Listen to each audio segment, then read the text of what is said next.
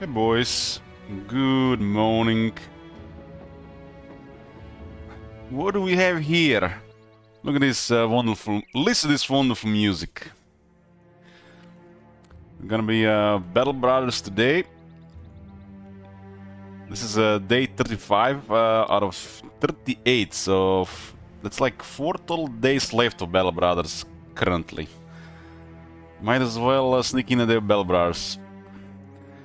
Agneta has switched some of his days to Oblivion and some of his days to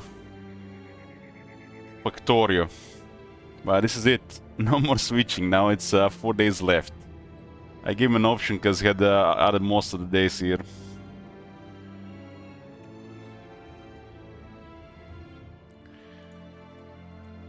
We can just pretty much chill, enjoying the atmosphere in this run and fighting farming brigands. Killed 5,382 brigands and their associates. Hey, Saint Isaac. We're also trying to find out and failing as usual damage roll warbow.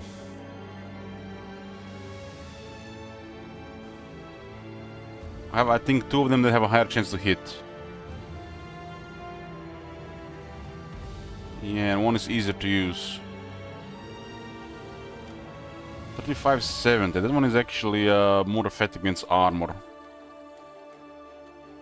And a higher chance to hit. I guess this one is okay, but still.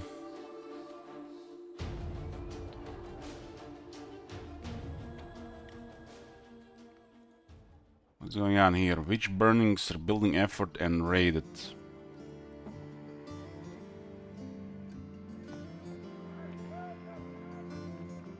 I wouldn't remember what was going on last day. There's a great axe here.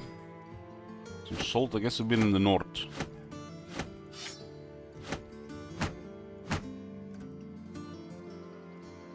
Yeah.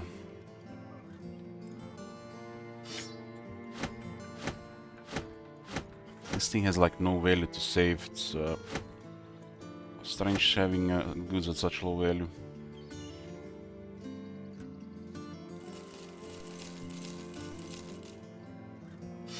Click, click, like riding a bike.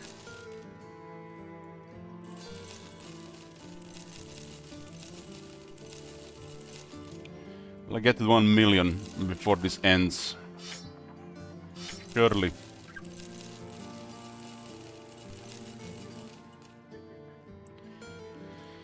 Surely. It's actually worth pairing. Alt right click, huh? Oh god, man! We've been away now from Factorio from a week. I hope when I get back I'll remember the controls, at least some of it. Surely. It's been a awkward couple days.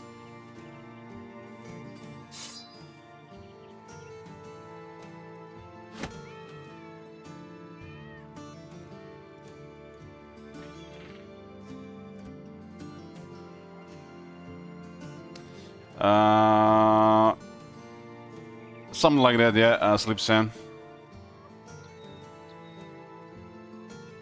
Yoo-hoo!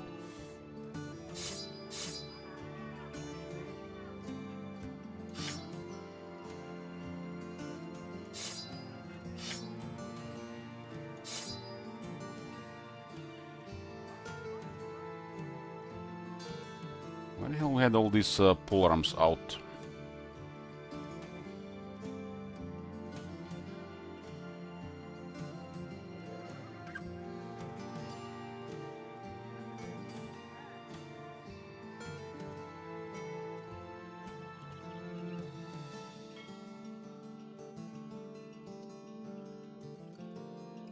Digdag Bro Junior the Blind has 114 range skill, 15 113.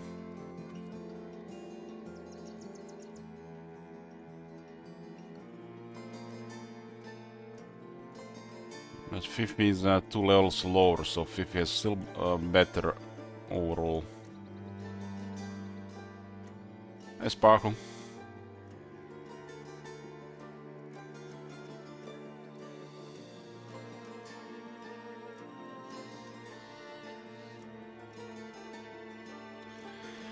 Man, famed bill hooks are hot. They hit hard.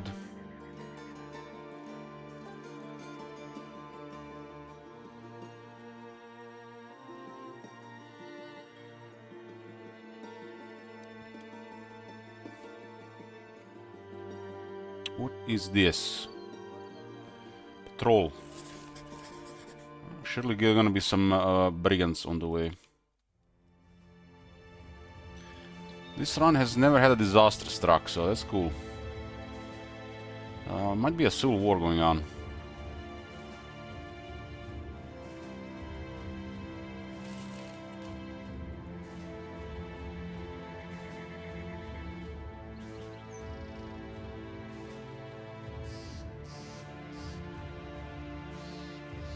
Oh, looks like nomads. 50 nomads in the trees. We got a leader with him. That's 15 heads.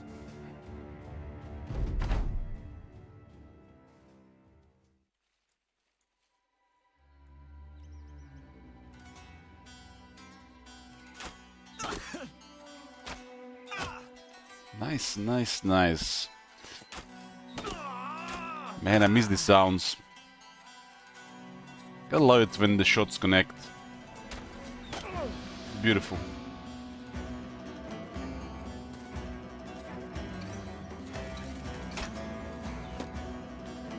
Where's the coffee at? Oh, here it is.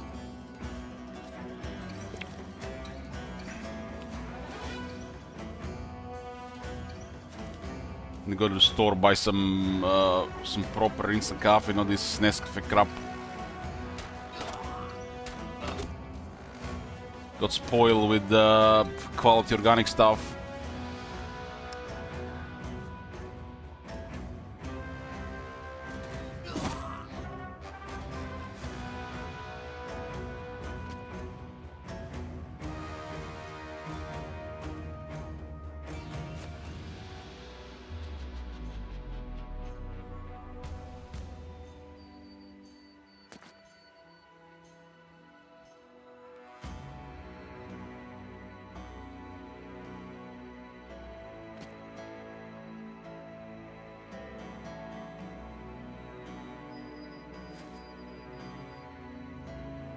Yeah, the sound design, sound effects, and the atmosphere from the music and ambience, you know, it's like that's the best thing about this game.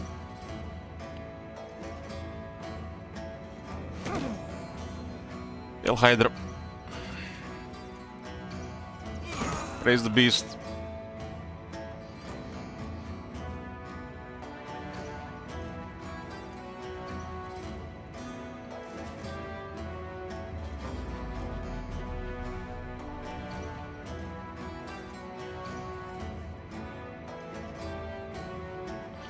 What the hell? One sec.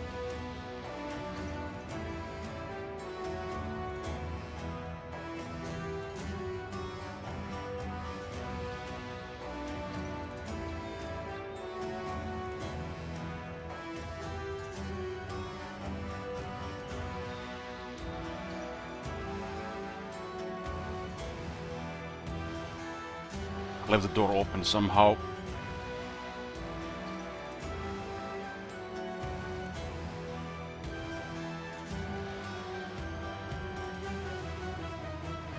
Man, coming back to this from time to time and seeing this crew just brings me back.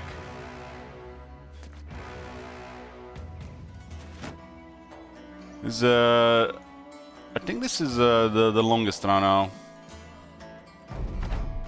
I don't remember how long was the other one. Leader with a mace. Almost has a lot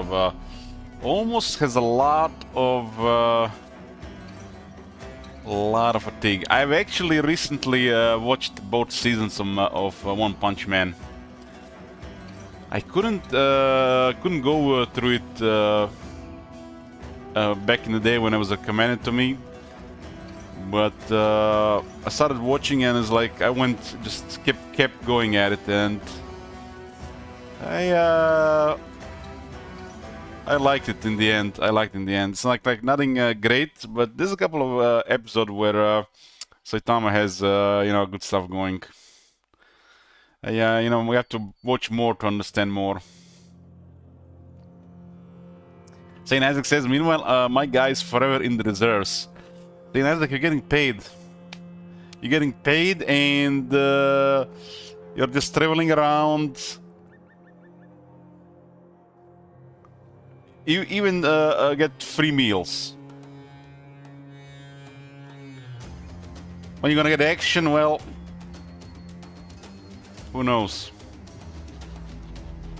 I think I only use you when there are a lot of Unholds around.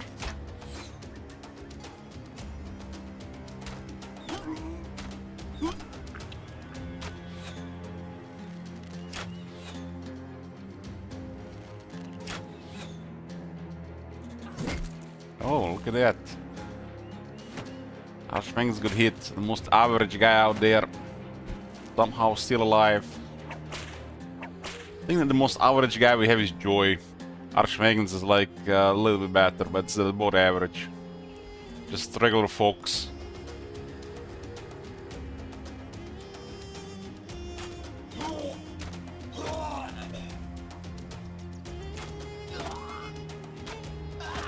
Damn.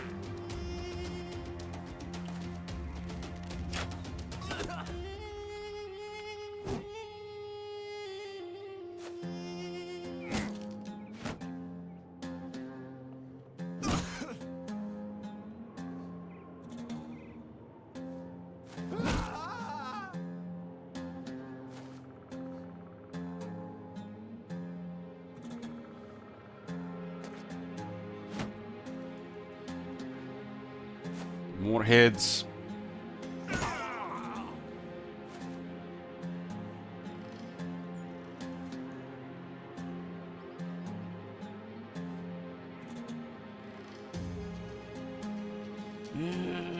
Let's spin this too.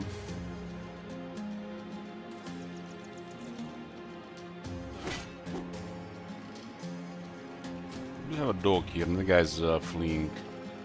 Dog could go somewhere else.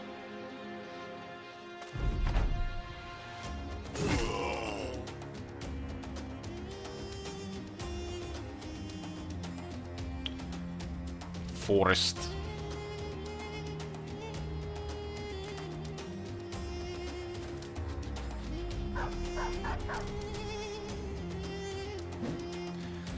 Senan says there is a guy streaming doing a challenge run with peasant militia and he can't lose a single guy in battle or he restarts. Yeah, sounds like somebody played the game a lot, now wants to have challenges. It's almost like something we're doing in Warhammer 3.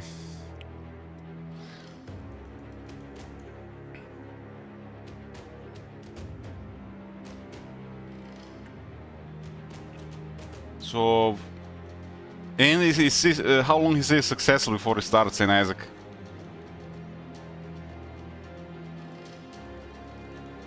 Has to clear all legend locations as well. God damn. God damn.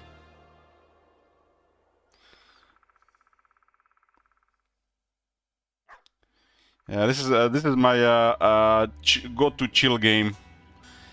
As long as I get it out of the early game. But there are some people out there that definitely been doing stuff.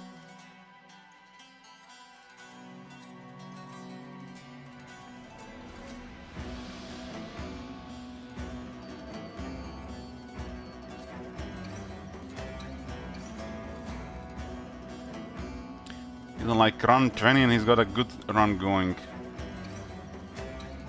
I'm thinking I gotta get a little bit lucky in that such a setup as well.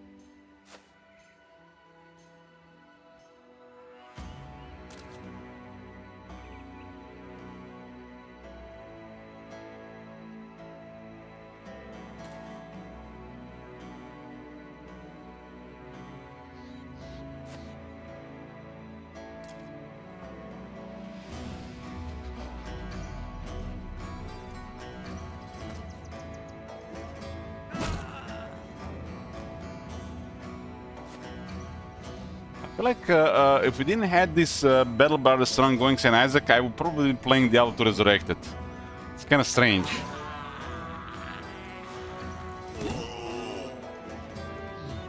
I've pretty much replaced Diablo 2 Resurrected with Days of Battle Brothers.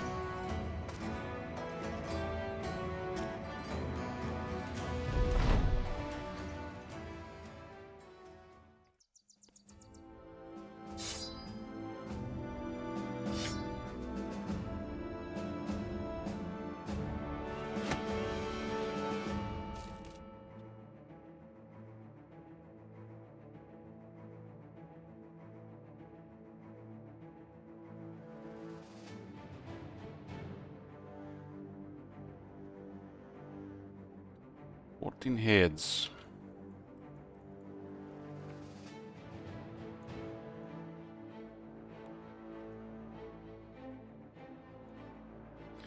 Well, basically it's the same as in here. You're listening to great soundtracks, and have fun with clearing stuff and hoping something will drop.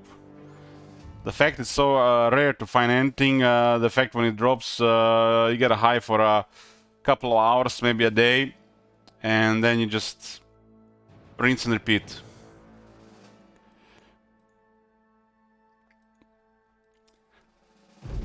Games like this, if you don't like the in-game sounds or become, you listen too long for it, you can always just start playing some music at the side and just it's chill. It's chill. It's a gameplay combo with the atmosphere.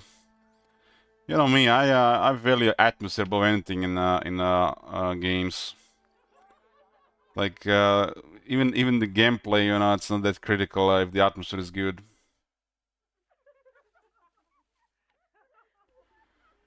Definitely not the visuals. I remember about a lot of people complain about Battle Brothers, how it looked like back in the day.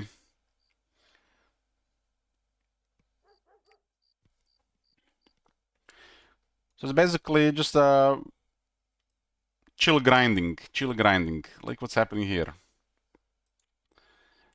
You get some excitement every now and then, but just enjoying the atmosphere and grinding. Trying to get a satisfying conclusion,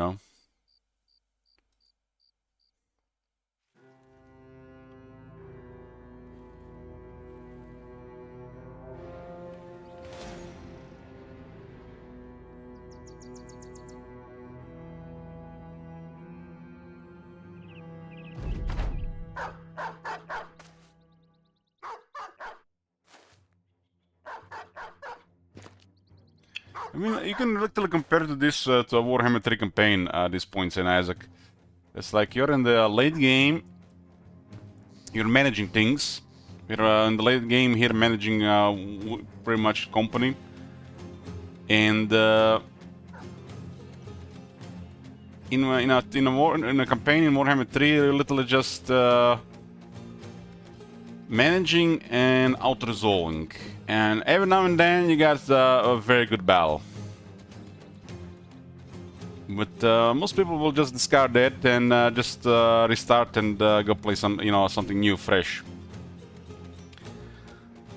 And yet, the same people get excited over using elite units and fighting, potentially fighting elite units or bigger battles. It's like when there's nothing there to build up towards anymore, they really discard that part of the game. And that's the only way you're gonna experience that part of the game, right?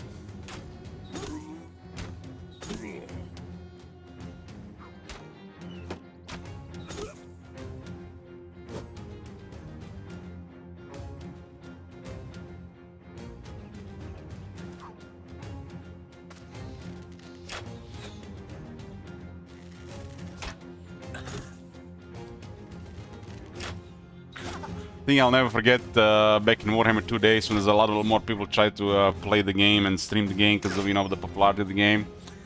Everybody gets all excited and picks high elves, and they're like, "Oh man, it's so easy." They start out resolving everything.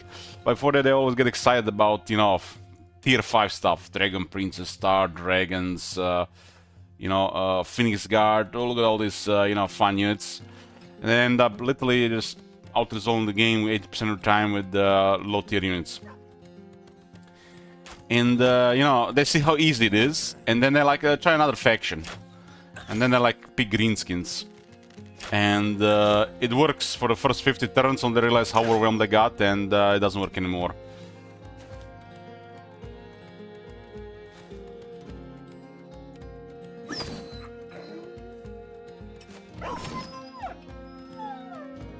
So you get really out of it what depending what you're looking for it.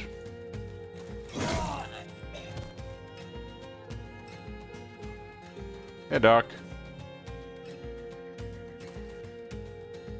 Before the green skin rework, the only way the green skins could be successful if you got the extra military. And everybody and their mother was terrified going to the negative. So the green skins were really hard to play before Grom got released. So people would go play High Elves and then they would go play greenskins, and it was like, it's almost like playing a different game. I remember Fandom playing Crooked Moon for the first time. I think he restarted over 10 times to get it ongoing.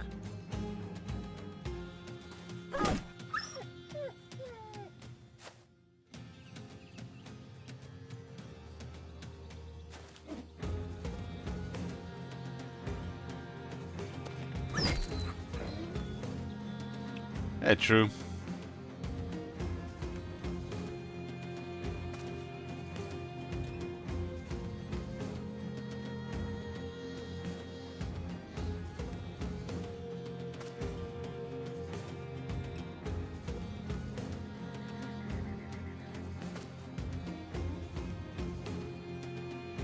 When you were talking about this guy doing the peasant runs, you know what it reminded me of, St. Isaac?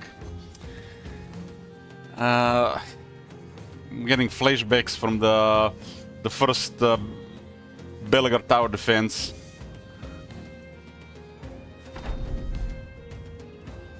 Man, I don't think we can ever have a scenario like this in Warhammer 3.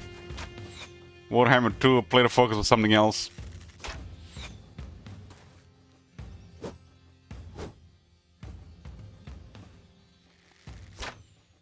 I mean, you can watch it on YouTube, St. Isaac. And that run was something else.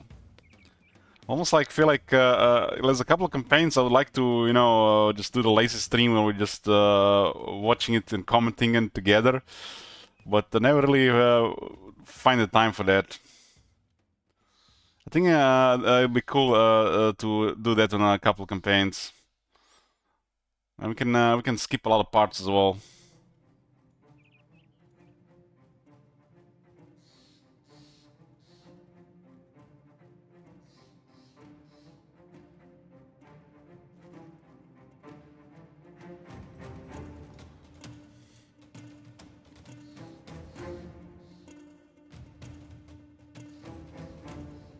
I'm looking for a picture of it, but Steam is hiding those older screenshots. I actually found something, some nice one as well. And that was probably one of the longest campaigns I played.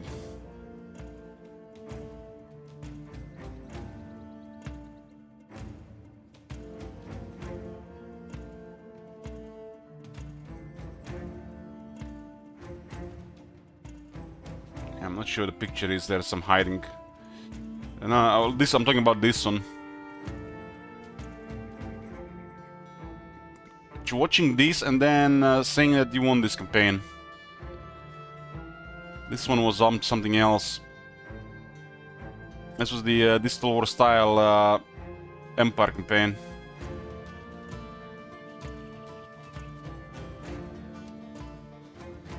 I really enjoyed this campaign. That one was difficult to get through.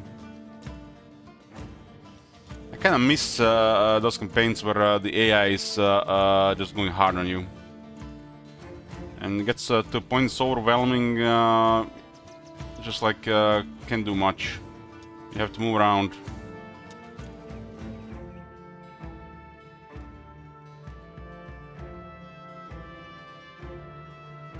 think this campaign was almost 200 hours.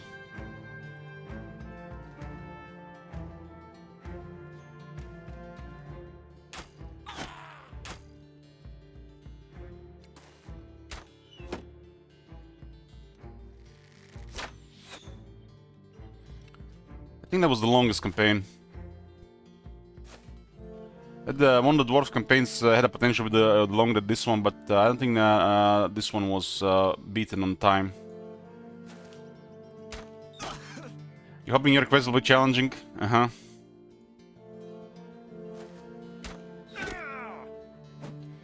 Well, it's amazing when you get a challenging dwarf campaign, right?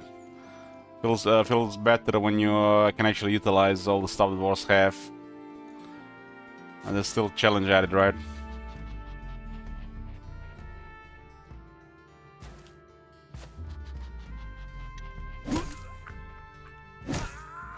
Bonk bonk.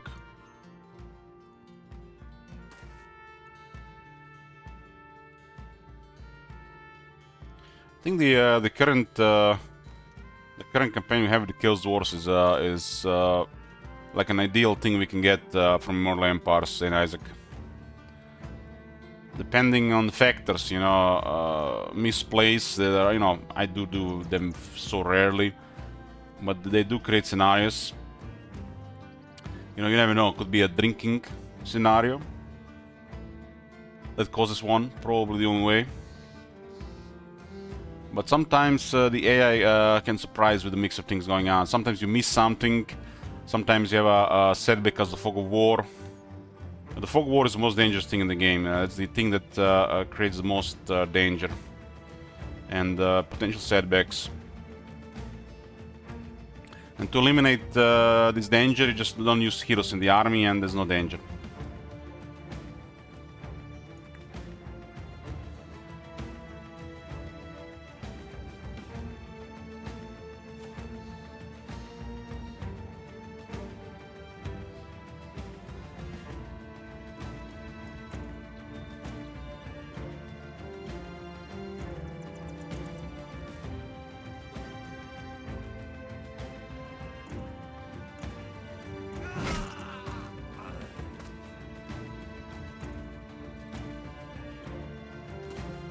Honestly, from seeing Warhammer 3 in recent times, St. Isaac, I think the most fun we can get out of it with some kind of RNG will system, because that adds like a factor, and it can always be, you know, done to, you know, be more fair. Could be some other stuff on it, not just, you know, disasters.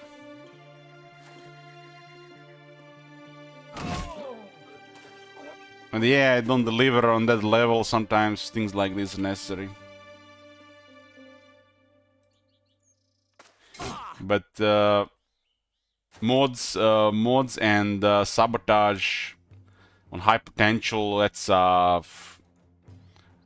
know, different experience.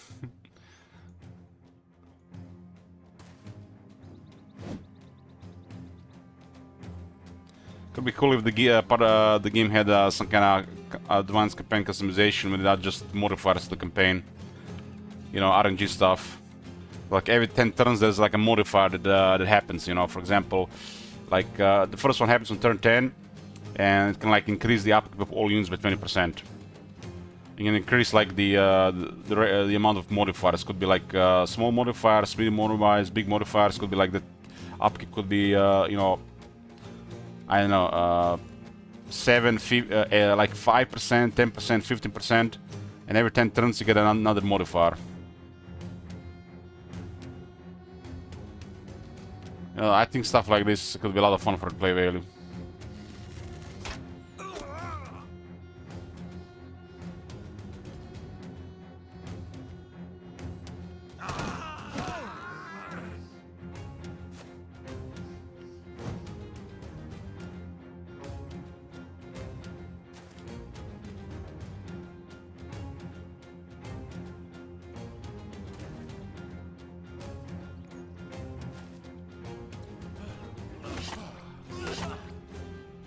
Hey, Sleep Sam. Good morning.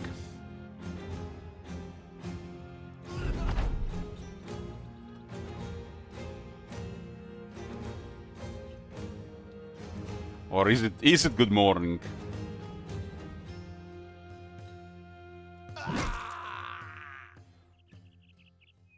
Uh, 3 kills, 4, 5, 7, 10, 15 killed them. I don't even remember where you're from, Slipsan. I'm guessing USA.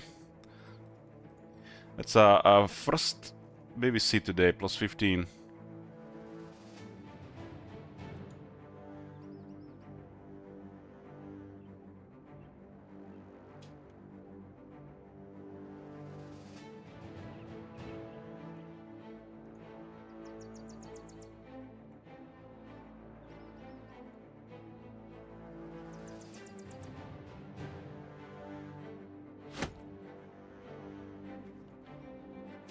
Brazil? Mm-hmm.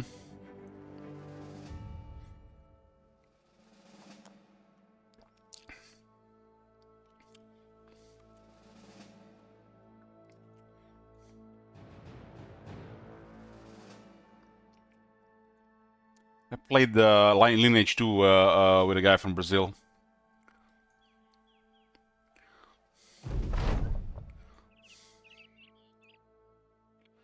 Back in the day.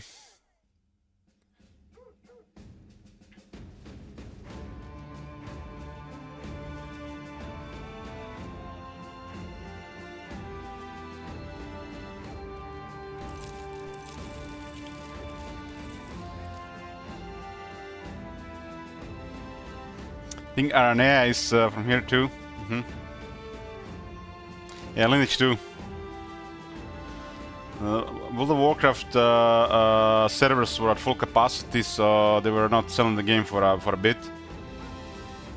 So we had to stuck with Lineage 2 and Guild Wars. And they opened more servers.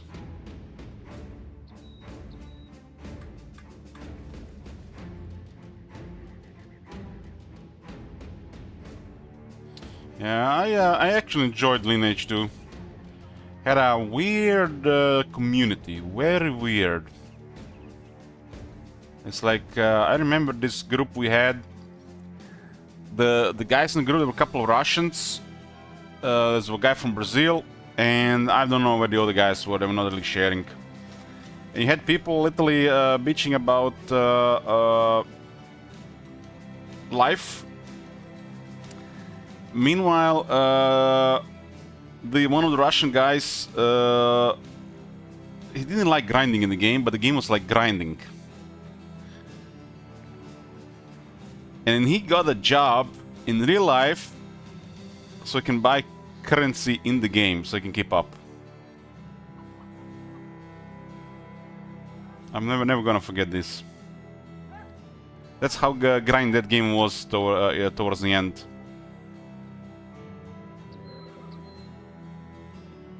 Imagine getting a job so you can buy stuff in the game.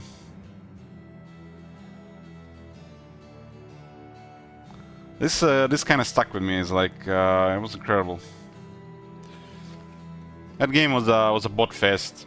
It's like a real money trade and bot fest. And as the time moved on, was not getting any new players.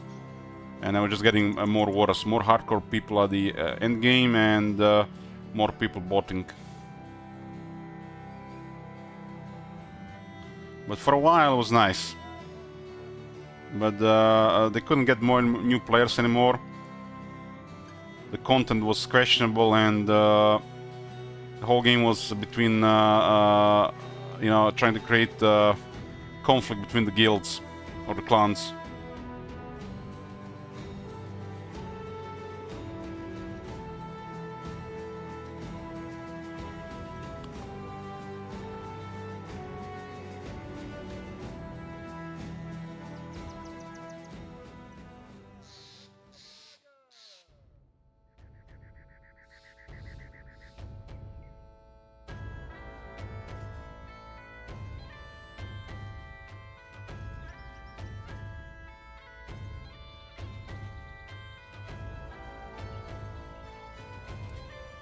I remember some with Slip Sand.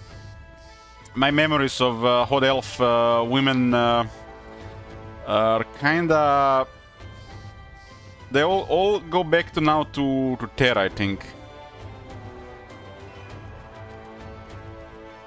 Might have been one of the first games where I actually played a girl, a female.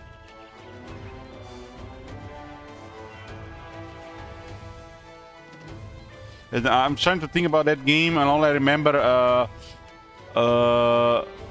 climbing the ladder, and looking under the skirt of my character.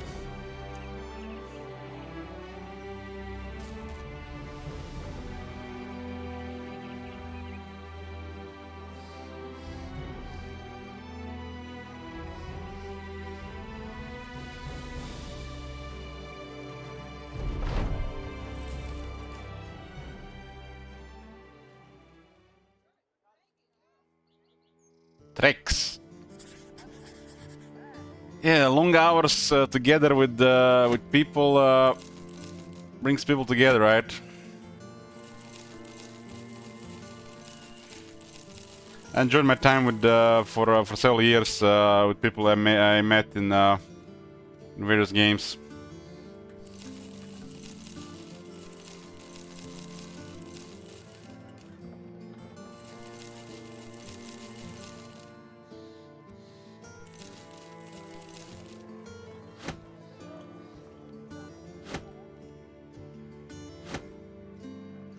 Cheese.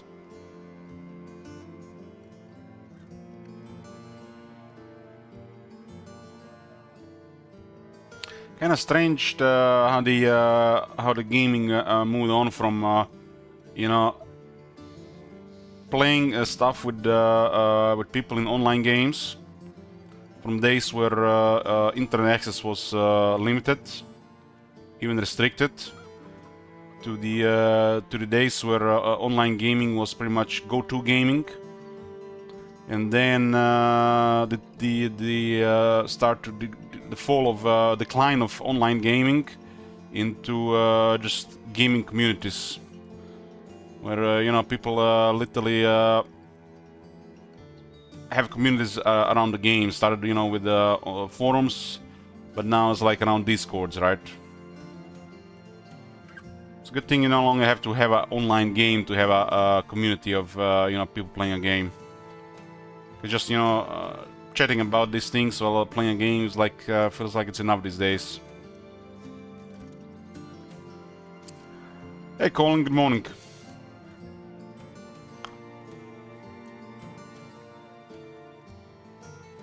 Makes you wonder how one of some of those earlier games would have developed if these things existed more. Because, you know, like pre-2000, I don't know, 2006, not everybody was going on the forums for these things. Vast majority of people were, you know, just playing the game, not thinking much about it. Especially if the game didn't have multiplayer and online. You would have to seek your information elsewhere. Brings me back to the early days of Total War, you know, like on Total War Center. People, you know, had such weird ideas about the game that the moment you were saying, like, you know, this is how things supposed to be going, everybody, you know, like, had something to say, because, you know, they had their own ways of doing things. I guess those were the days before the meta stuff started developing, meta gaming.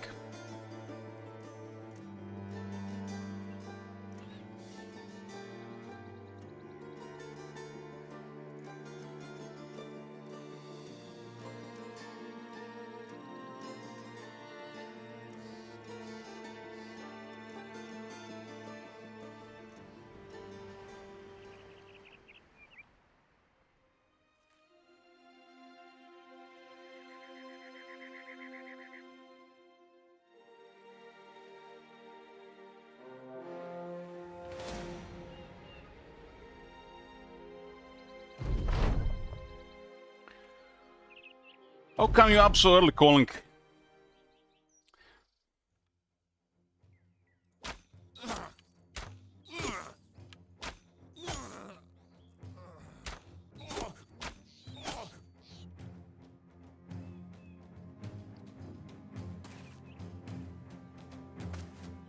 calling you here is, I'm fairly sure he's from Denmark. He's from Denmark. Funny fact about Denmark, Denmark produces a lot of pork. And literally all the pork in several countries of Europe comes from Denmark. The quality and the prices are cannot be matched. And if they keep expanding like this, it doesn't look good for a lot of the, I guess, agriculture of other countries. They won't be able to compete with this. Literally, the pork tenderloin I buy in the store, that comes from Denmark, is cheaper and probably of higher quality when you know, taking care of the pigs, you know, cleaner than the local stuff. So, and it's usually they got so much of it, it's always kind of like on sale. So you get like you can get like 1 kilo of pork tenderloin, which is top tier meat, nutrition wise, for about 7 to 8 euros. And our local pork, which is always disaster level things happening around it, unless it's used for, you know, processed meat like prosciutto or culen, is or 10 euros for a kilo of pork tenderloin. And it's kind of interesting about pork tenderloin. In the recent years, everything has gone up in price. Like beef, for example. But pork tenderloin is literally cheaper than it was 10 years ago. And I feel like we have Denmark to thank for that. If the Denmark were not so good at the meat production, we would probably be paying 15 euros for 1 kilo of pork tenderloin. And I think at 15 euros, 1 kilo pork tenderloin is still worth it. But 10 euro for pork tenderloin is a steal.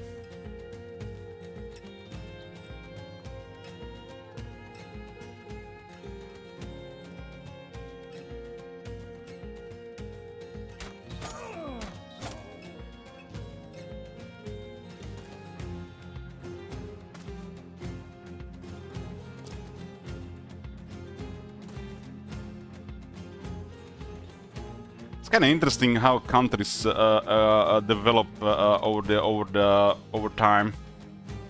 Like Denmark is not a large country. It's not a large country population-wise. I mean, Croatia went to shit population-wise, but we probably would have been at the same in the same place if Croatia was managed a little bit better in the last 20 years. Size-wise, I think Croatia is a little bit bigger, and we can easily produce food for over 20 million people, yet we import so much food instead. It's like the incentive of the trade deals and trade in general, just it really cripples local production. Because the influence around all these things and the deals that are being made in the background, it's like somebody already has a ball rolling, so it's all gonna be crippled. So small countries can't really compete with this unless they have already established this in the past. All takes a couple of years for the other big producers to kind of encroach on your area, and it's all fucked.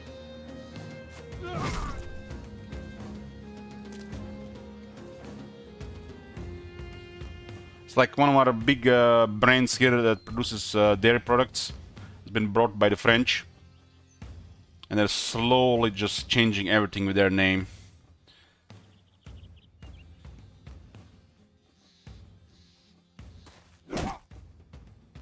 And I love it, you know, when like, you know, they say like, you know, by creation, you know, when they have the, you know, this kind of thing going on, and then this brand is there, but it's no longer owned by Croatia.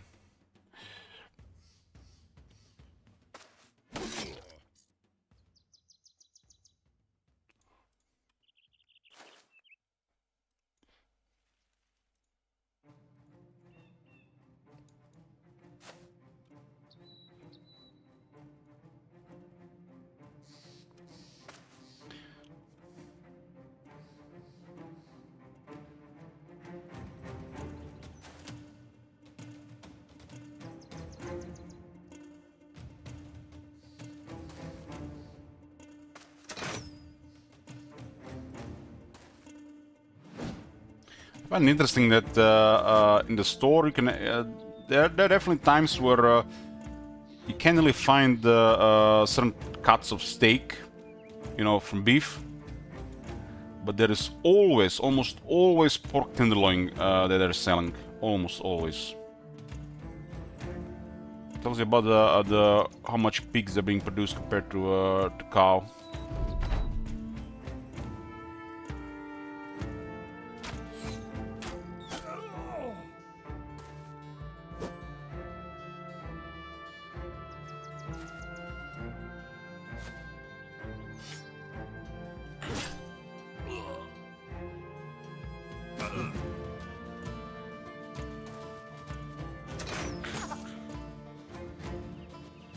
In my store here where I buy stuff, sometimes you can't find ground beef.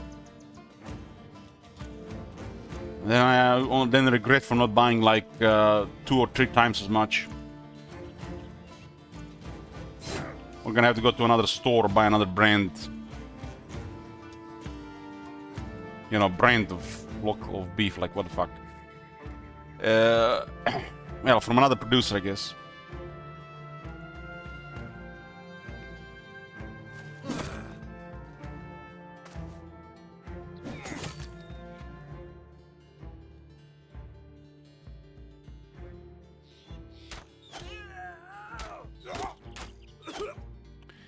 Really can't imagine life without eating ground beef, pork tenderloin, chicken eggs, or cottage cheese as a part of a like core diet.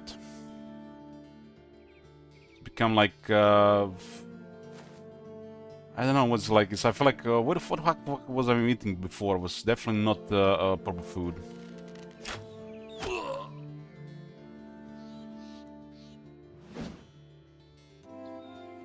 Can think sometimes about those times and like wonder like how the fuck I was even functioning.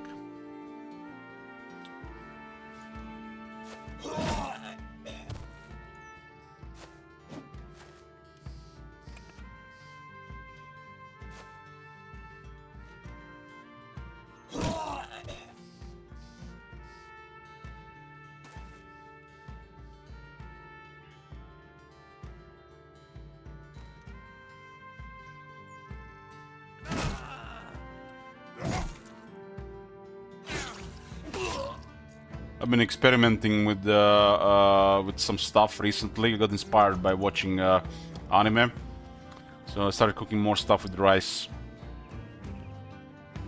I even bought sesame oil. Sesame oil. It's called sesame oil. You know, like the fried sesame oil. It adds so much flavor to the rice. I usually make like I cook the rice and then I not really fry it, but you know, cook it again with peas and spices.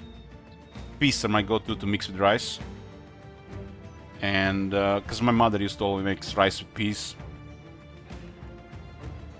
and I've been experimenting with sesame oil. I wonder what else is there. You guys have any recommendations for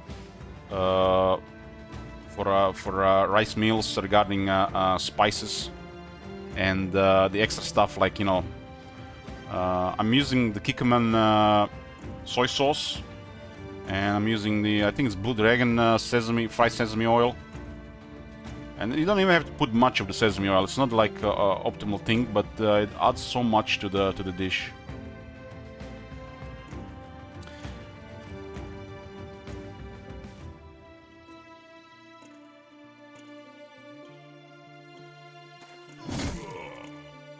I learned cooking years ago, but don't really cook big meals anymore. I'm just like usually just eat cooked meat or eggs.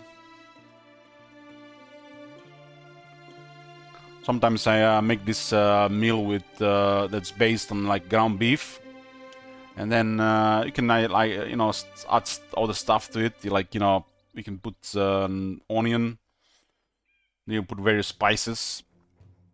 And then to add the volume to it, usually beans and tomato sauce, corn, and it ends up being like you could eat it like in a like on its own, or you can eat it inside a tortilla.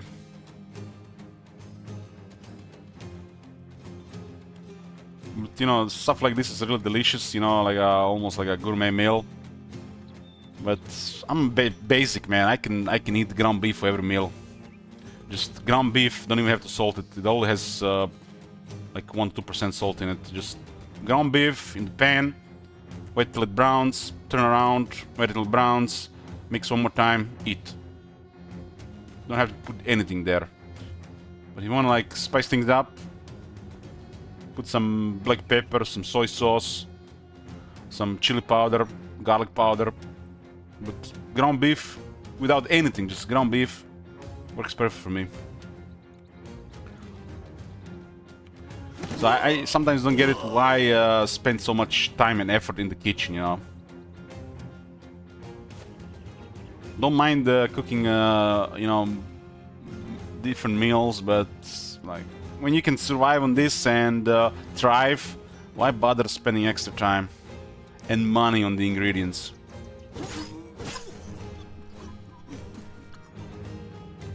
Usually, ground beef just goes with cheese and chicken eggs. It's like that's all you need.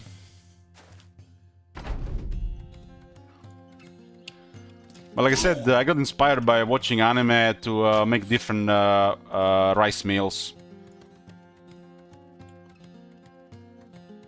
Like the local version we make here. And the one, then you have the version with it's based around soy sauce, sesame oil, and then you have version with curry.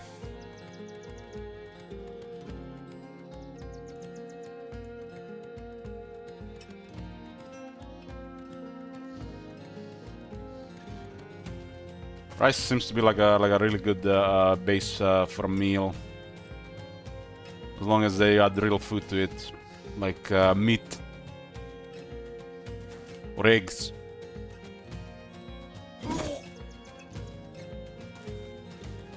Actually, I've learned about Japanese curry recently, and something like this we actually making here, but instead of literally rice, we use potatoes, and we don't add curry to it. But here you just add curry to it, and it's pretty much the identical meal. You place potatoes with rice, and that's it. It's pretty much a standard food all around the world. Just the only difference is what kind of carb it is. If it's, you know, rice, bread, or potato, for example, or pasta, grains. And the meat is always the meat mix is always the same, and the base for it it can always be the same. Just the spices are going to add different flavors to it. Meat by itself already has incredible taste, and we are wired to enjoy it. It's like our brains is craving it. So you don't really need to spice it much to really enjoy it.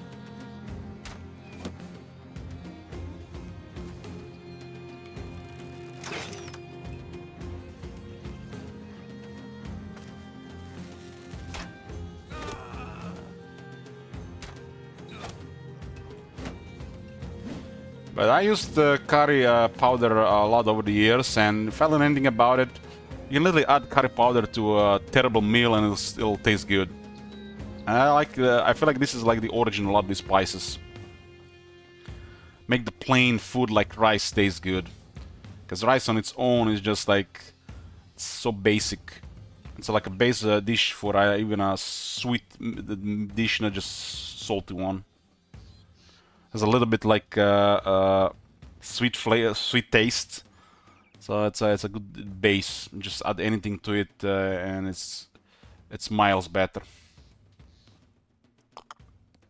Like at the base, you add salt to the rice. All makes it incredible. A little bit black pepper. Already changed. The next step would be some kind of oil. You know, people use various kind of oils, whatever they use, but could be animal fat or could be olive oil, could be some of those Asian oils they use, and it's all of a sudden 10 times better. Like, oil is the key. Oil is the key to make rice really good. But what rice really lacks is some animal-based protein, and that makes it taste incredible. So when you mix any animal protein, eggs, or any meat in your organs with rice, that's when the rice really goes to like 11.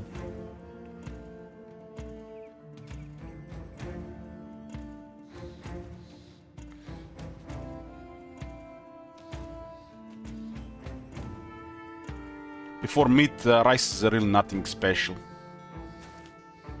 Meat is the key to make rice taste good.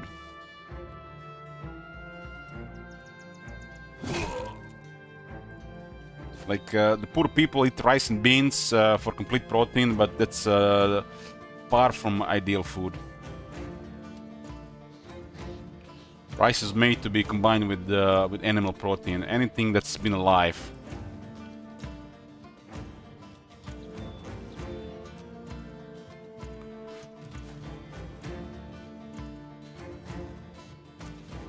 That's why the meat and the eggs taste so good with rice. I mean, when you think about it, anything that's carb-based will not be tasting any good until you add some animals food to it.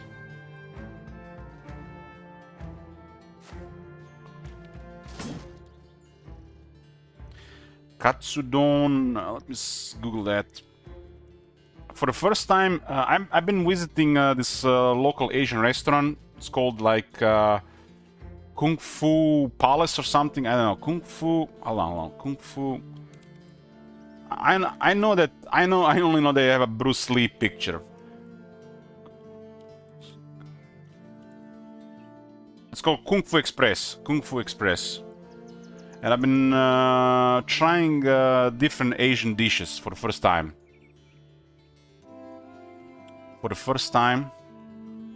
And I ate. Oh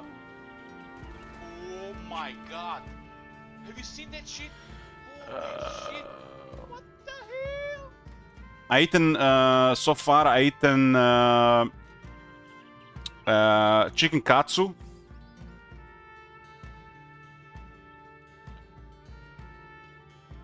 And I ate chicken katsu once. I eaten tonkotsu ramen twice. Tonkotsu ramen is incredible. And I think that's it. I had gyoza, but that shit is overpriced, not worth it. Hold on, I have pictures. Hold on, I have pictures. Maybe I'm not saying this right.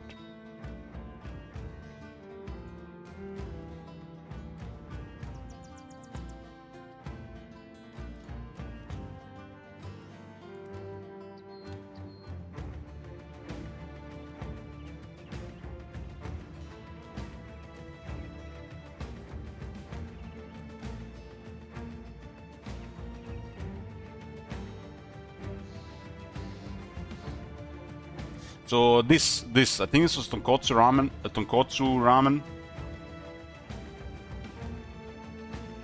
I don't have a picture of chicken katsu, but it's basically fried chicken with rice and some kind of brownish sauce on it with the. What the hell is that other picture?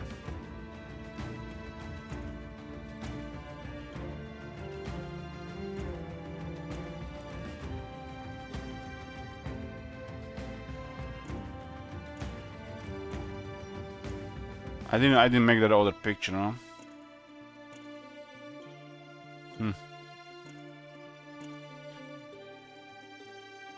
This was I wanted to eat ramen there. I wanted ramen there, and this has been some of my favorites so far. This is called tonkotsu ramen. Ramen is probably my favorite thing to eat. Ramen is Japanese, right? This doesn't have rice, it has noodles in. I'm not sure what this was again. I'm not sure what the name was it.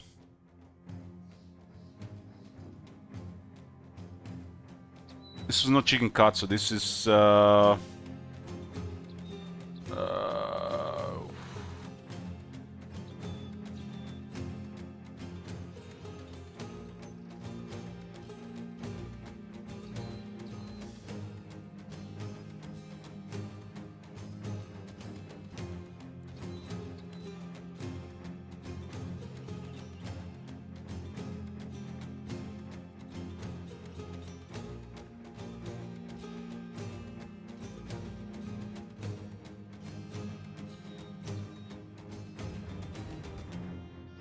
not sure what the hell this is called.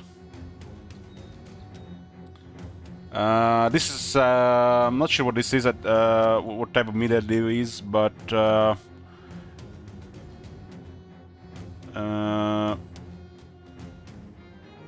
it's beef. It's beef.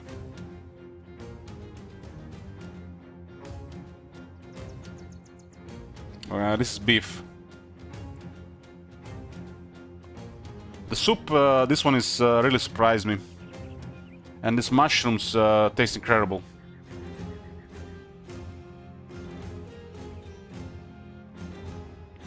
This is the rice with some veggies, beef, and a spiced egg.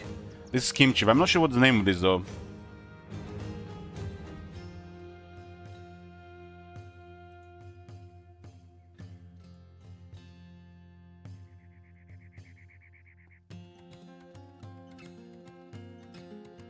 I want to try the Singapore noodle next, but this place is actually like 7-minute walk from my house, and it's like this was the first month I ever eaten there.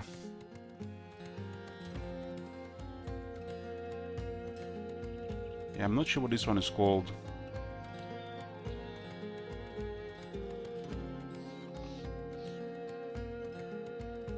This could be. This is, I think, called.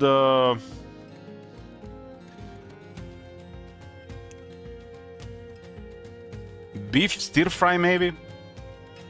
Beef stir fry? I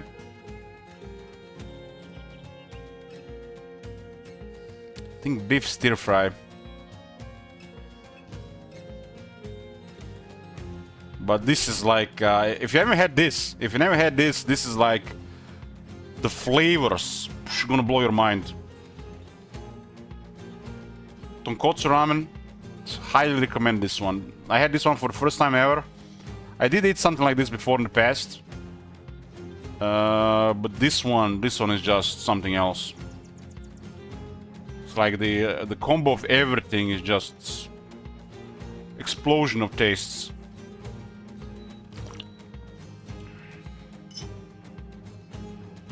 This there's still like 6 Asian dishes there I want to try, but you know, in time.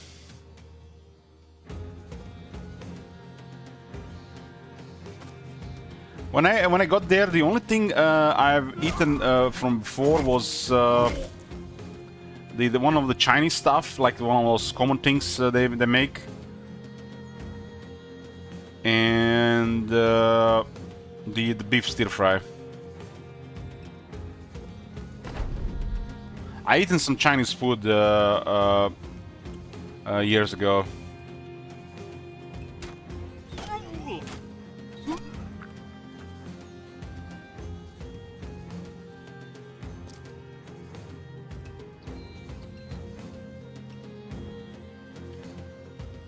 Wonder why the hell is there's not names of this other stuff here.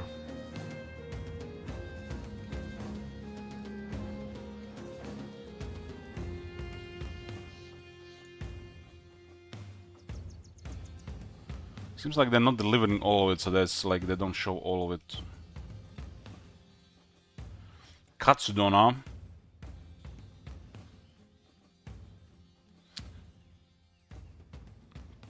This is actually a pretty standard type of meal we could actually eat here as well, Sleep Sand.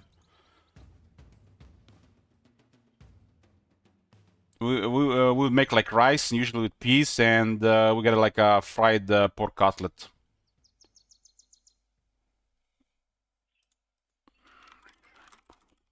This is like standard food here, pretty common. Usually eat it with chicken, but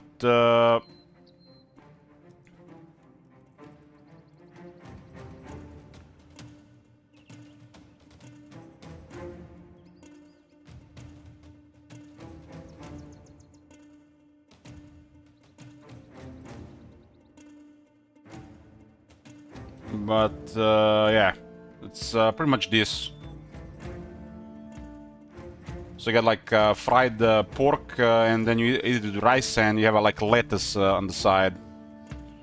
It's the lettuce, not here. It would just be like rice or potatoes, and then you have like fried pork. We would eat this almost every week here. Back in the day, my mother would do this literally all the time. I'm not a fan of making meat like this, but you know, I didn't mind eating it. I've never made something like this. I like just cook meat in just its own juices, or with just a little bit butter.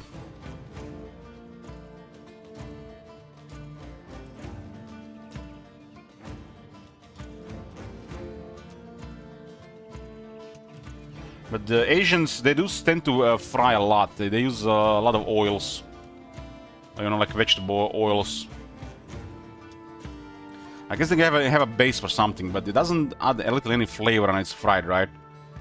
But I don't mind stuff like, you know, like sesame oil. Sesame oil, it's like if you haven't tried it, I recommend. Like finish a rice with sesame oil. You don't even put much, and it's already changes the meal.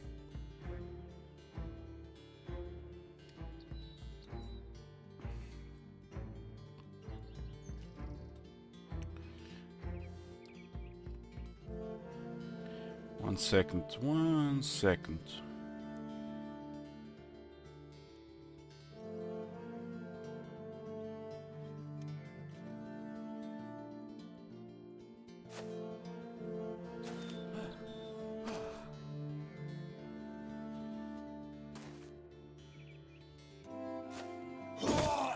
One thing I've noticed, really, you know, when I'm eating the Japanese dishes, you know, I feel so satiated.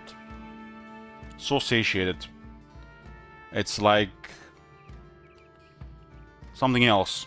But when I eat Chinese food, especially the Western Chinese food, I just get more hungry. Like, what the fuck? And the Chinese food has so much more energy in it, calories, you know? Like, that makes no sense. So it makes you wonder what the fuck they're using in their food to make it like that. It definitely ain't normal. Chinese is almost like eating a kebab after getting drunk. And then eating some more. Well, Japanese food is like, it's like little food. Satiating, nutritious. Like on the days I eat that ramen, I don't even need to eat anything else. Unless you're, you know, pretty busy, you know, physically active, then you eat something else. But if you're like sitting in front of a computer all day, and you're not moving much, that ramen is literally all you need the entire day.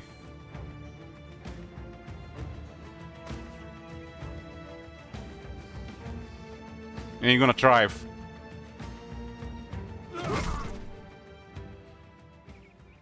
Uh, 1, 5, 7, 8, 9, 12, 13, 14, 15, 18.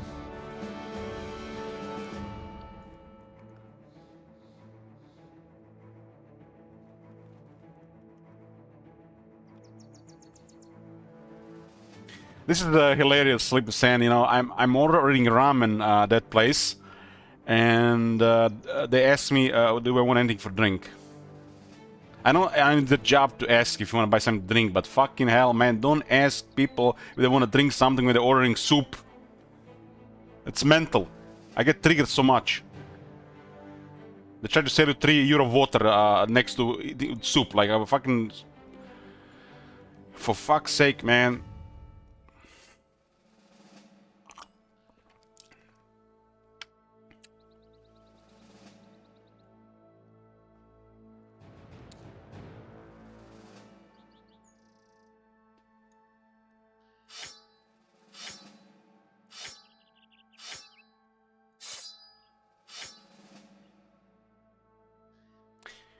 You know, Sleep is saying that soup hydrates better than water. Because you cannot get hydrated without with just water. Water requires a little bit salt to complete hydration. Because the water will just go through you without salt. Salt will make sure that water is retained for a little bit longer, you stay hydrated.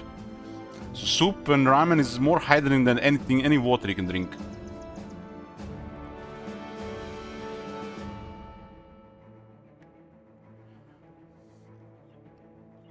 So a little bit more salt with food hydrates you better than just no salt.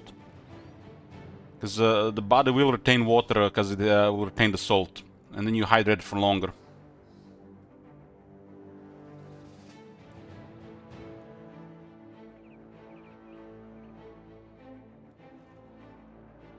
For example, when I had the chicken katsu, I ordered ginger lemonade.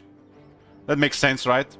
People usually drink like beer or some soda with chicken katsu, right? But don't ask me to order a drink with ramen, for fuck's sake.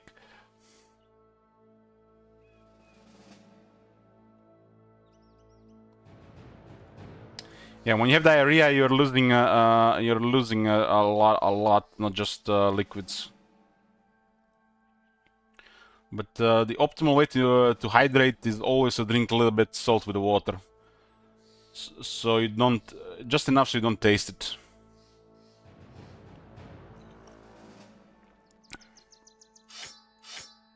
For example, when I go for like a long keto periods, I salt everything. Anything I drink: coffee, tea, water, yogurt, everything. I even salt the canned fish. When you're eating very low carb, your body cannot retain water, so you have to consume more salt. That's why you lose so much weight and you look so slimmer in such diet or such food. Eating like that.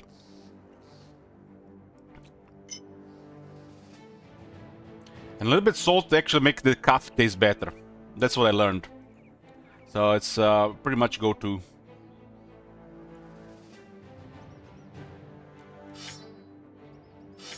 But if you're like exercising and you're just getting water without adding a little bit salt to it, you're doing it wrong.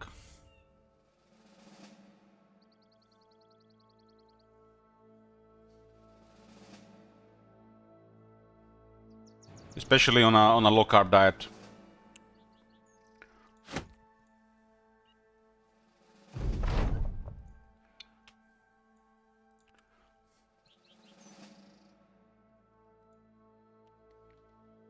Usually we get all the salt we need from the food, but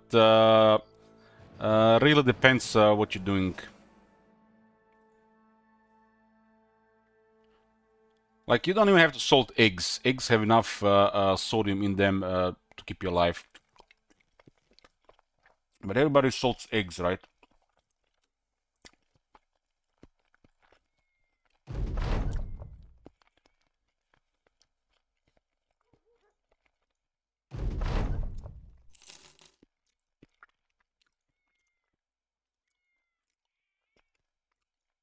Speaking of eggs, I got some boiled eggs here.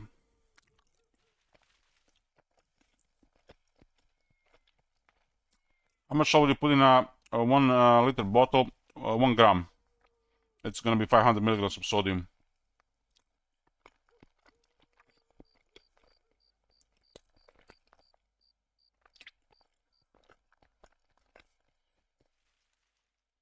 1 gram you will notice. If you notice it too much, put a half. Ideally, you want to put just enough salt so you don't notice it, Slipsan. But 1 gram for a liter sounds about right to me. But if you're not used to it, just put enough so you don't notice it.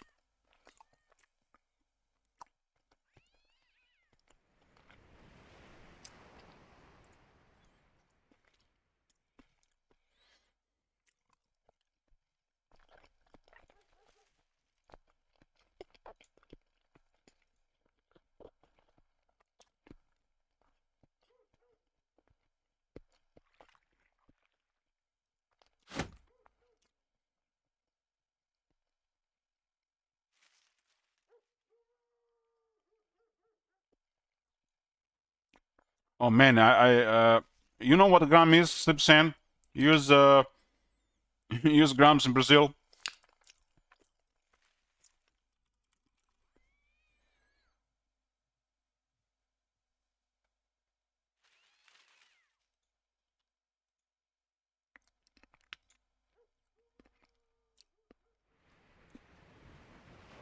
Use metric.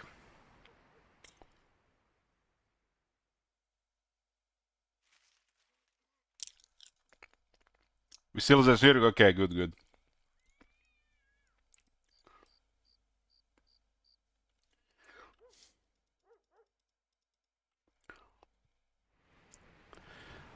Basically, if the weather is hot and you're sweating, you can easily lose over half a gram of salt just in sweat. If it's really hot and you're doing some physical activity, you will lose 1 gram of salt per hour. And depending how much salt you have in your body, this could be could cause some issues. Usually people recommend you to eat low salt, which is nonsense.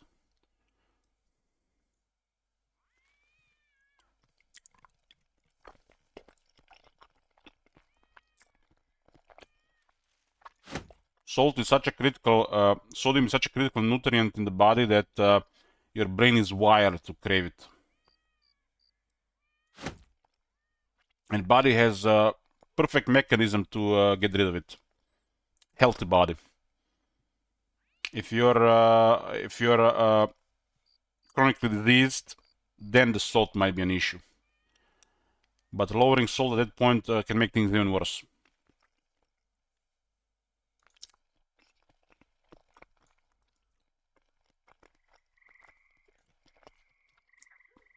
My weighted chest is always white. It's full of minerals.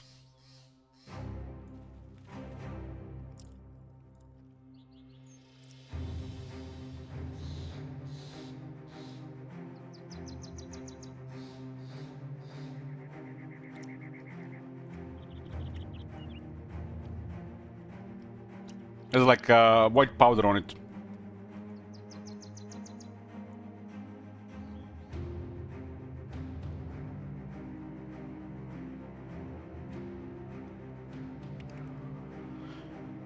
For water bottle, if you're exercising, I recommend some salt and magnesium citrate. That's the combo. Everything else is you're gonna get in food later.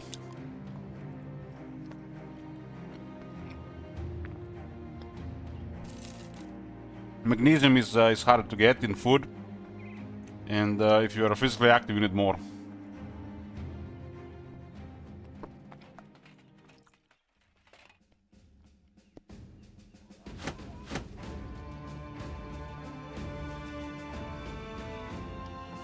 And nothing in the body really works without magnesium.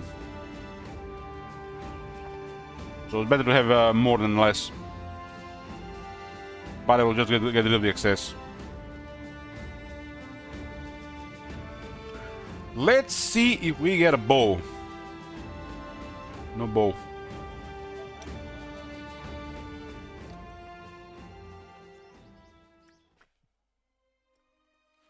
You can buy like a bottle of magnesium citrate, it's real cheap. Just add a little bit to the water.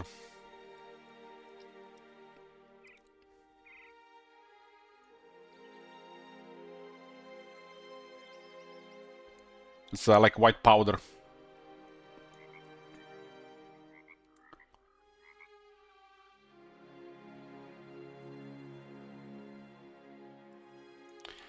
Twitch Plus Me says, when I used to live in a dry place where I'd get 100 Fahrenheit in the summer, I'd be covered in salt after being outside for a bit, sweat would just evaporate right away. Yep. This is why if you're exercising like crazy in terrible weather, especially if your clothes can breathe, your nipples start burning. It's the salt starting to eat at them.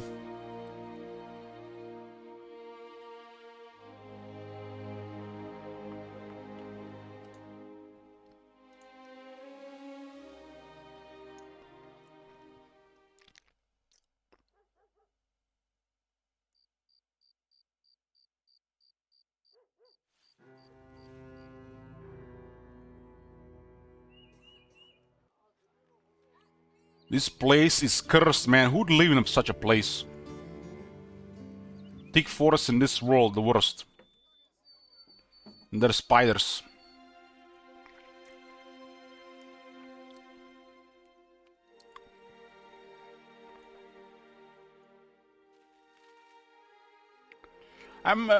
Spiders are... I'm not saying they're scary, I'm saying they're just annoying. They're annoying. I'm another person that gets scared of spiders. The only reason anybody would get scared of a spider, they would associate spiders with some kind of malevolent monsters. And some people minds warp this more.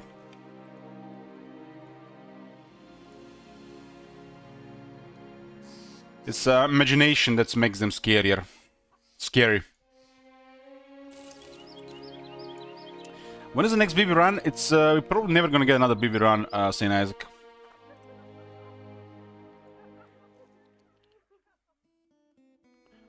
Brown recluse, yeah, I heard about those. Here we don't have such things. I think the worst spider here is the Black Widow, and the Black Widow is like you're never gonna see it really.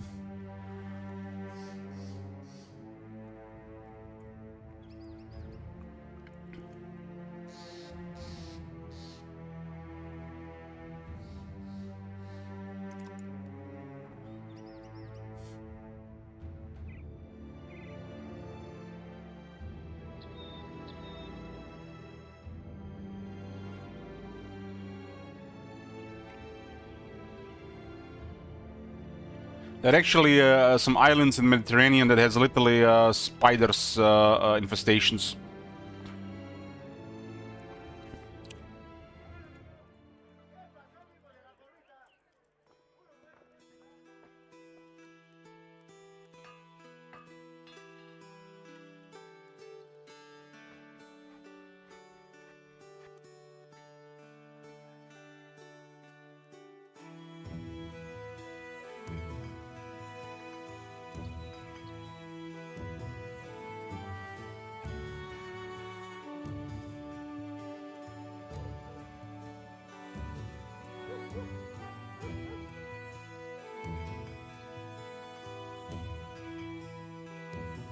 Imagine walking around the street and this is what you see in the air, like everywhere.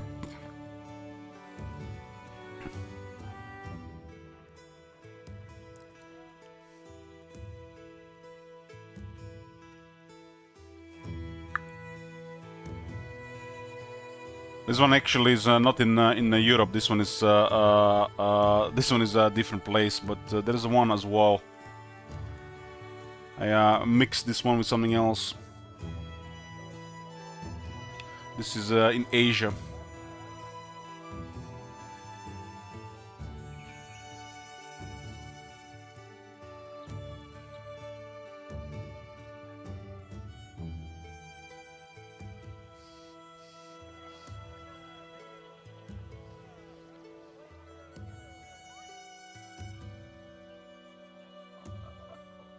Almost had a brown recluse get me today when working.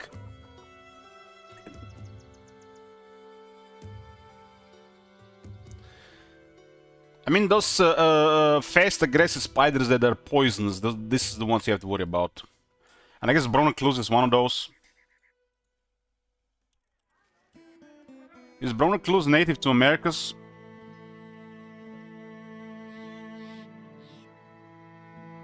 Yeah, it has a necrotic venom, that's why it's dangerous. It literally makes your tissue start falling apart, right? You can literally create open wounds. Yeah, Bronocluse is dangerous because of the type of poison, of venom it has.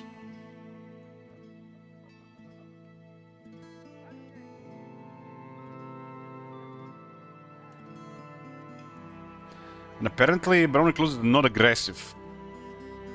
It just has dangerous poison. Or toxin. Venom. It's indigenous to North America.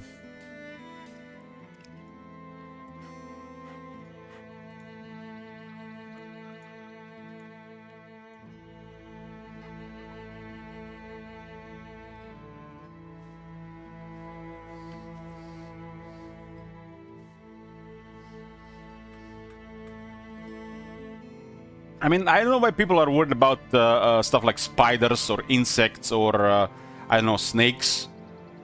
Everybody knows the most dangerous animal on every continent. And it's definitely not any of these.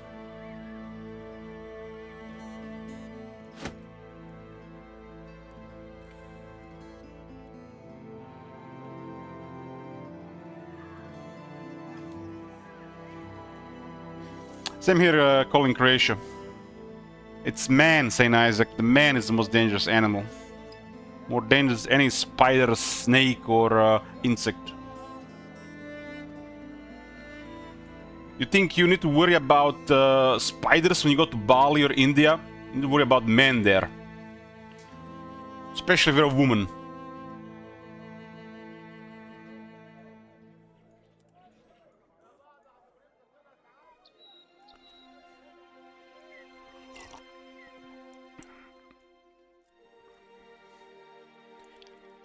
People don't really get it when they travel around the world. In some places, the human life is just worth less.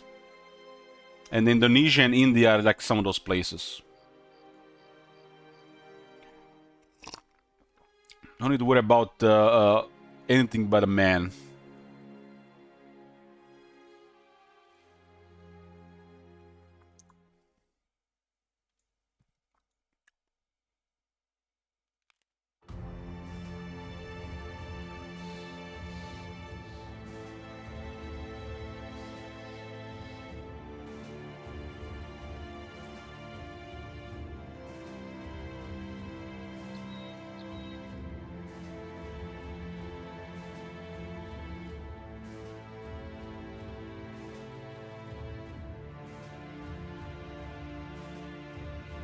This century.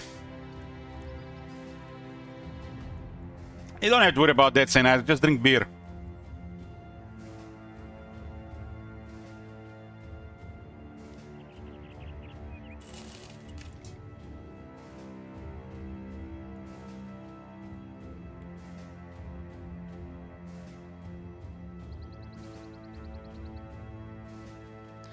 We have an actual scary spider here. Please tell me it's poisonous and it's not just scary looking.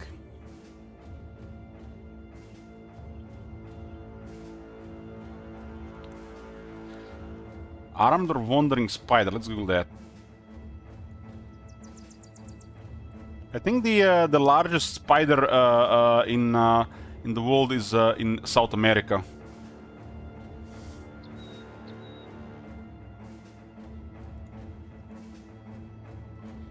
Doesn't look scary to me. It looks big, but is it poisonous? It's venomous. It's one of the most poisonous. Okay, in that sense, we have to worry about it.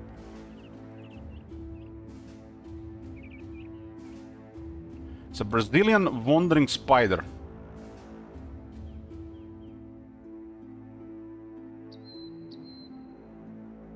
It's aggressive.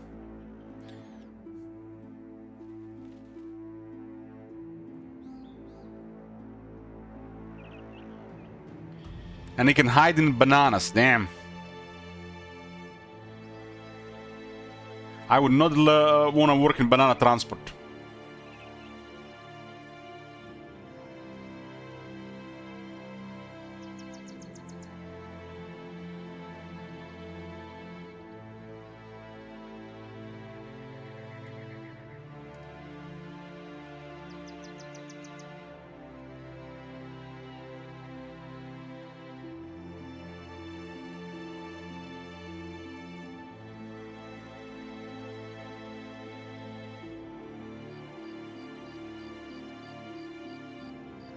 I only, I think, encountered a spider once in fruit.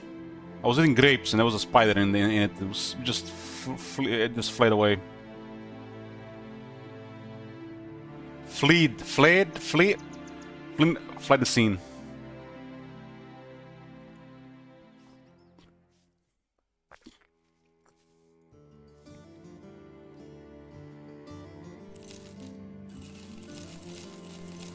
Routed. Spiders here usually don't even move if they see movement in the area, especially other people. So I guess you can say they're really careful and they always try to get away if there are other movements in the area, especially things bigger than them.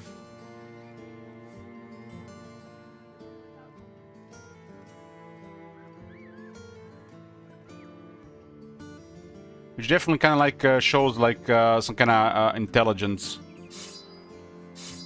But this isn't like most living things. Like something's bigger than you, you're gonna be careful. Because, you know, in nature, you know, something bigger just gonna eat you. That's, you know, how what nature is.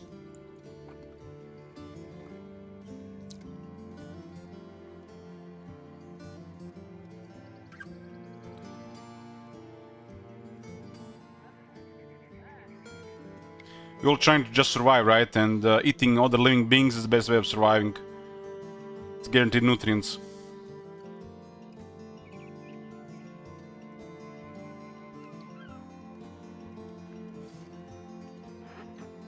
Scorpion.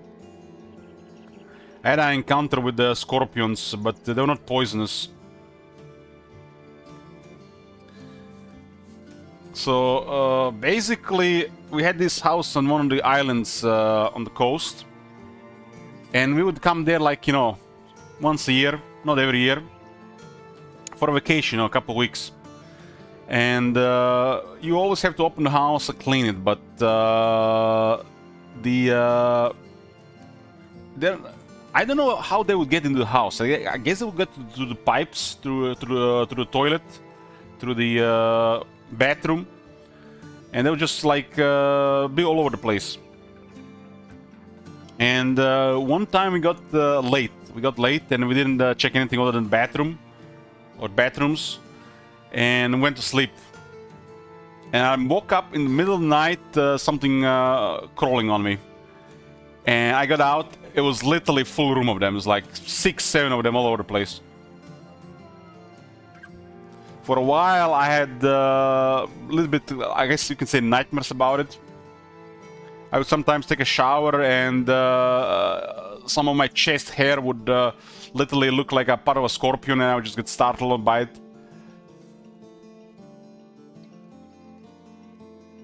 But like I said, it's like they're just nasty looking. They're not like poisonous or anything. They eat other bugs. I guess scorpions are is a type of spider. Are there arachnids?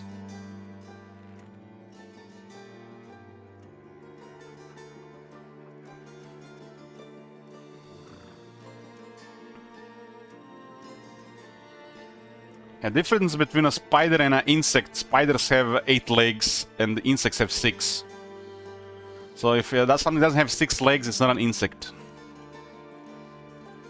And things with 8 legs are spiders.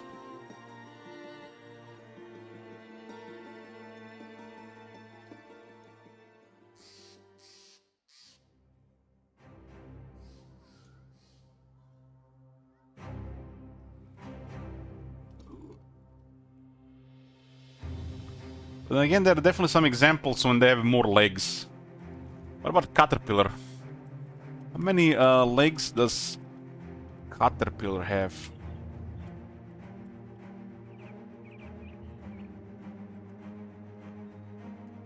"16 legs, huh? Oh no, they have 6. No, they get still 6. It has 6 true legs and 10 pro legs. The only thing that's not an insect that looks like an insect is a centipede. Centipede is an animal.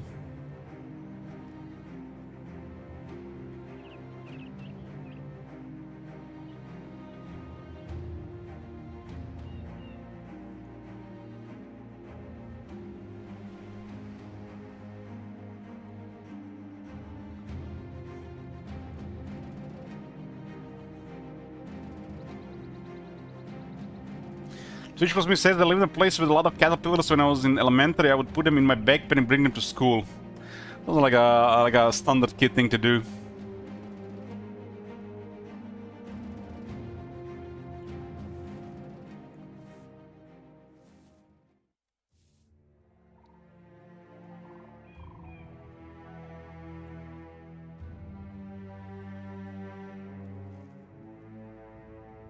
There are definitely some dangerous centipedes. They all have some kind of poison that stings. Here, I think the centipedes are pretty harmless here, and they also hunt other stuff. But there's definitely centipedes around that are dangerous.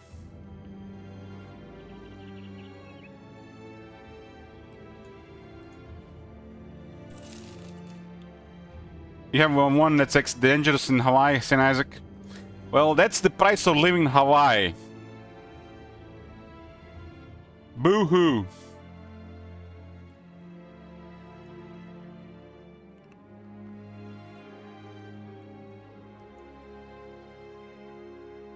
So you live in Hawaii, St. Isaac. It's like you're stationed there, or you just live there.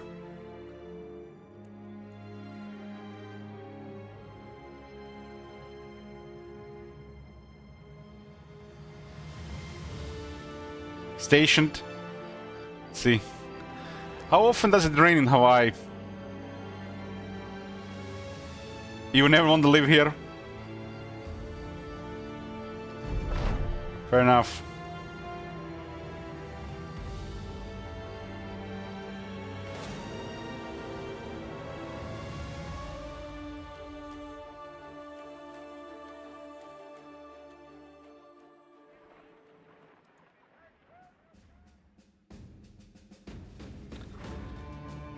Pacific, man. Constant threat of earthquakes and tsunamis.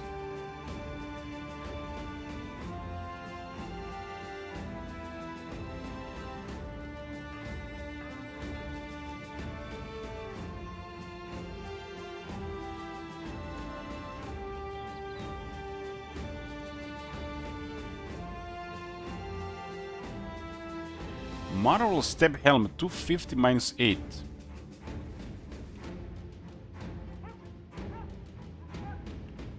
Let's see about this.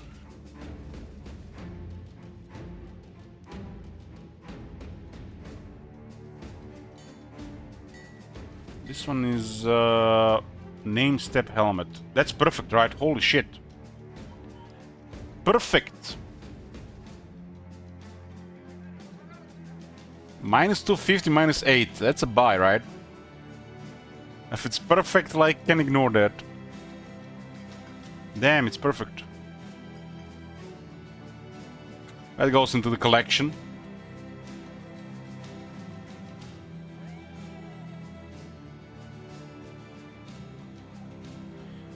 We do have one of these. So it's gonna be an upgrade for Archmagnon, so.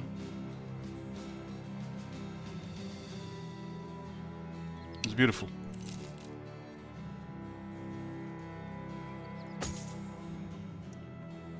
That's a plus 22. Minus 8 to 22.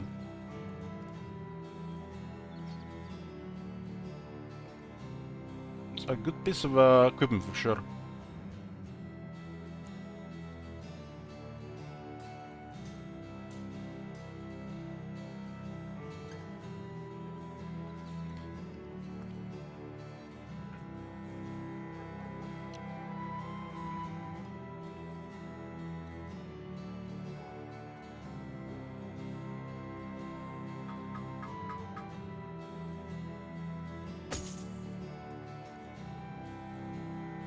This is 160, this is 228. That means this one is just no-brain better, right? Who cares about 1% more on Nimble?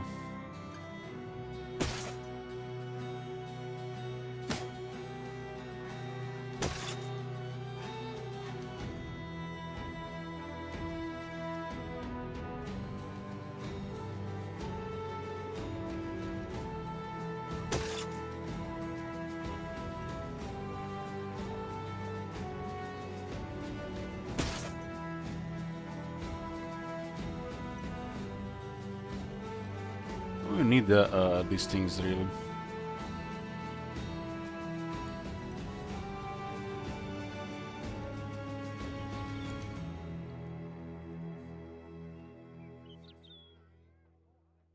Not very often you find something with a max roll. It's definitely gonna save his head from bad RNG.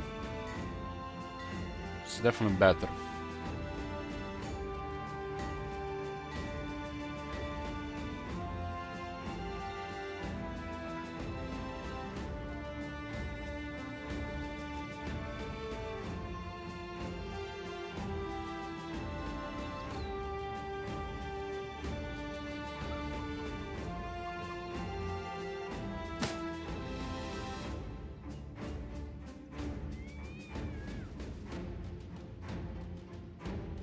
That was better for Ogrelum as well.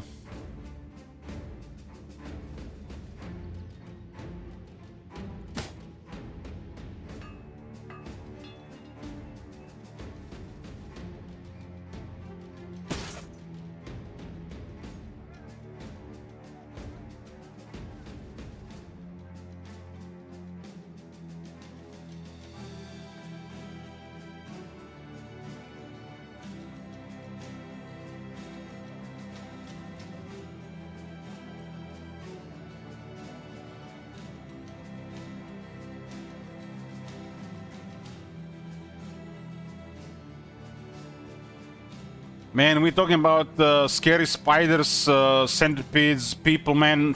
What's more scary than a natural disaster? Nothing beats that, right? That's like top. Terrifying and deadly.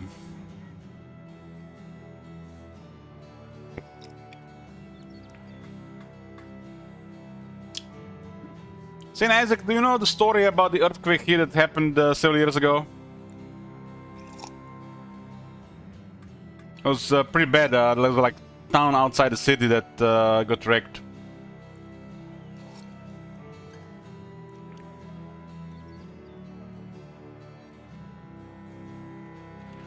It happened during 2020, during COVID.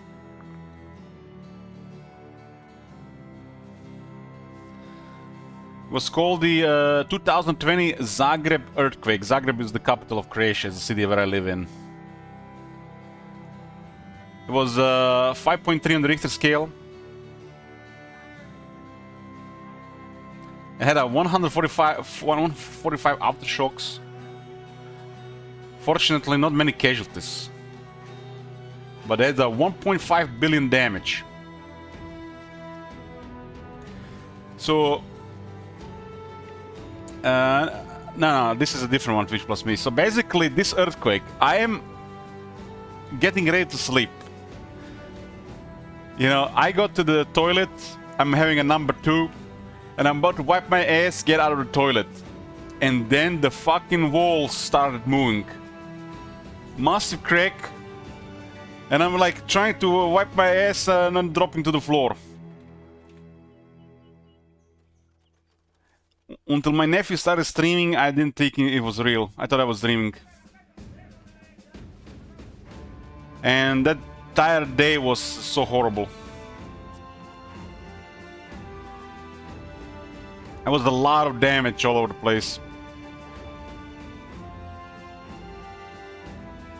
Just imagine you're in the toilet. It's a small toilet room. It's really small. Just like literally just it's a toilet, and you just imagine wall cracking while you're doing your thing. The wall moved around, but it came back into the right place. It was just like it's cracked, but yeah.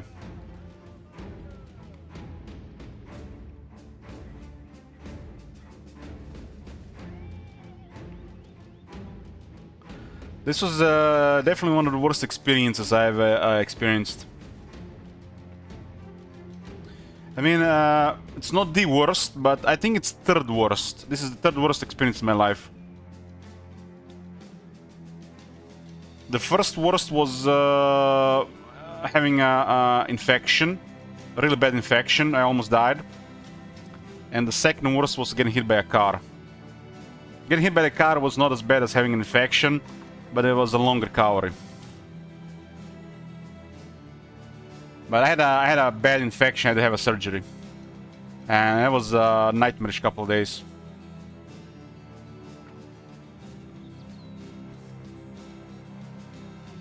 This was definitely the third worst experience I experienced in my life. This earthquake.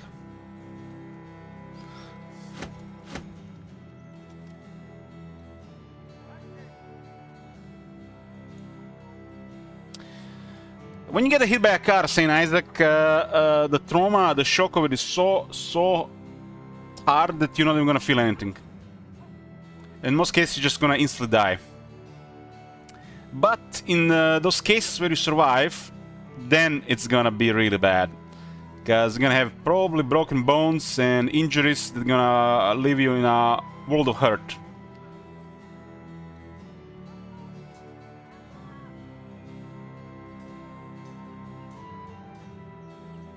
I don't even remember getting hit by the car, but I got hit by the car. That's how bad it is.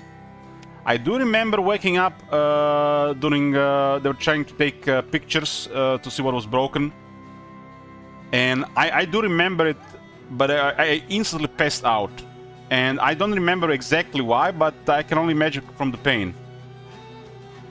So for the couple of moments I experienced this pain, but I passed out. I do remember waking up for a couple of seconds and just passing out. And then when I woke up in the bed, nothing really hurt. Nothing really hurt. I was just out of it. Nothing hurt. I just woke up in the bed. I had my whole left leg in the cast because I had two fractures. I had a fracture under the knee, above the knee, and the bone in the ass,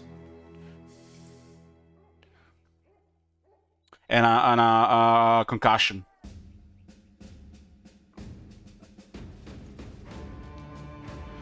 But what really hurt was the recovery. The real pain started when they removed the cask. When I started moving my leg. That was like unmanageable pain. That was one of the most painful things I experienced.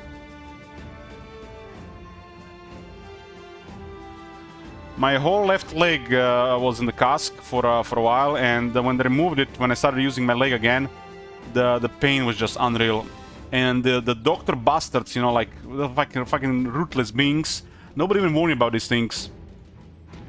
And you start moving your leg, it's just, it hurts so much. Probably, I think some people can pass out from it. And now imagine you're at home, a day later or a couple of days later, you're in bed sleeping, and you move your leg in the sleep. Yeah, it was a really painful week. So that was like the most painful experience. And in the next following weeks, when I started walking and using the leg again to stand on, it was really, really hurting. And this lasted for a couple of months. So the recovery was really painful. But getting hit by the car, you don't feel it.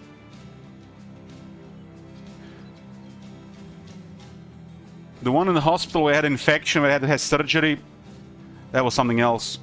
I was hallucinating from the fever and the pain. It takes you a while to really figure out what's going on. Another really bad experience with doctors. After the surgery, they would literally open the wound and they would start scraping at it because the infection was not gone. That was like another ruthless doctor experience. They don't even care if you're a, just piece of meat to them. And I was hurt so bad, I just passed out from the pain. Infection where on my neck from the toothache. The tooth pain created an infection in the throat. We had to open do a surgery in the throat.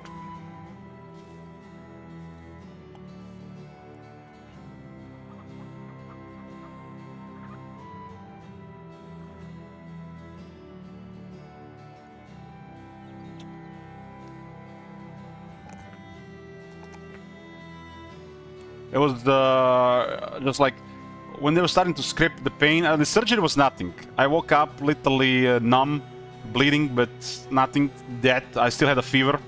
But when they started opening the wound day after surgery, when the infection was still there, I had a fever. That was like almost. This is what torture is probably like. They're trying to help, but they don't warn you or anything. They just like. It's like they're cutting a piece of meat or something. It was so bad I just passed away. I do remember the level of the pain until it got too bad. Then I just passed out.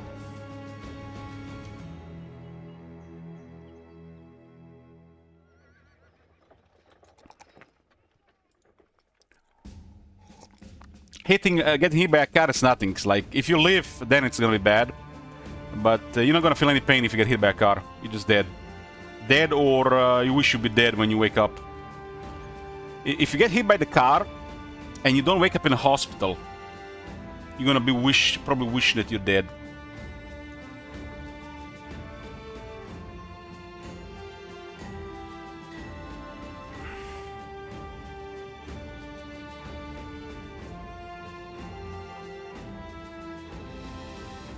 All my experience with doctors are shit. I hate doctors.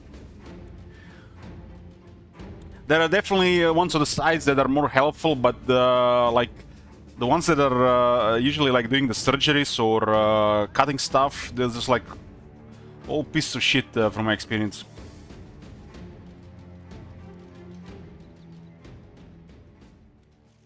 No doubt there is exceptions out there, but it's almost like they are, I don't know, numb to the feelings of people.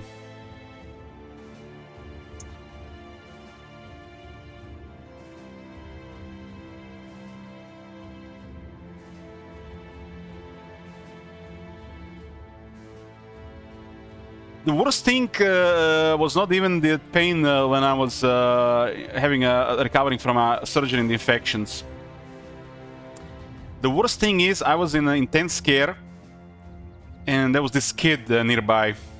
Had some kind of eye infection. And kids, they can't tolerate pain. So you can imagine what was happening. They had to put some kind of drops in his eyes, and the kid was screaming all the time.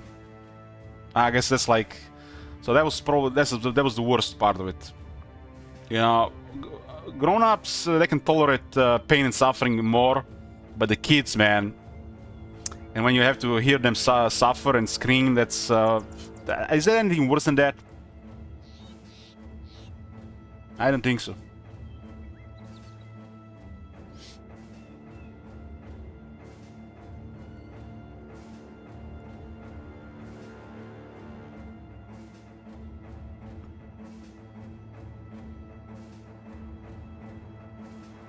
So that kid screaming was definitely created an experience for me. It's like, I feel like I died inside a bit with that experience. I was not the same person when I got out. I was not the same person. There is me before this event of early 2016 and me after. I was not the same person again. Almost dying again from this experience. Incredible pain. And this kid screaming. I was not the same person after that. I definitely lost some emotions and feelings, and was changed forever. I guess that's what when you experience that. near-death scenarios or when people are dying around you. It's just like you're no longer the same. I also noticed this, you know, when my grandmother died, when my father died, and when my mother died. But my mother is probably even worse because I was there when she was dying. She literally died I was there, so you're never the same anymore. It's an experience that changes you forever.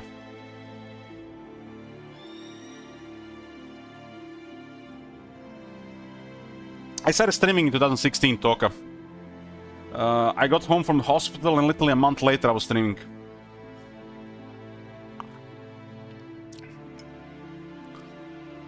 But spend a couple of days getting tortured and people getting tortured around you, you're never gonna be the same again. And you know, I was thinking about this long and hard, and that's probably a moment in life that changed everything. For better or worse. And now imagine war. War is probably 10 times worse. You can't even help most of those people. People get hit in the war and they suffer from some terrible injury. They wish they would be dead, but they might not even get help for a while. One thing is when you get hit by a car and you wake up in the hospital, you're gonna be fine. Get hit by something terrible that's happened to you and you're not receiving trauma treatment, you're gonna be suffering for the rest of your life. You're probably never gonna recover from this mentally. And that's what happens in war, like all the time, right?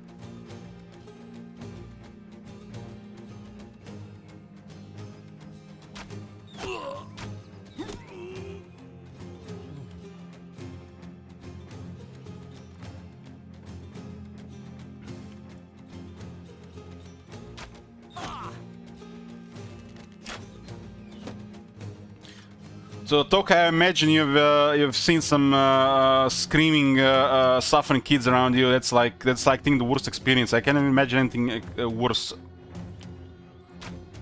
And this guy was in a hospital environment as well, and it's like it stuck with you. You gotta like remember it for the rest of your life.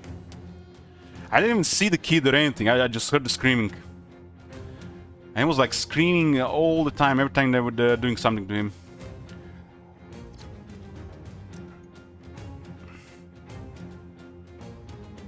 I guess the kids they don't understand it that they're trying to help them. So when they experience pain, it's the worst.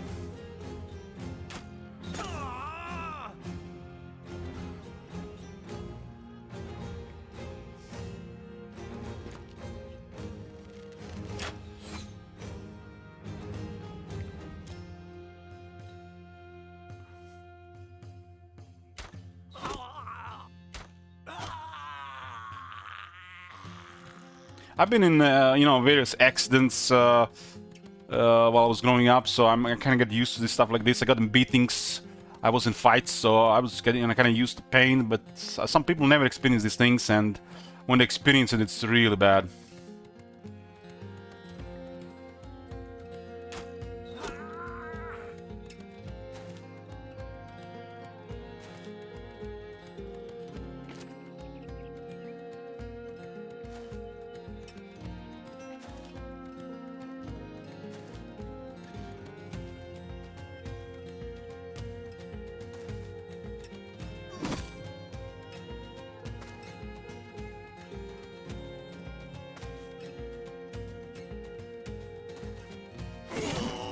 Anyways, back to BBC.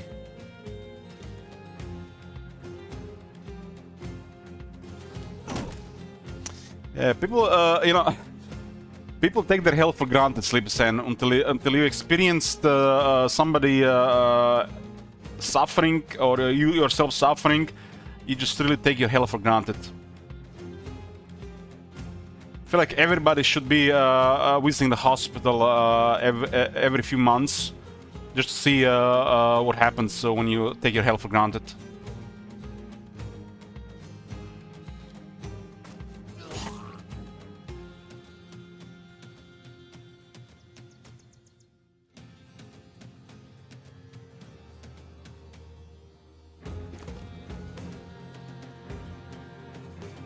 And most diseases out there nowadays that happen are preventable. It's all lifestyle. Over 90% of disease. Holy fuck.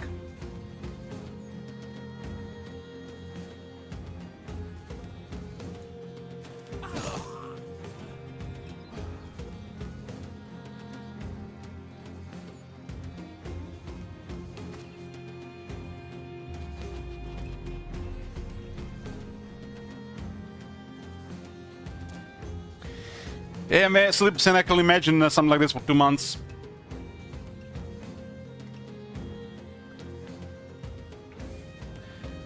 You know, Sleep%, I have some experience with the crazy pain since last year. You know, my arm, I had a radial tunnel syndrome.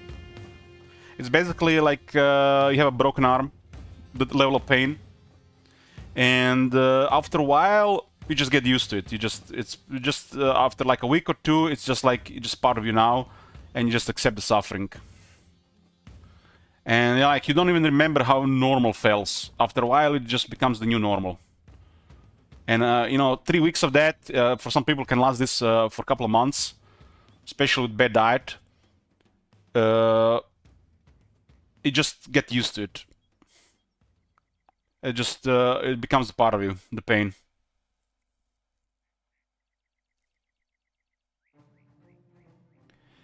If you ever experience any nerve pain, radial tunnel syndrome, for example, it's a really horrible thing to have. I had one in the left arm and one in the right arm in the last 5-6 years.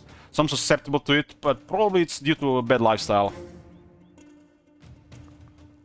No, it's not because of this. It was this time the alcohol abuse brought it. I was binge drinking real bad for several weeks. You don't get the level of radial. You don't get a radial tunnel syndrome or radial pain like this without abusing some substances, really.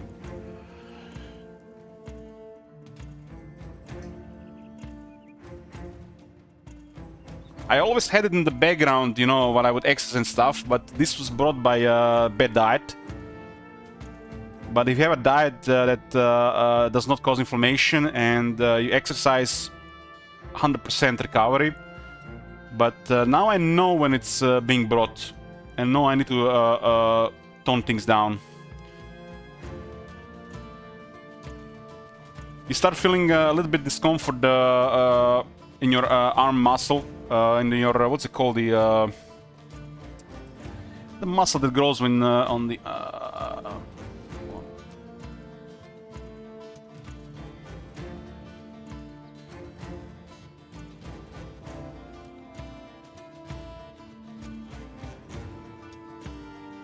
I don't want Latin names. Forearm. If, when the inflammation in the body is bad and your radial nerve starts getting inflamed before you get the syndrome, you will notice some discomfort in your forearm muscle. If it keeps on going, you need to lower inflammation in the body. Alcohol consumption causes chronic inflammation. The diet already causes chronic inflammation if you eat poorly. No exercises can make these things worse.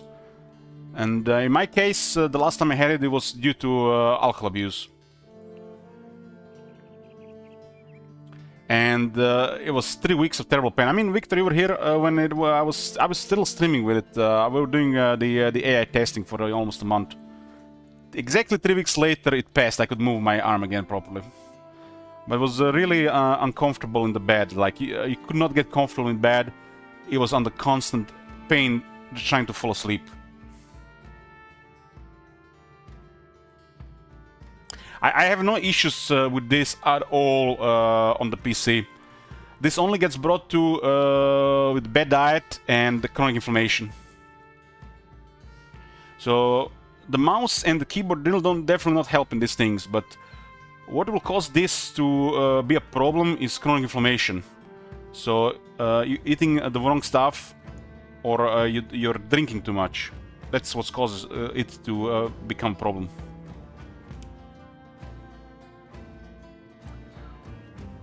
And And nothing causes chronic inflammation worse than bad diet and alcohol every day. Alcohol is literally a nerve toxin, right?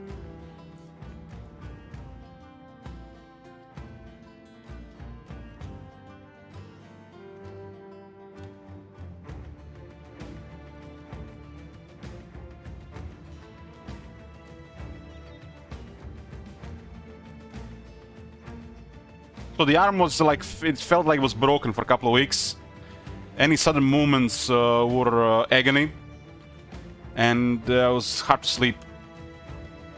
So I was saying this level of pain, over time, you just accept this new normal. And you get used to the pain. You don't even remember how it feels like without pain and suffering. But this is how I imagine that some people have to live their lives.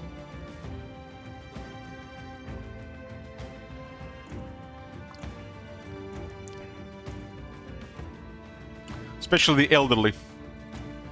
That's why then so much medication, right?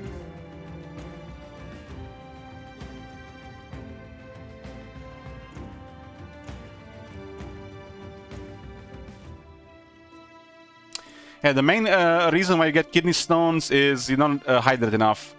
Some people just don't drink enough water, and it just happens over time. You don't drink enough water. You eat too many plants. You almost guarantee to get it.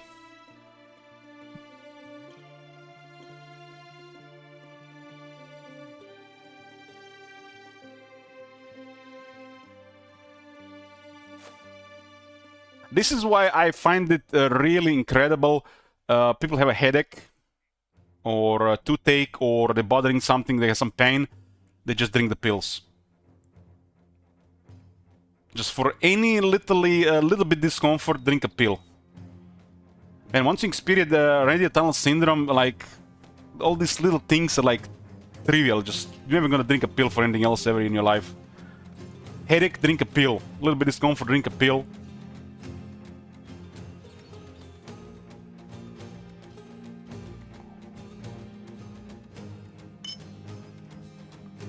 This pain is so bad, the pills don't even help.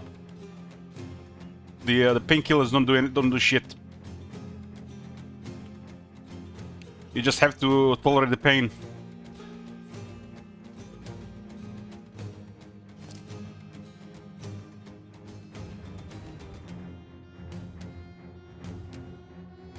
I mean, if you need to work, if you need to function, makes sense to drink a pain medicine for a headache. But for you know, like usual discomforts when you're not have to work or you can chill or just go to bed, you don't need to do it. If you have to work, you have to do it. But I think of why you get a headache in the first place. What caused the headache? So you're gonna clear the symptom, but you're not going to try to fix the cause. Makes no sense.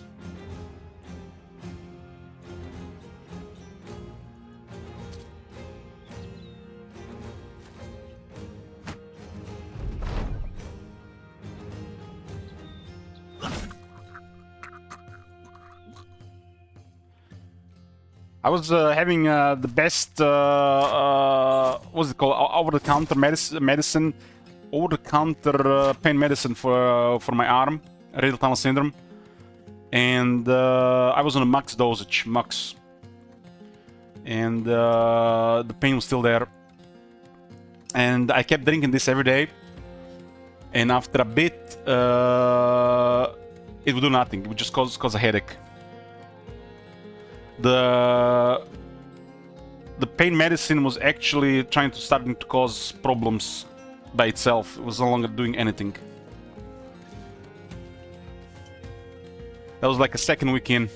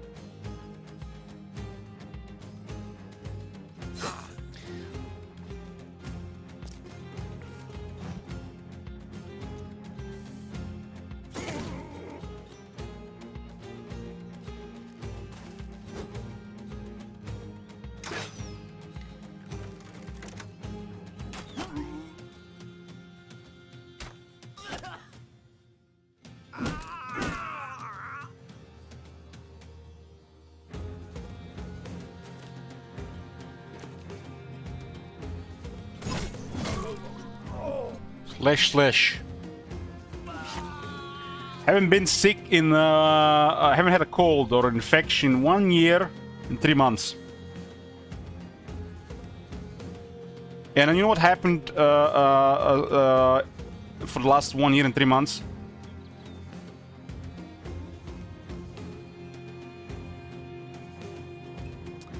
I started consuming a lot more vitamin D. I was literally just having enough from the food, which is enough, you know, to prevent the main thing about vitamin D, but enough to saturate your entire body with it. For the last year and a half, I've been literally on 10,000 international units of vitamin D every day.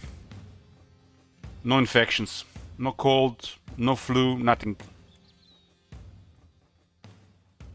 If your body is stressed, it gets attacked by this, and if you don't have enough, you will get infected. Your body has to fight this the entire time. So when you get it, your body lost the battle. And it's usually the stress is the #1 cause of getting a cold or a flu. Because your body could not defend itself under stress.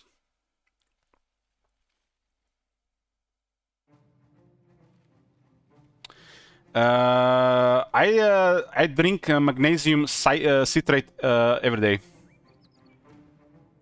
And I eat also some magnesium-rich food. I make sure I have plenty of magnesium and plenty of vitamin D3. I take 10,000 international units of vitamin D3. 10,000. The largest dose you can buy at the pharmacy is 4,000. So I take those 2 sprays and I spray one with K2. So you want to have combined vitamin D3 with K2 until you have more than enough K2, and 10,000 vitamin D3 every day. I've been consuming it for over a year. I have never been healthier. Look at me.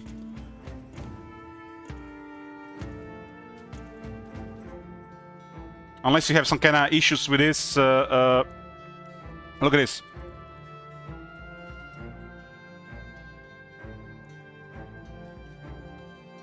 The recommended dose is 400 international units. 400. I take 10,000 nearly every day. Every cell in your body can use vitamin D, and you cannot get enough in the food. It's impossible.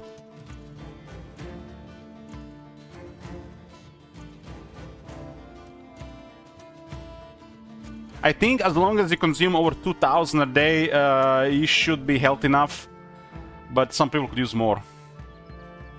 The vitamin D in the sun is just enough so you have healthy bones.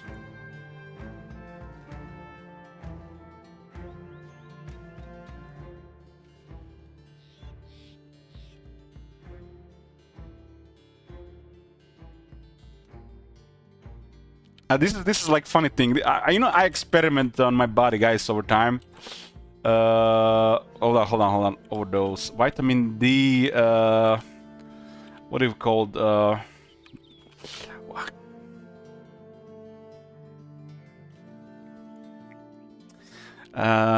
There's definitely stuff like this.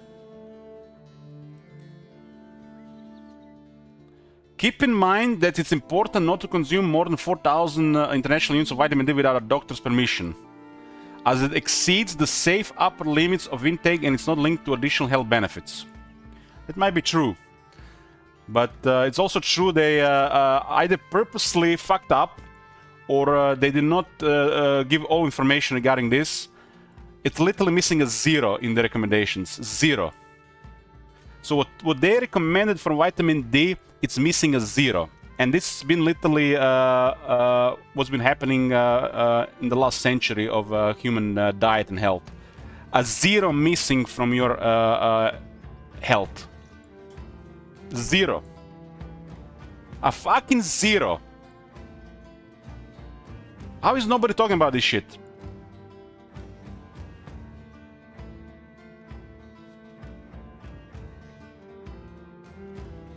There could be a problem with too much vitamin D if you don't have enough vitamin K2, magnesium, and a few other things, but it's extremely rare.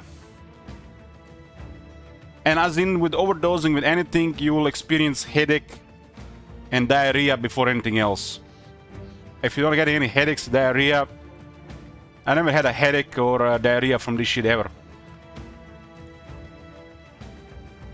A fucking zero is missing. Zero. And even everything nowadays. So let me tell you a funny story. Back when I started using vitamin D3, the largest dose you could buy was 2000. And then that more research has leaked regarding the safety of vitamin D3 and how beneficial it is to your body, especially in fighting disease. And I kid you not, 6 months later, the pharmacy had the 4,000 international units dose.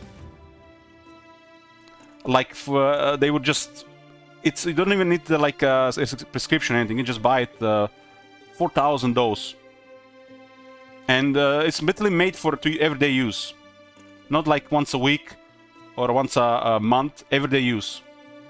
And for what they recommended to you is basically that dose in the entire month. And you want to hear something interesting?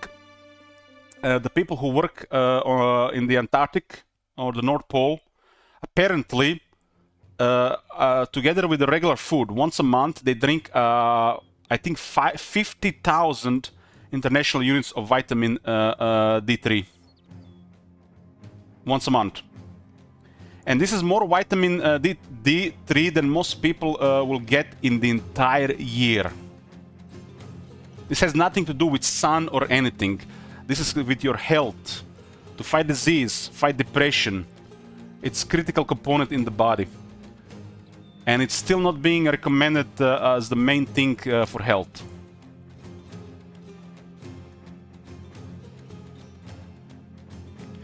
Yeah, Palaki, I always research all of these things, and I would not recommend any of this shit really to people if I wasn't, you know, tried it myself. But I'm telling you, the last year, 1 year and 3 months, it was April, I had cold twice. I was just after some binge drinking. I usually get a cold after drinking for a couple of weeks. And I would eat food rich in vitamin D, but it's not enough. There's not enough vitamin D in the food to saturate your body. It's not enough. Same with almost the same with like vitamin A, and really all the fatty vitamins except maybe vitamin E, because there's a lot of vitamin E in, for example, nuts. Real vitamin A is in animal products, and you have to eat a lot. Vitamin K as well, and especially vitamin D. It's hard to get enough. And your body can use extra for defense against disease. It does require other stuff to work properly.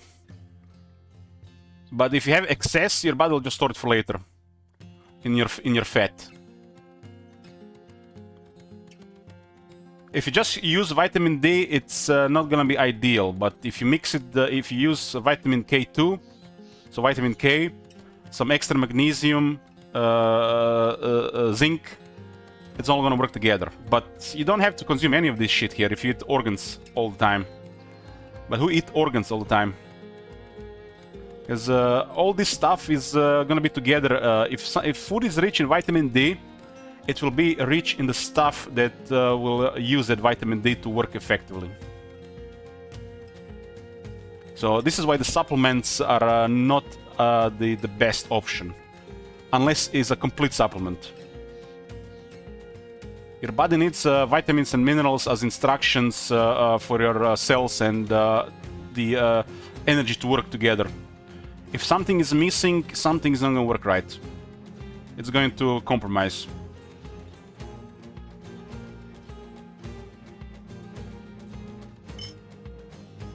If they're recommending you vitamin B, vitamin C, all the water-soluble vitamins, now you know why this is a thing?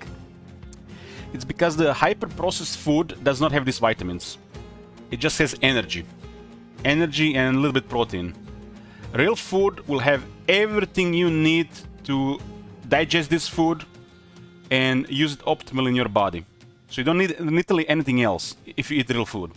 But the moment you're eating processed food, the processed food not only lacks these things, but it will deplete your body from these things. It will make things worse.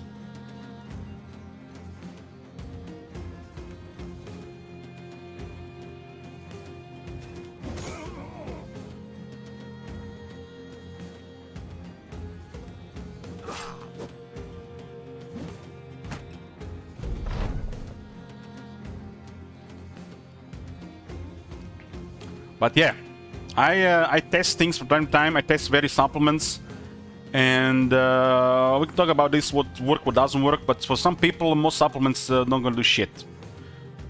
But if you have been living a terrible diet, terrible lifestyle, this is why, you know, people that been living terribly and they start eating like vegan diet and they start noticing health. Not just because the vegan diet is healthy, but because they start poisoning themselves with the other stuff. And this is a big controversy regarding the vegan diet. Why does it work for some people?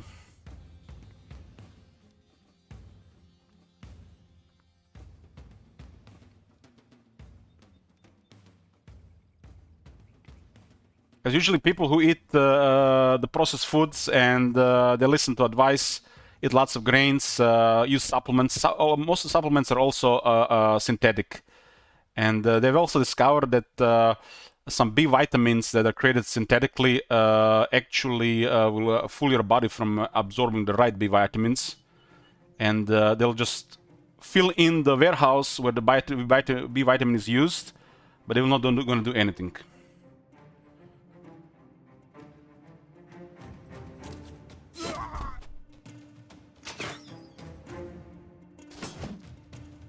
So you want the natural vitamins, you know, found in real food. Best place to get the B vitamins is meat. Combo of pork and beef, and you have everything.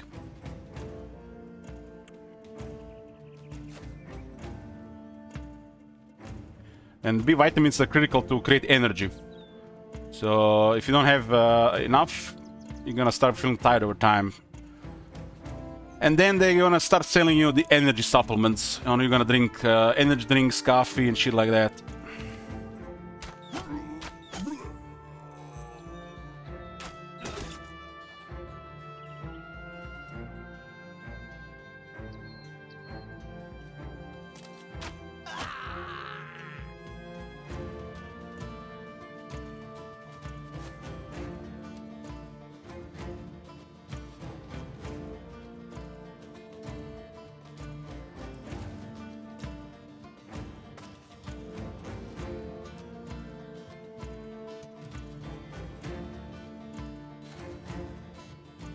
I find it interesting, you know, because I've been really careful in my health in the last couple of years, other than you know, this drinking from time to time.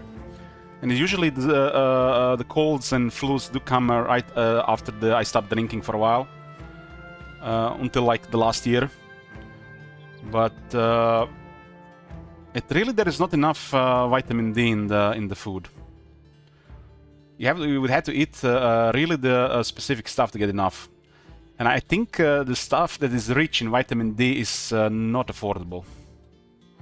Not affordable. You need a lot more fish. Like salmon is a rich source of vitamin D. And the salmon, I think it's just nonsense. It's too expensive. It's not realistic food for most people. There's only so much sardines you can eat. They'll keep you alive, they're very nutritious, but the amount of vitamin D you could use, that's not gonna be found enough in the diet. Especially if you wanna fight disease in the long term. And that's something even worse, you know, in the modern food, there's not enough omega-3. And the real stuff, not the plain stuff. The stuff your body needs not to produce the real stuff from. So this is stuff you have to supplement. It's like, it's not critical, but it's recommended. EPA and DHA from omega-3. High quality, of course. And vitamin D3 with K2. These things do have to be supplemented, I think. It's highly recommended if you want to have optimal health. You could, if you eat really good stuff, quality stuff, a lot of animal products, you probably don't need any supplements. You know, nothing, because like you just mix that. You probably don't even need much sodium, but salt is recommended always, and you don't need anything else. But if you eat good stuff most of the time, mix with some other stuff, some supplements are really recommended. And the fish oil and vitamin D3 and K2 and magnesium probably on top of the list. I would recommend fish oil, vitamin D3 and K2 and magnesium to everybody. That's like, you need more.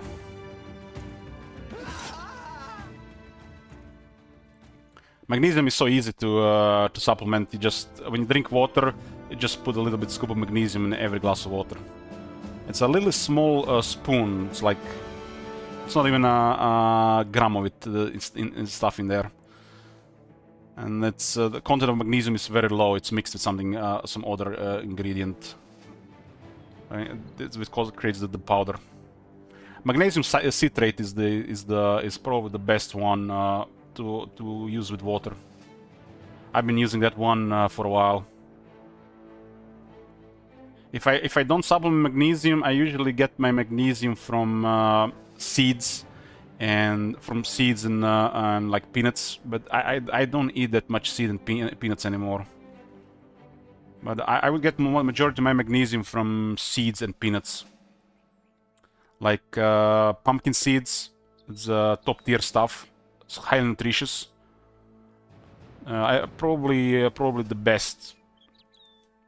Or chia seeds, for example. Peanuts, you know, only if you like them, like, you know, but peanuts are not ideal. But I'm a fan of peanut butter, so I do eat it sometimes. It's like nice dessert type food. 3, 6, 8, 11, 14, 15, 17.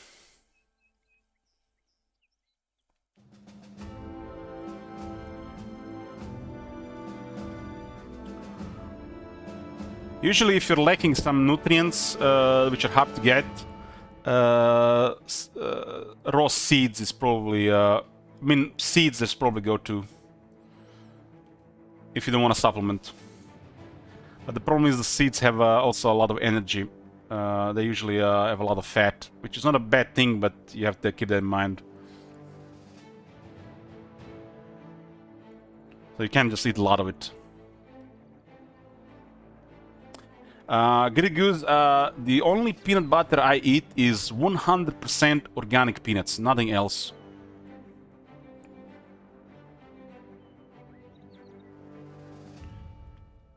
Unless it's mixed with a little bit salt. I do add salt myself.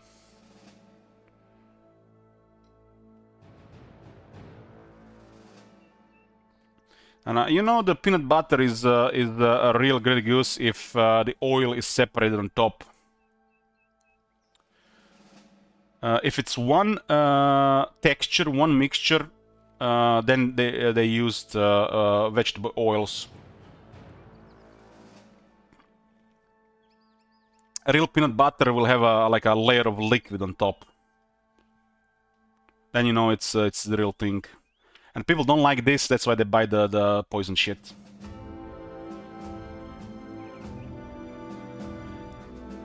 Because you have to mix it. When you open a fresh jar of peanut butter, you have to mix it for about 3 minutes, I would say. And it requires some strength. It requires some strength, and most people will not be able to do it. That's why they buy the stuff with poison.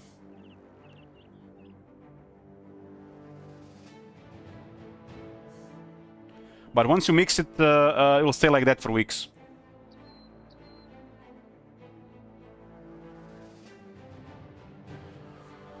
Hey, Jana, good morning.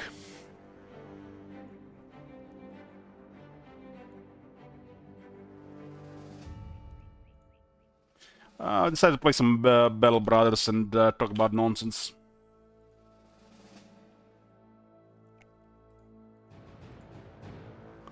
I've actually read this research thing they done recently, where you know how they always recommend high fiber foods to grow all kinds of bacteria in your body, you know, rich biome, and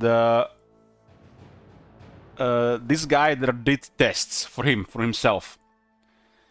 He did tests with plants to create a better biome, and his biome improved. And then he dropped this thing completely months later, and he had nothing but red meat. And the biome and the health of his gut was even better.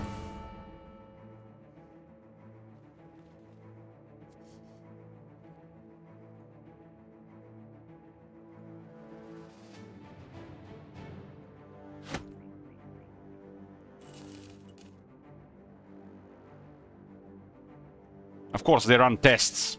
It was not like an anecdotal experience or anything.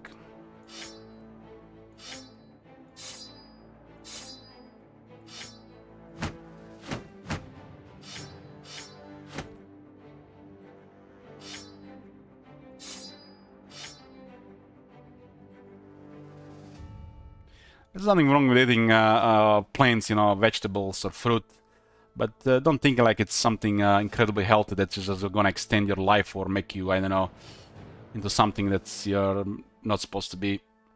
This is just a bunch of bullshit. It's just food. There's nothing miraculous about it.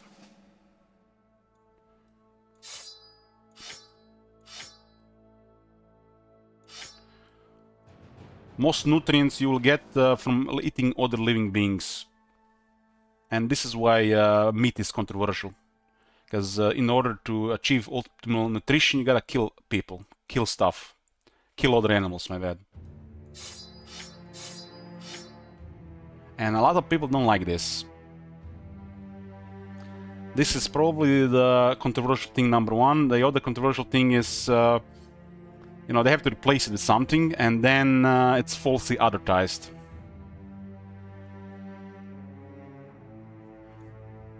And another thing is what's available and what's affordable. There's so many factors here. I don't think plants are anything miraculous for you. Most vegetables actually increase toxicity in the body if consumed too much, and the fruit have a lot of sugar if you'll eat a lot of it. Of course, you're gonna not eat in such amounts, but it is what it is. Why people are against meat? It's because people don't like the idea of eating other living beings, and that's, you know, that's the thing.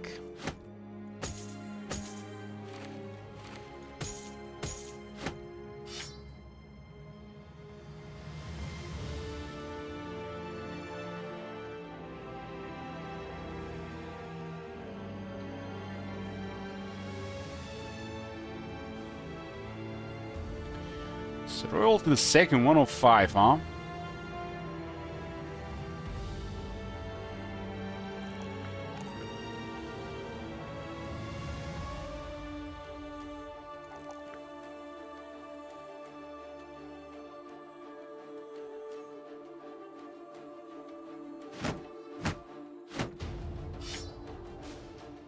Of course, again, it's part of life.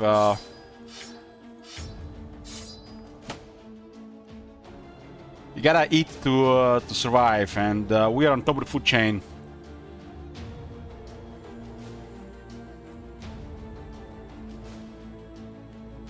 Until we become machines, we gotta eat.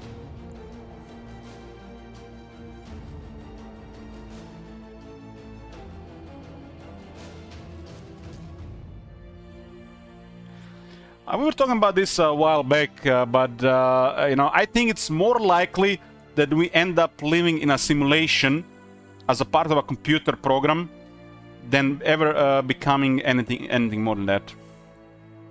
Like transcending into, like, I don't know, ultimate evolution, beings of energy, or machines, robots, stuff like this. I think it's more likely for the humans to become part of a human program in a simulation than anything else.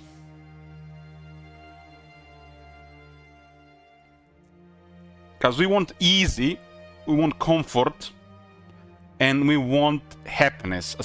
As fake as it could be, as long as it's gonna provide these things, this will be enough.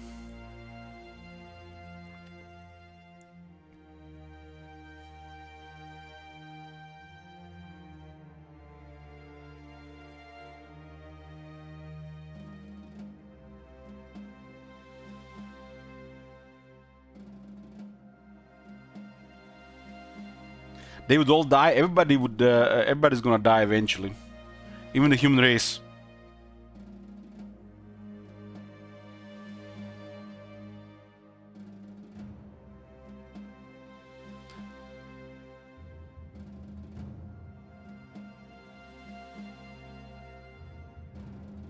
Nothing lasts forever, my son. We're all going to end up extinct eventually. Everything has a beginning and an end.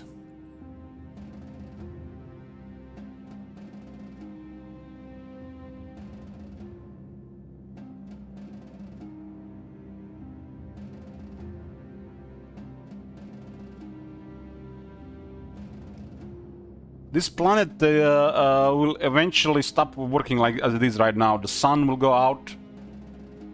And unless we have achieved something more than this in another part or something else. But we're probably gonna be gone long before this happens. I mean, the planet is probably still gonna be here, but will it support life? That's gonna be another story.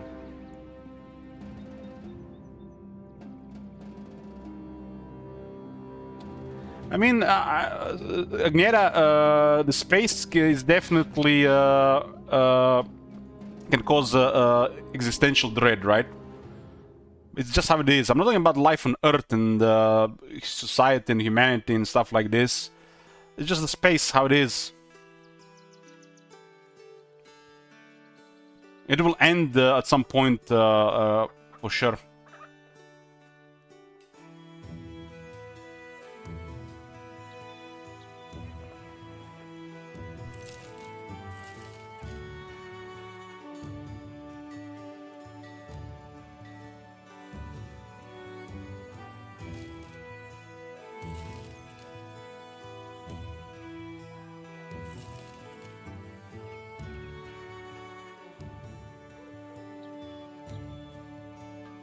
Man, look at this again. Look at us. Such strong topics, man. Man, I can imagine talking with you about the stuff like this, that silly character game. Especially you giggling like like one of those characters yourself. Hey, Salam, good morning.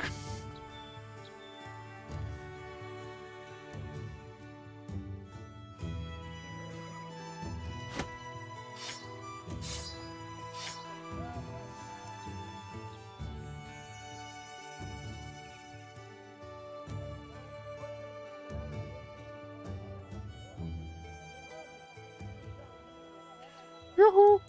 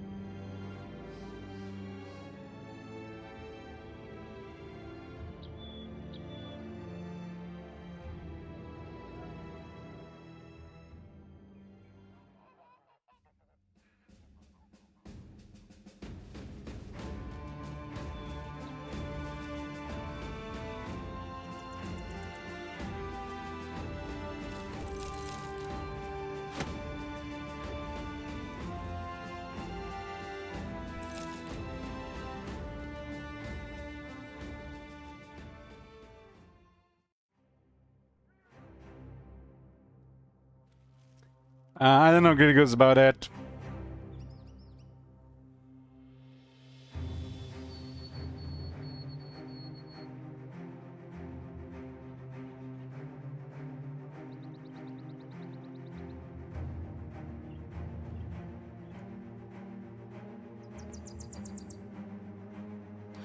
I mean, people are weird, you know. Just think about this, Grigus. People will eat shrimp, but they can't imagine eating cockroaches.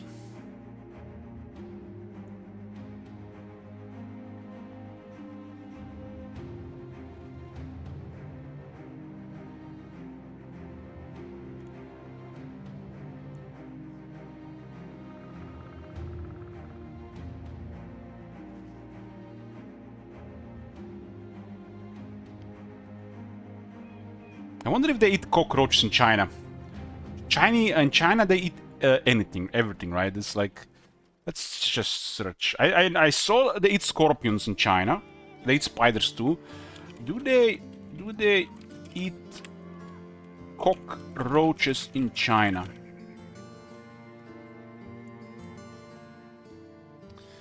Well, cockroaches are not common food item in China. They are sometimes eaten and also used in traditional Chinese medicine. They're not a staple food, but some individuals in some areas they are consumed, particularly in fried form or ground peels. Apparently, cockroaches are like 50% protein.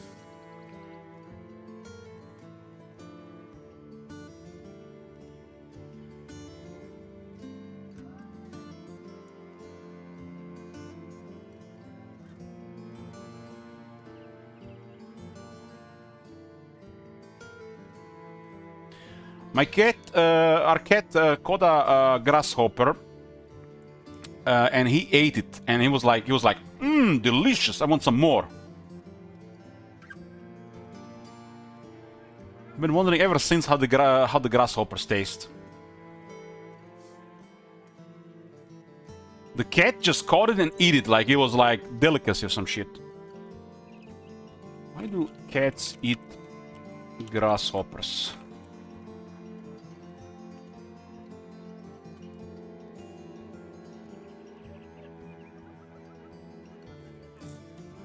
Cats eat grasshoppers and other insects primarily due to their natural predatory instincts and the enjoyment they derive from the chase and hunt. While grasshoppers can provide some protein, cats don't typically rely on them as primary food source. Although generally safe, large quantities of grasshoppers might cause mild digestive upset like vomiting or diarrhea.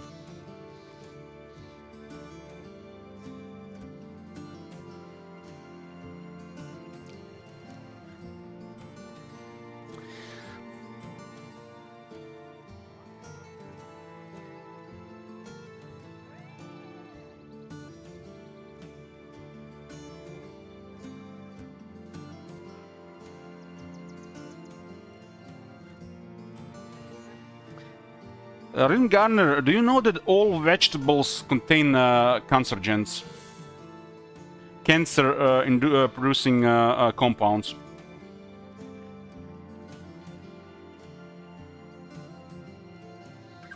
Tell that to people. They've been brainwashed to think all the plants are super healthy.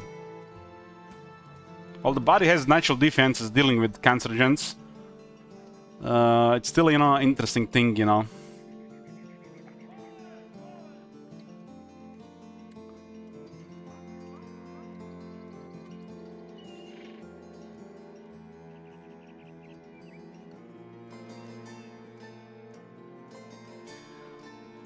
There's an interesting thing in the body that happens when things is getting processed.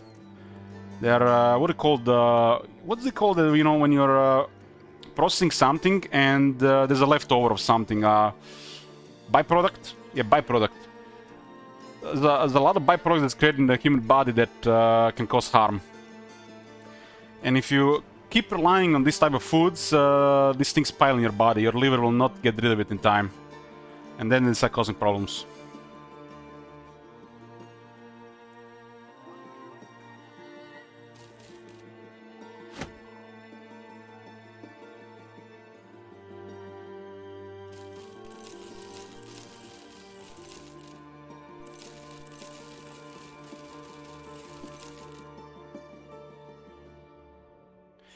But the Ritten Gardener, anything gets digested. You know what happens when you eat something in Gardener? Why the stomach is acidic? It's to protect you. It will first kill anything harmful that can be harmful to you before it starts processing it further. Like a part of digestion is to destroy harmful things. Anything that's left over, you have organs in your body that will turn it into harmless substances. You eat harmful stuff all the time. You don't even know it. Your body is dealing with it. And if you eat a lot of harmful stuff, you will start noticing some discomfort first before things get worse.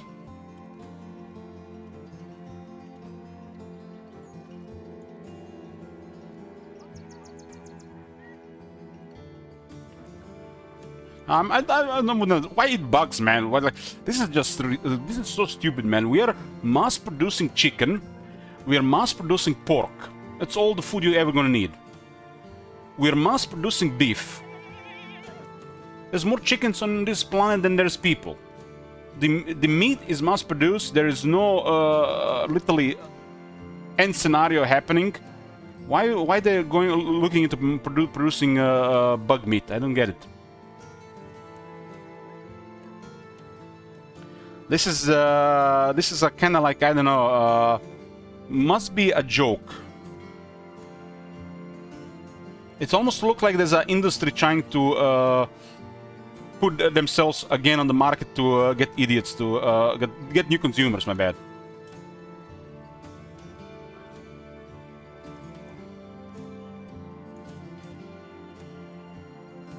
It's the same shit with vegan products. I mean, okay, you want to be vegan, you don't want to eat animals, yeah, eat real food. But look at in the markets. You know those vegan bacon, vegan sausage, vegan meat. What the fuck? It's like one of the worst things they ever made. You don't want to eat animal products? Don't eat animal products. Don't fucking eat that garbage in the store.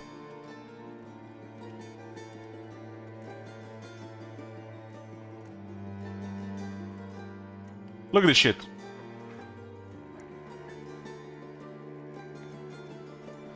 This is vegan bacon.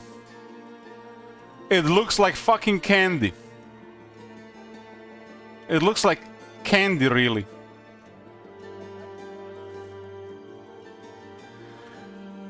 And the thing is, to make this is just like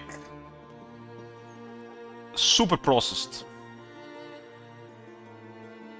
So they're bitching about processed meats, and then they make something even more processed. But I think the worst by far is why they call it meat. Why they call it bacon? You can just call it plant sludge or plant product.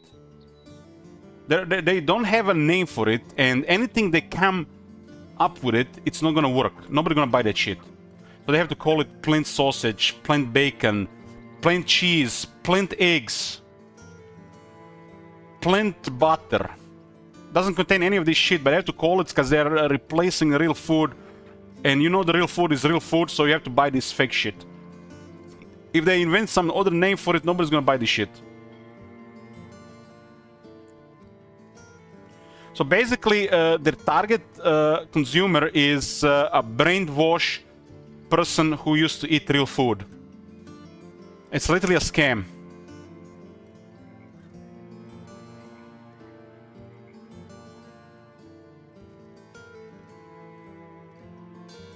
I mean, processed food is not bad on its own. Again, as cheese is processed. For example, yogurt is processed. That's normal processed food.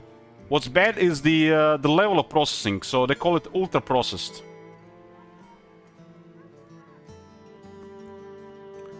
It all depends how the food is processed, and what they've taken away, and what they have added.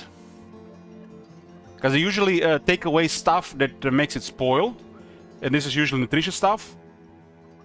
and they add stuff, fake stuff, that prevents spoiling, and then replaces what they removed. And it's usually really bad stuff.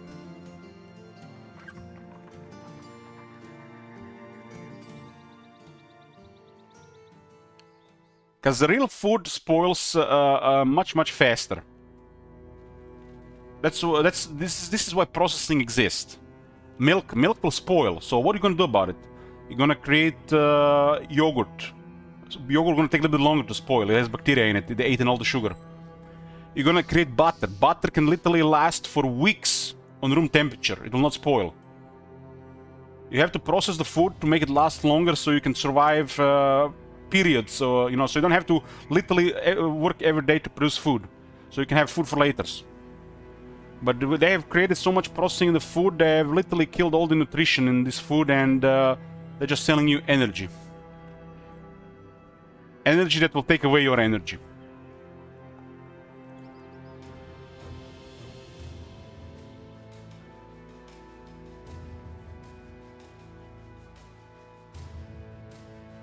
Some convenience with the food has to exist. But too much convenience, too much processing creates disease. Bad food will kill you the fastest over time, more than anything. Like, you can get away with not exercising, but eating shit for a long time, it's horrible.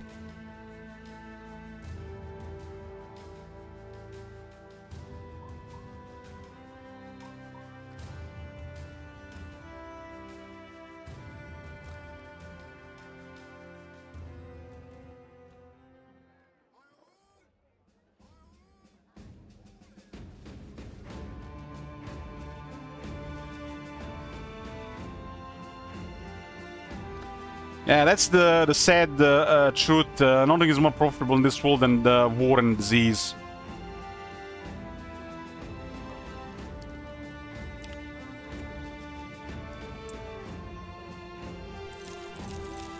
Because, real food exists. Real food exists. So how do you profit from this? Are you gonna try to produce eggs that they have slightly healthier chickens? This is all established for centuries. So they have to create some new product. And when they create this new product, they need people to buy it. And how will they make the people buy it? They have to convince the people who will be already buying real food that's no longer good for them. They have to buy this new, better food. Just think about it. It's insane. So, you remember when they were saying the chicken eggs are bad for you? And it was literally staple food for the entire human existence. They have to make you get away from chicken eggs, get away from bacon, meat, so you can eat cereal. Replace chicken eggs with cereal. They gotta get rid of the cheap grain. So they have to invent something new, something that can be mass-produced, cheap, and then they have to make the people consume it. And then they plant nonsense. They're saying the eggs are bad for you, so they can sell you cereal. This is literally criminal stuff, really. You think they first discovered that the chicken eggs, the cholesterol issues and stuff like this? No, they didn't give a shit about this. People lived on chicken eggs for thousands of years. They've created a new product, and then they try to sabotage the real food to sell you the new product. It's on purpose. They've caused this thing on purpose. The criminal stuff on purpose. It's all planned. It all sounds like conspiracy, but they've created something and they had to make something else worse so you can consume this new thing.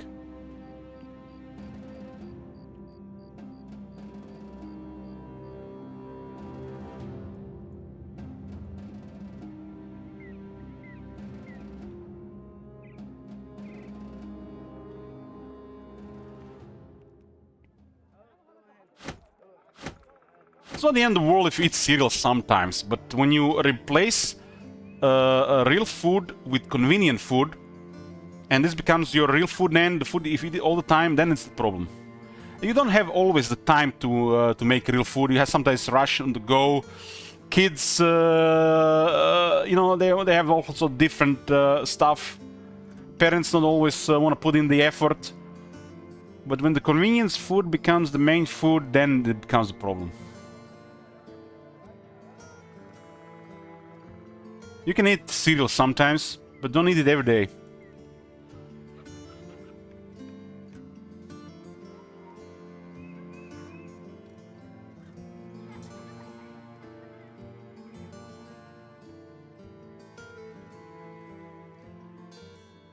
You literally open a box, you put some of that crap into the bowl, and you add some milk. You think people do the recommended stuff, they add a little bit, a couple of nuts, a couple of berries. Now that's inconvenient already. You wanna just open the box, put the box in the bowl, stuff in the bowl, add some milk. That's it. They don't wanna cook, they don't wanna clean, they wanna have food that spoils. Cereal literally doesn't spoil anymore, and the milk can last for weeks on room temperature. Because it's been sterilized. It's no longer pasteurized, guys. They sterilize it now. Nobody even thinks about this. They consume dead milk. Completely dead. Of life, bacteria, no enzymes. The milk industry will destroy itself in a couple of generations. You give people sterilized milk, people will develop allergies. It is good in the short term if there is a crisis, but consuming sterilized foods or real foods will just create disease.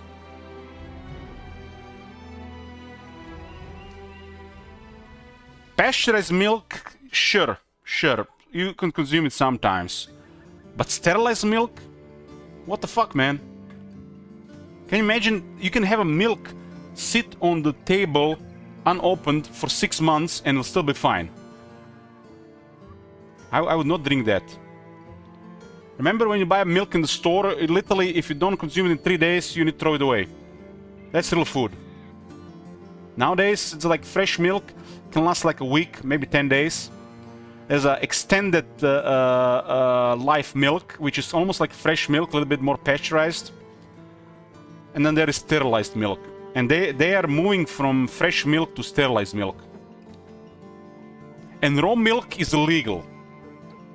Because, you know, a couple of people can die from it per year. Meanwhile, hundreds of thousands of people die from diabetes every year. They don't tell in the news how many people die from diabetes every year. They tell you if somebody died from food poisoning or raw milk.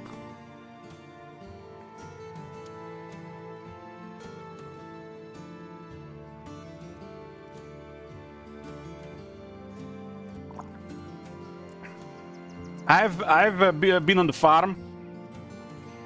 Literally, you know how it works on the farm? My grandparents, parents, and extended family, they're all farm people. This way of life no longer exists here. Like this, the industry made sure of it. But basically, it's like a small area. You got a couple houses. You live in one house, animals live in the other houses. You wanna eat food. You whiz the chicken roost, whatever it's called, get eggs.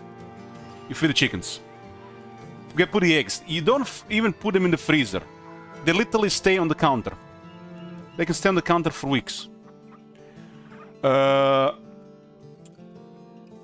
could be the breakfast. You may work a long day. You get some milk from the cows. You get some milk ready. You get everything fresh. All real food. Live animals around you. Everything smells like shit. There is shit everywhere. There are bugs, creatures, whatever you want to call, all around. Nobody's sick. Nobody's sick. There's that animal smell people can't even tolerate anymore when you buy organic milk or raw milk. It stinks. It stinks of animals. It has that smell in the food. And people find this like repulsive. But real food has this smell. Kill an animal fresh, it's never been in the freezer, in the fridge, has that animal smell. People don't like this. Industry has removed that animal smell from food. You don't have it in the meat, you don't have it in the milk, nowhere, because it's been refrigerated. That animal smell, if you smell it in the stuff you consume, dairy products or meat, you know the shit is fresh and real. Dairy products without that smell, do not consume that shit. The only thing, they introduced the bacteria and the enzymes in yogurt, cheese, that's fine. But milk and anything else, like some yogurts with a little bit more carbs in it, you don't smell that animal smell in it, do not eat it. Do not eat it. It has to have that animal smell.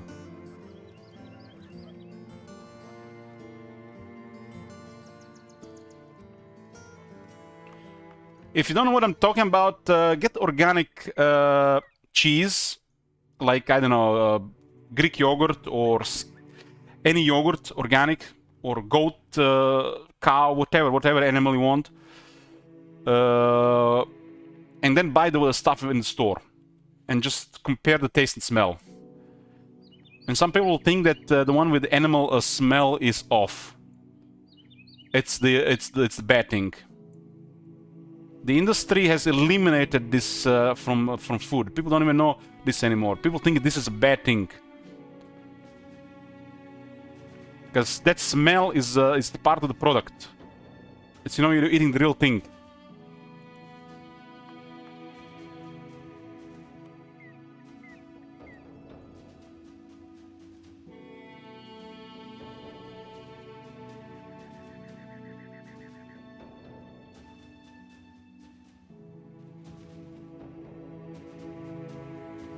Even organic pasteurized milk that's been produced for centuries the same way has this smell left over.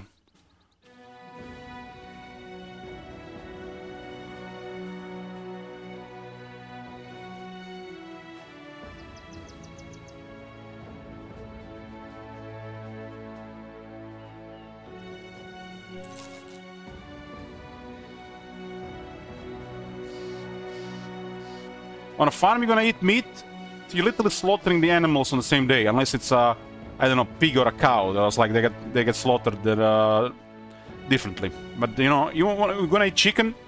That chicken is gonna be breeding and living the same day you're gonna eating it. The grandma will get the chicken. It'll pick up the chicken. Chicken is gonna love it because you know the chicken loves the grandma. And then grandma will just, you know, oh, nice chicken. You're gonna pet it once or twice. Good chicken. Snap the neck. And you're gonna get incredible food in a couple hours.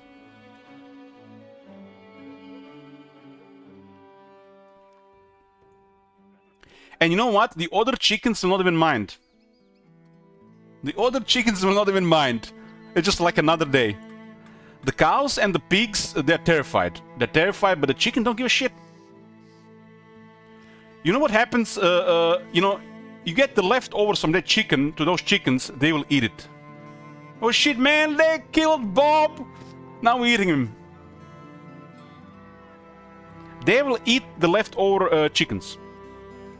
Chickens, they like meat. They love meat. They will eat it. The only reason they eat shit is because you give them shit and they can kill stuff. They're not predatory animals. But you have to be careful with cows and the pigs. You know, like they get traumatized. You know, they need special attention. That's why these things are done at a separate occasions. Yeah, the chickens can kill small mice. They can kill bugs. You know, they can. But like I said, I've experienced this. Pick up the chicken, pet it a few times, snap its neck. The other chickens, another day, nothing happened.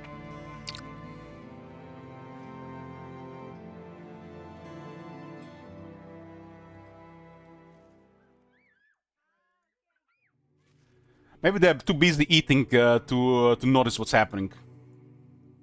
No, she picked up the chicken, Agneta, pet it like a cat a couple of times, and then snag the neck.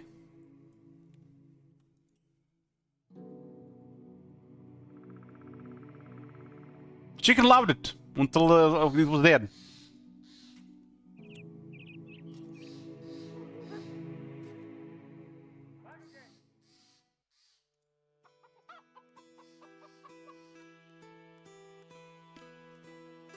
I mean, the chickens will not be alive in the first place. They got a place to live, they're getting fed, but they have their purpose.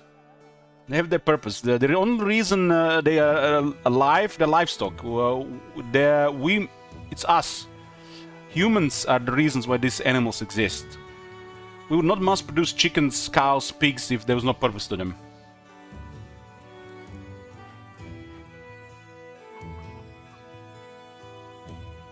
Their lives could be short, in the industry probably brutal, but on the farms I think they live pretty good lives. And that life after, you know, some time comes to an end, and that's how it is. They're not like you're gonna be living in a cage, getting stuck with food, denying sleep, just fed 24/7. So they grow fast. This chicken probably had a good life for some time. In the nature, you live for a while to create your offspring. Mission accomplished. You're not gonna live to die in old bed. The nature will kill you. You might get injured, break a bone, you die from infection. Other animals eat you, that's probably ideal. If another animal ate you, that's ideal nature. It's a part of the system. So the best thing for an animal purpose is to feed other animals. So the life continues. The animals get created, they create life, they die to other animals. And the life continues. Perfectly normal.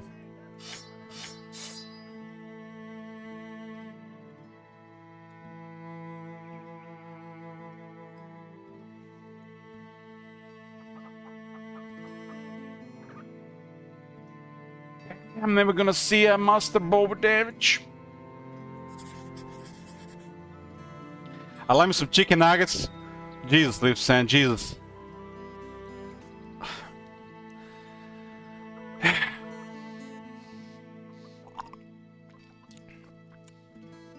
My nephew is obsessed with Kentucky Fried Chicken. I have no fucking idea what he sees in that. It's fucking flour and oil. Barely any chicken. And it's overpriced. I think he just loves the sauces. He loves dipping shit in, you know, that American style pizza dip. Kentucky Fried Chicken dip. Even McDonald's dip. He just likes dipping food into something. But if you don't eat Kentucky Fried Chicken without anything, with other stuff like, I don't know, one of those mayo salads they have or a dip, it literally tastes like flour and oil. And then there is some chicken in the background.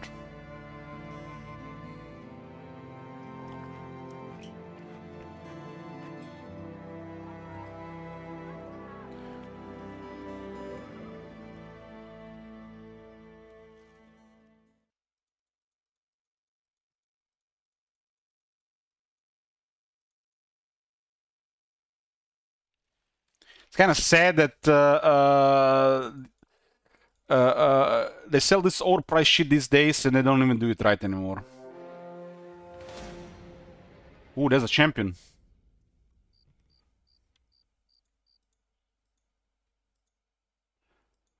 The quality of some fast food chains have literally deteriorated over the years.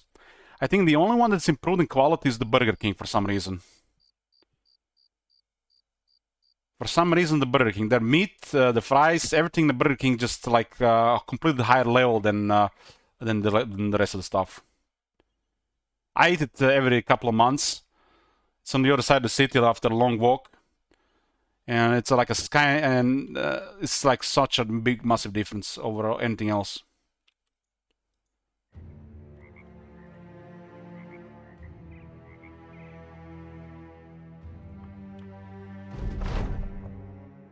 There's a Hedge Knight, Leader, and a champion, but this looks like the poker must be the shooter.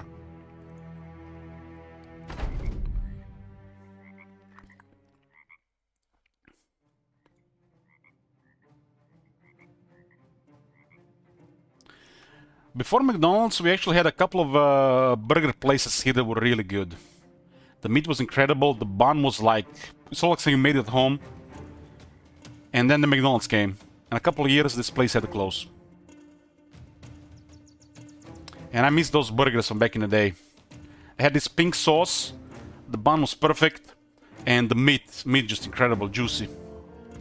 McDonald's, they can't compete with that shit. And yet, McDonald's is still in business, but these guys have went out of business.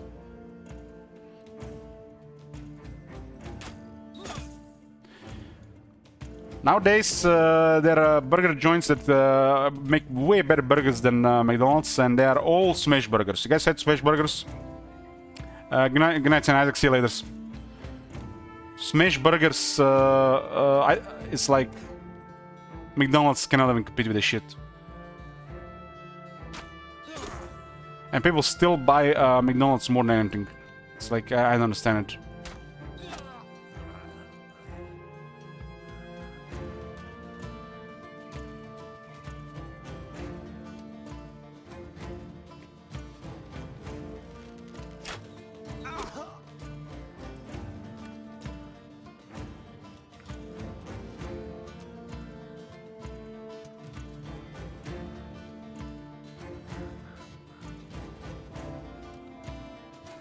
To me, Grid Goose, it sounds like a failed system. You need to provide a system that will work.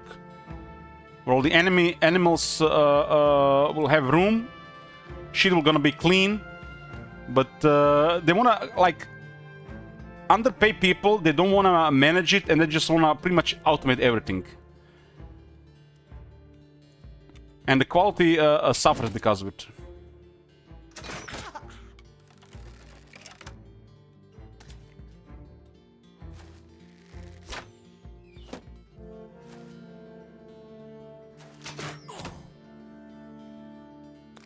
People have to be involved in animal, what do you call it, animal agriculture. People have to be involved. This cannot be automated. This is a process. You need to take care of the animals. You need to make sure they're fed, safe, clean. This is very important. Even in when you produce a lot.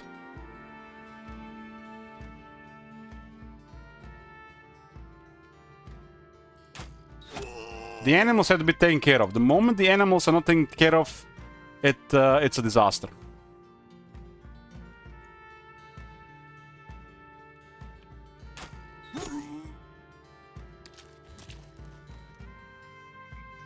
You wanna see how a bacon package looks like here, Grigoose?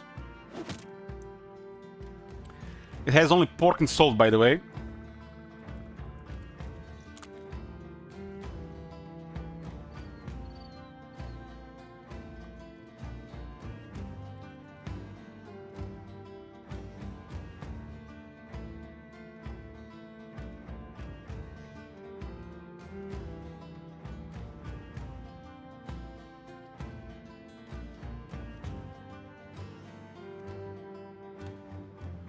I'm not gonna go in the fridge to get it, but I guess I can find a picture here.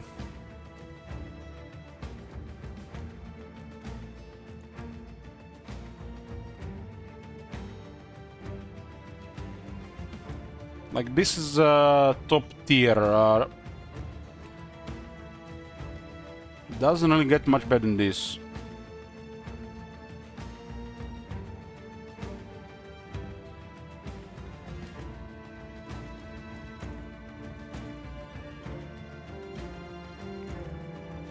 Clearly see they're not all the same pieces. This is just pork and salt, nothing else.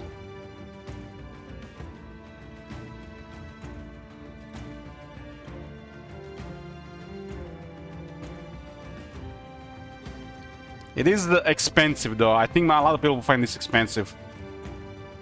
100 grams is a little over 3 euros. Well, considering what you get out of it, it's cheap. It's very nutritious and lots of energy. calories, whatever you want to call it. Kind of like there's like those bigger brains here, like this one is like what you would probably see in regular consider regular bacon. This is still quality stuff, but they do add a little bit dextrose and some additives, and it always looks the same. This is the ones you're talking about, Grigos. Every slice looks the same. You can clearly see every slice is the same.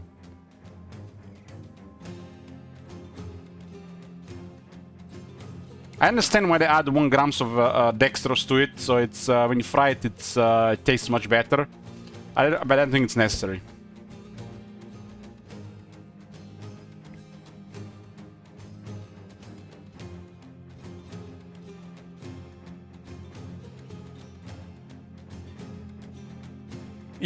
I don't accept what you're saying there with the 3D printing meat. They're not 3D printing meat, man. What the hell? That's a conspiracy there if I ever seen one, heard one.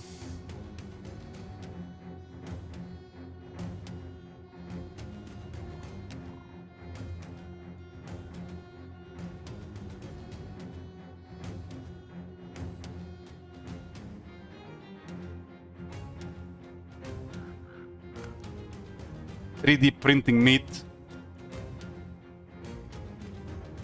I mean, that's probably a thing you can do for sure. But that sounds, I don't know, that's like fucked up on so many levels.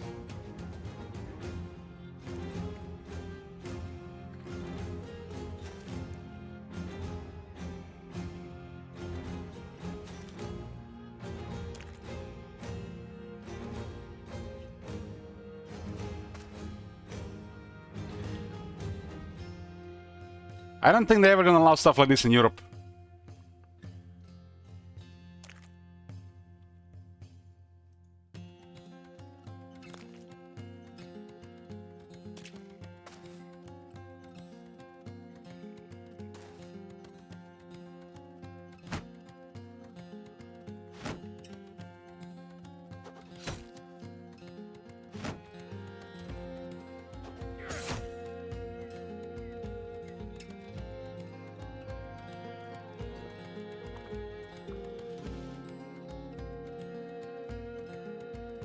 Who the fuck allowed maggot powder as additive? That's like, that makes no sense.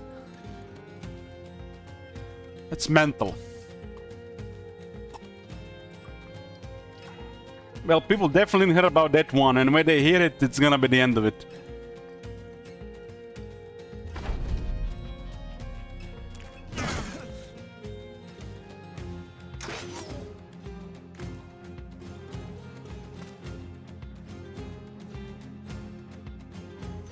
And what is the purpose of this maggot powder's additive? Is it for nutrients? You're a sub, you can link Red Goose. But looks like not that link, huh?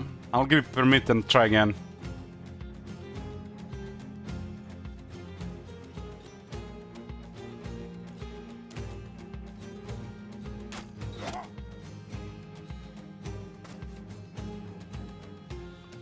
Is this supposed to be like some vegan stuff, Grill Goose? Like, it makes no sense to me. It's like, what's the purpose of this? Is it to enhance vegan food?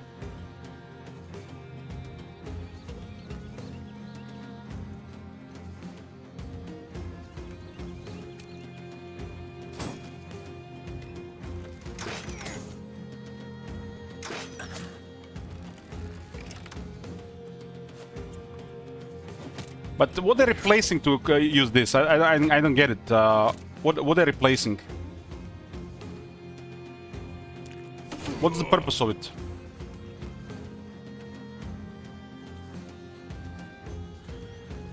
Maggot powder in food.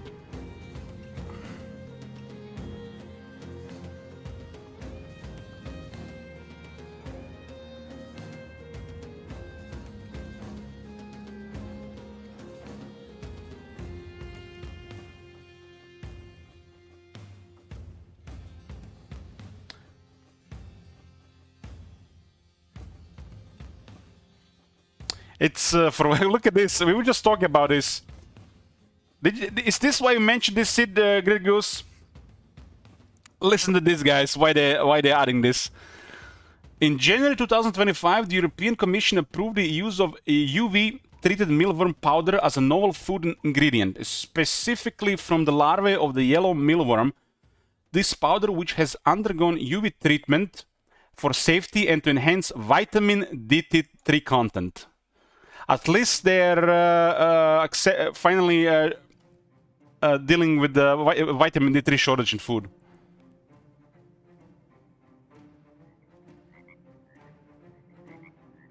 Because there's not enough vitamin D3 in foods. And this can be used in a variety of products, including bread, cakes, pasta, products, cheese. What the fuck? Why do they put powder bugs in cheese? Cheese already has vitamin D. I can understand they put this in pasta, bread and cakes. That makes sense. Those are terrible foods for nutrition, but who cares? Cheese? What the fucking cheese?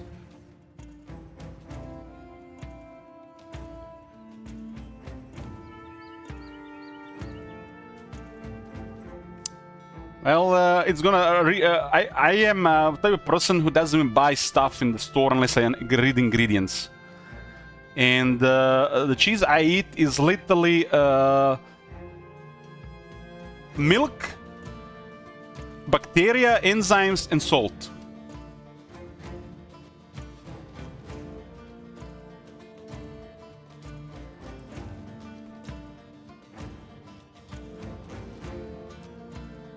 They're targeting the processed foods here. The problem is this cheese here. This is probably the ultra processed cheese. You know, like those shit dips you eat with nachos and stuff. This is not gonna be in real cheese. The real cheese is a process. And the cheese is cheap to produce. Cheese is cheap to produce. And cheese already has vitamin D, so it makes no sense. But in this stuff, I guess it makes sense what they're doing.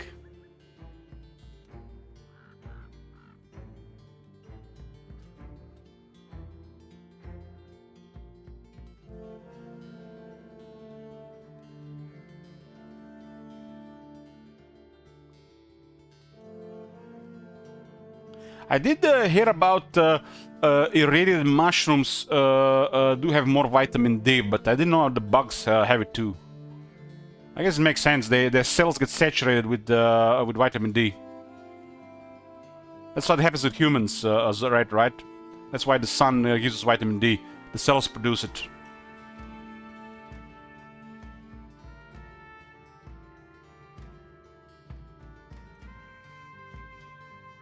I don't know. This seems to be a little bit drastic. It's not appetizing. Like, why would you eat this? Like, if you're starving, right? If the society was starving and there was a food shortage, I could totally see it. But what the fuck?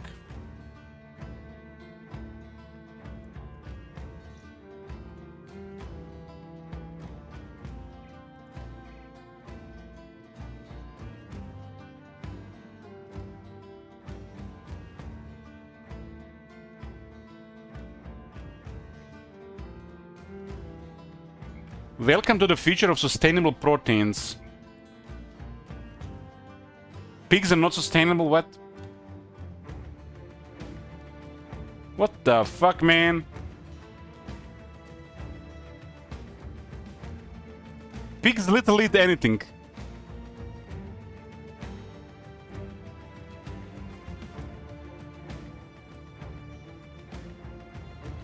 This only makes sense if there's a food shortage. Because you gotta survive, food is food. But there's no such thing. There's more food than ever. This is just a gimmick to make money. Another industry opening.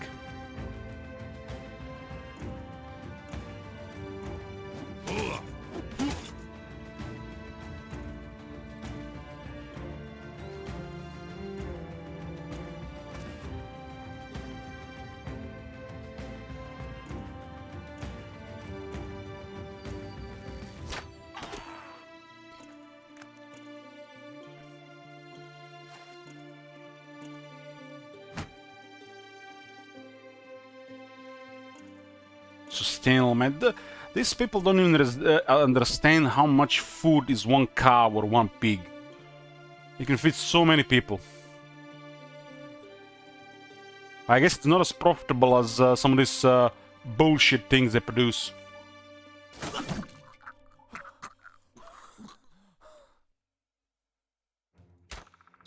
That must be it. It's just not profitable enough.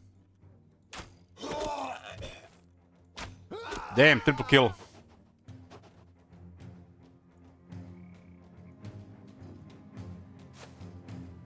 That's the only reason why they're creating all these bullshit foods. It's for money. Because the real foods are not profitable over time. Because everything has been established. We talked about this earlier.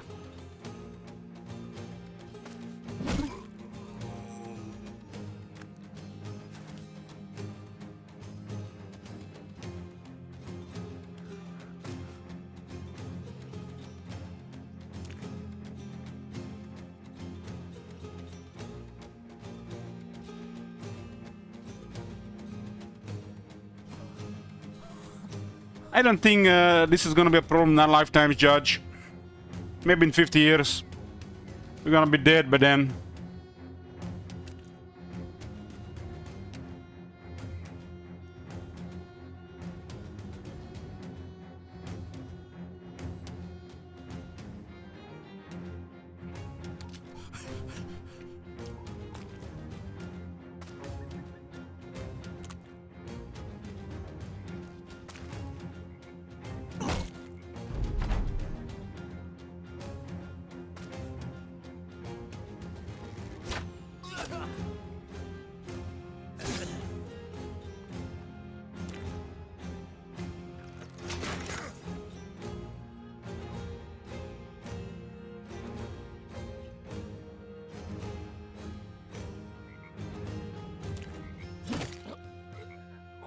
I guess they tried with veganism. That didn't work out, so they're trying with something else now again. Probably just another stage of this nonsense.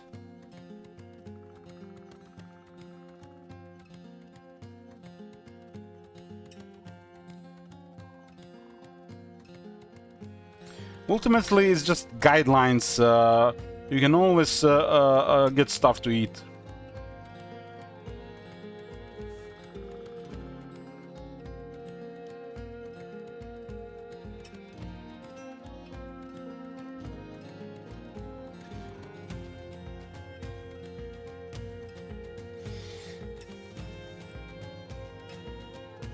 I do love me such conspiracies, for sure.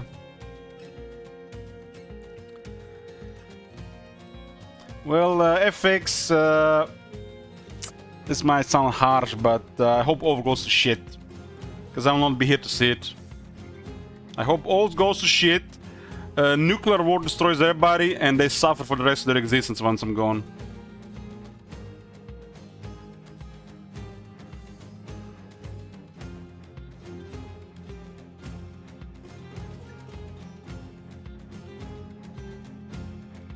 We deserve nothing less.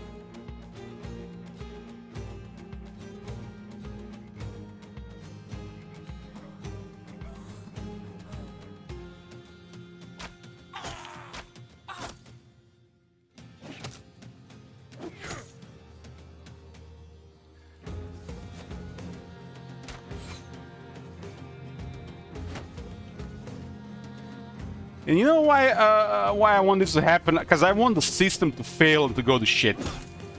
It's such a shit system, so fuck it.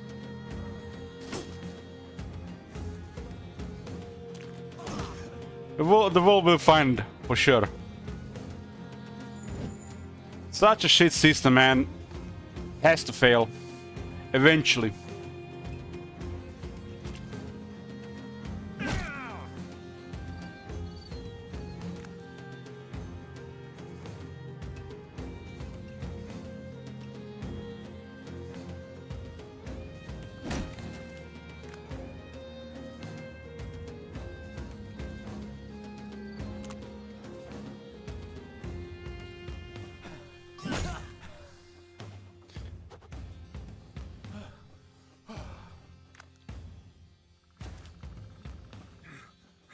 I posted this picture a while ago, one moment.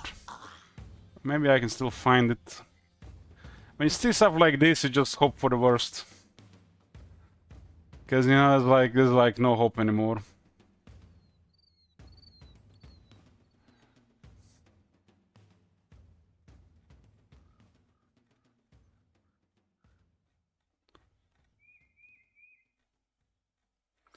Where the hell is that picture?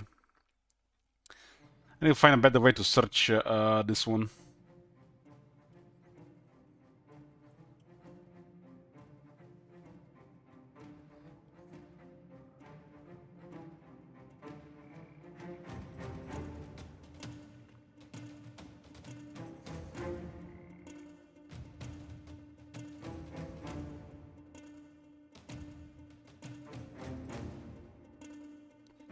Look at this.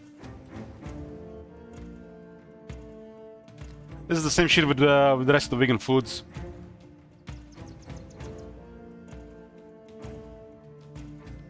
They have to call it something that it's not, so otherwise it won't sell.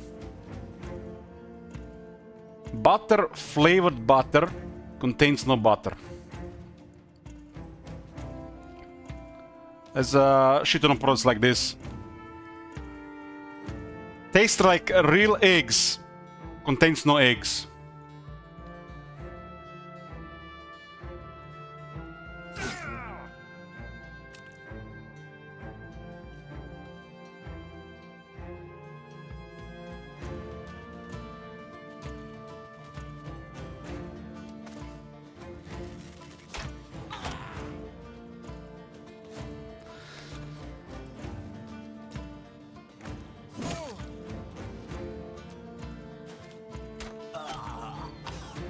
It's hard to care about this shit anymore, really judge if they want to go that way.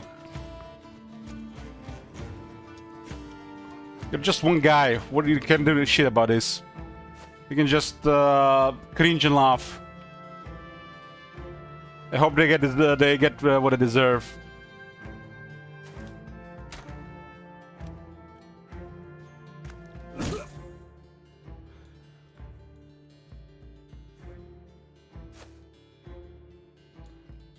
Speaking of cringe and laughing, Season 1 of US Office. Why is so damn cringe? It is so cringe. I've have not experienced such cringe ever in my life. When does it get better? I've seen the first 2 episodes and it's just beyond cringe.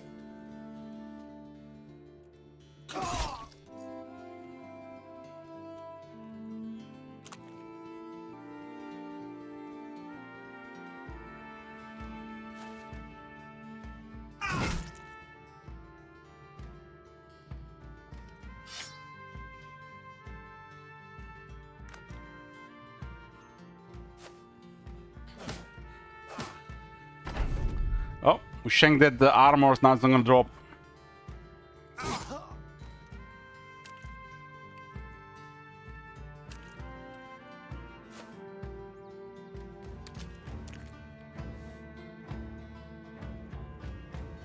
You know, Judge, I need to find time to play. What's the game called again? I keep forgetting.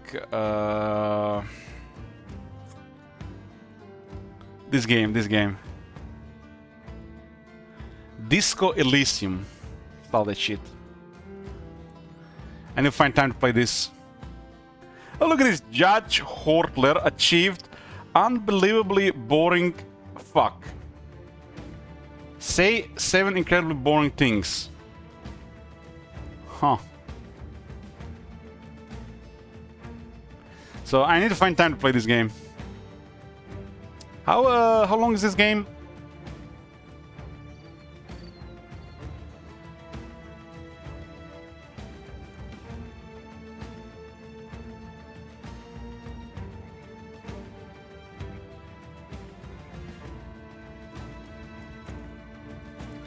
Jesus fuck, Judge, what the fuck is this background? Almost looked like my screen was broken or something.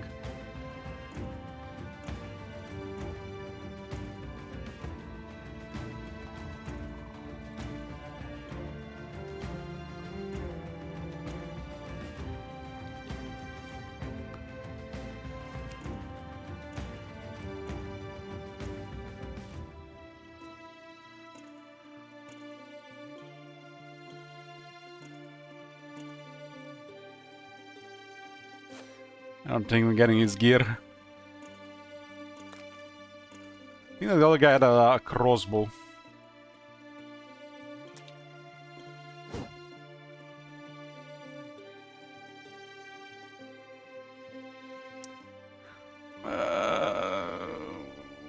How many hours do I even have? I don't even know anymore.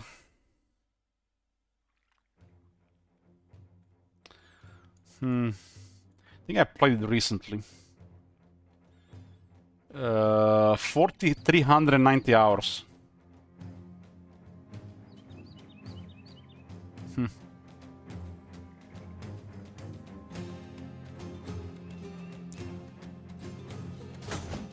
Getting to that 5K.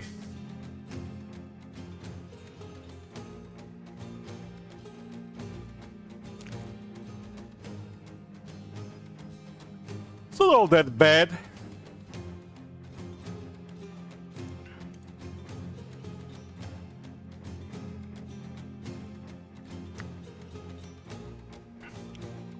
So, how long is the game? Does anybody know the Disco Elysium? Is like is a short game or a long game? How long is the game? So I know what to plan.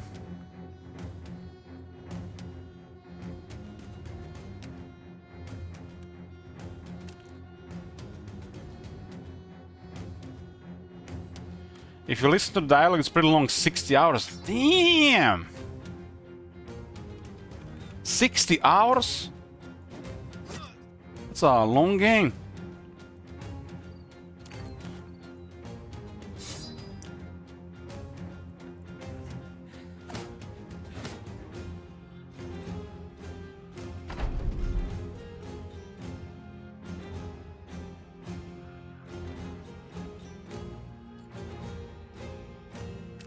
I don't know if we're gonna find time for that.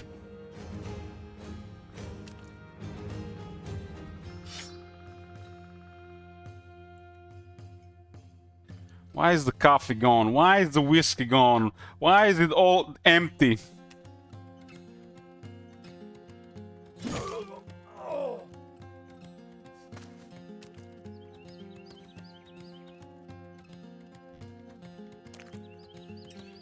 So you're saying that this game is gonna be here on the stream for at least a week? Is that what you're saying, Judge?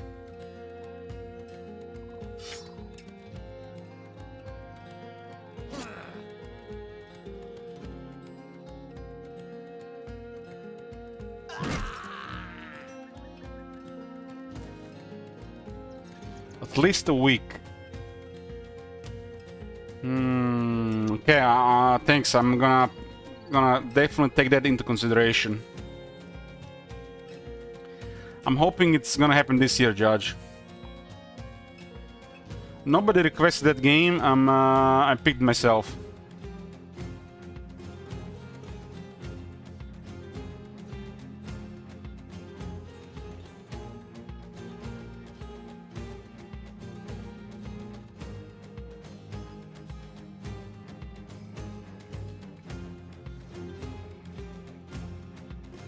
At least a week.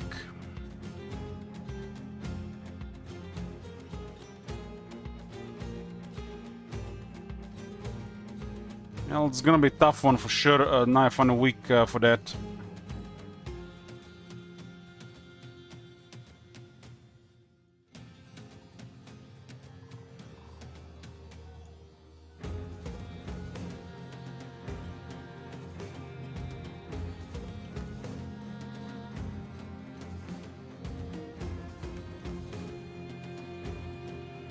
And they say it's really good, so is it like a story game with the gameplay interactions?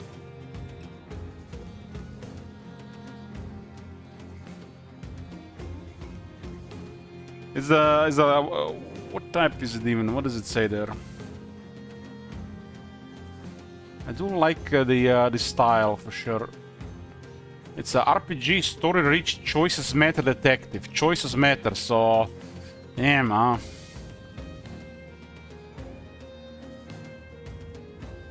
It's almost all dialogue with an RPG system. So depending on this RPG system, there's different things happening in the dialogue, huh?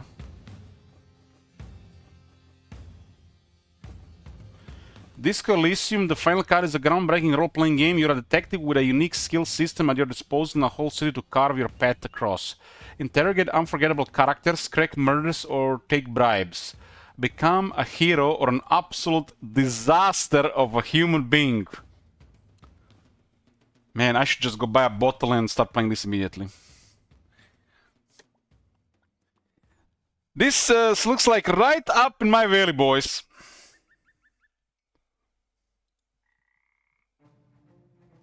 Do it right now.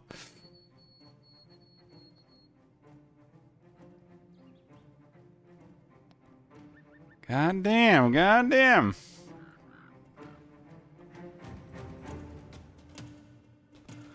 It's a lot of reading the game. Didn't they voice act the game, Tops Adam? No, I have the game. I have the game. Somebody else sent me this game. I think they added voice acting. I didn't want to play it until they added voice acting.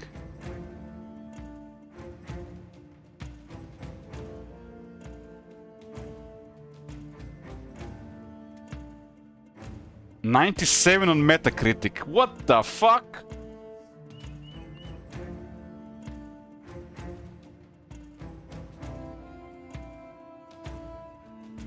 Well, that's it, boys. That's it. It's been decided. I'm gonna go be impulsive today. We're gonna do a few more hours of Bella Brothers. I'm gonna go to the store and I'm gonna get back. We're starting this shit. It's been decided. It's now or never.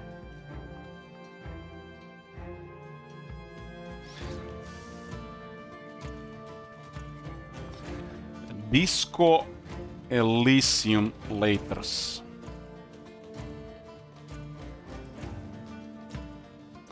It's starting. It's gonna be starting in about 4 hours, I think.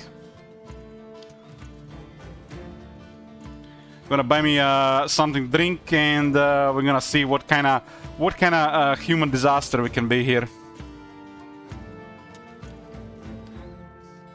You know, guys, I love these games with choices matter. I love the game with choices matter. These are becoming some of my favorite games for some reason.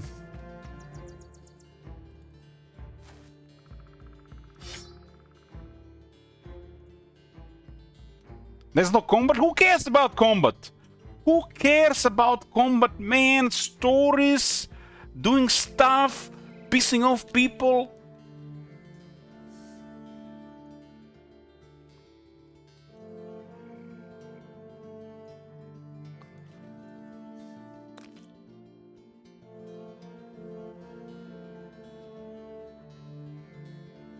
Sometimes the game is just making everybody mad. The in-game characters, the chat, yourself, because you can't do it in the real world. And while you're playing the game, you got a little bit more freedom.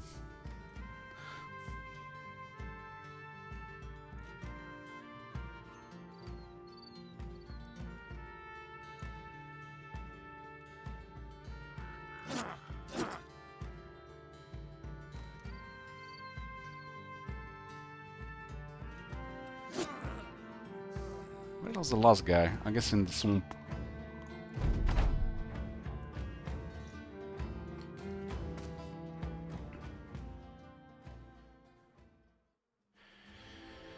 Six, 7, 12, 13, 16, 17, 18, 19.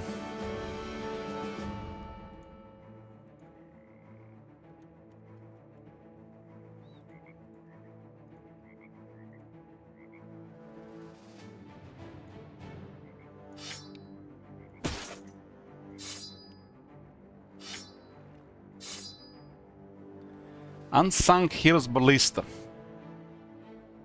I'll sell. Okay, about crossbows.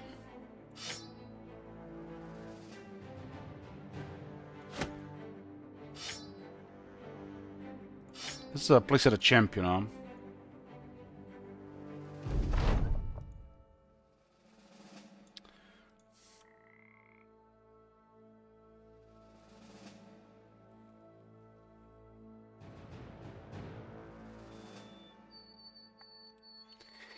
That game makes me really uncomfortable to play.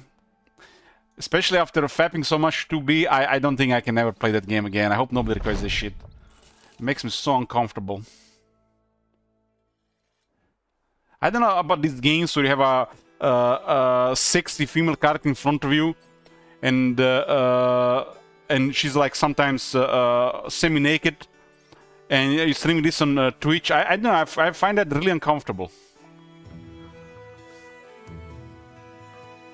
It's like my imagination goes wild. My imagination goes wild.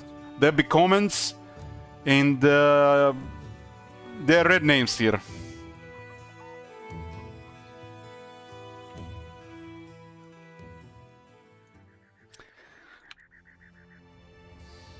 And you said you had play a mobile game on Twitch was allowed? It's never gonna be allowed, so I'm safe.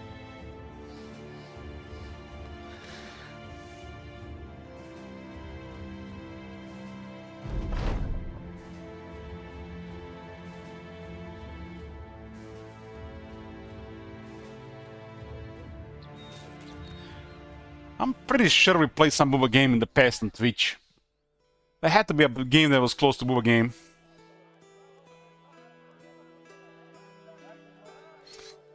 Don't be like this, Agneta. I already have Scorn scorning me all the time.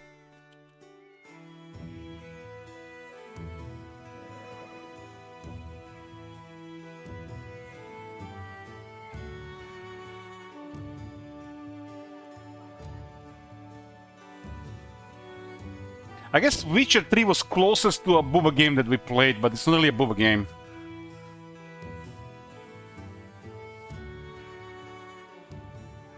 I mean, it's different, Judge, it's different. There are games which literally, the main part is the sexual content. That's the problem. If the sexual content is the part of the game, that is fine. I mean, look at the new Hellraiser. That game literally has a sex scene in the trailer. Desert Stalker would probably be a disaster to stream for sure. That's that's never gonna happen. That's a Booba game. Prime example of a Booba game.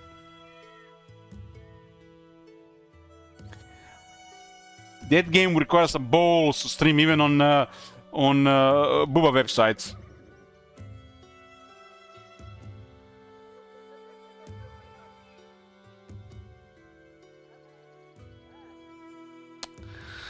Judge, I'm not even gonna read this shit. What the shit?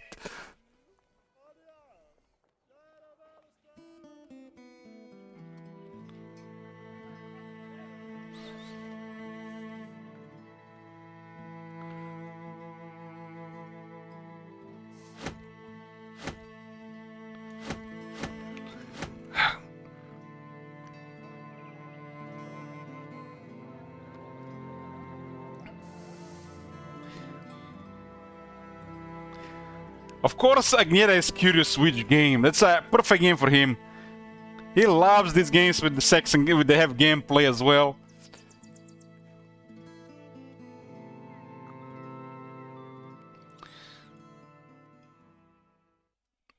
But this game is fine. Look at this. Survival horror, dark fantasy, RPG 2D. It has 97% rating. There is no sexual content here.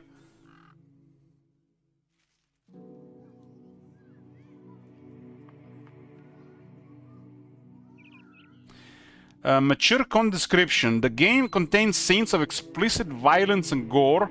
Dismemberment is one of the core mechanics in the game. The game also includes the following: use of alcohol and drugs, because, you know, that's the worst. Scenes of self-destructiveness, from suicide to self-harm, nudity, and sexual content.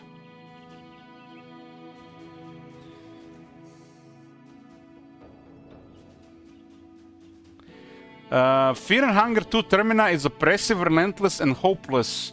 A mix of JRPG and survival horror.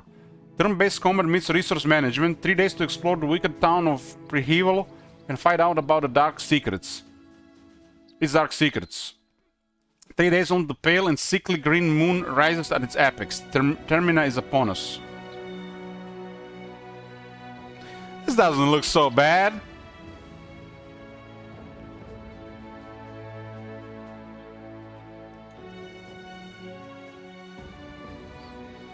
Well, looks like Judge, this is a prime target for your request token.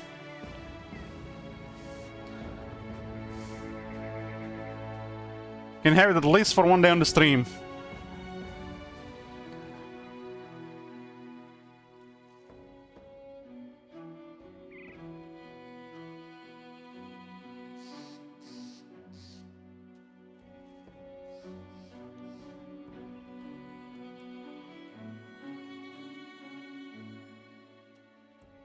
How about the king is watching?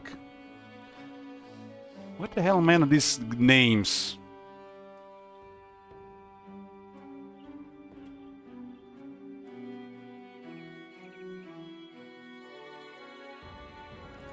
It looks like some kind of mobile game. RTS Dark Fantasy roguelike base building.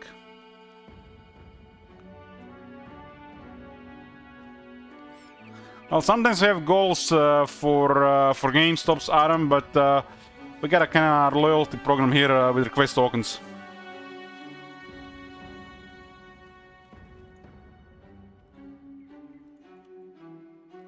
There's people with lots of request tokens.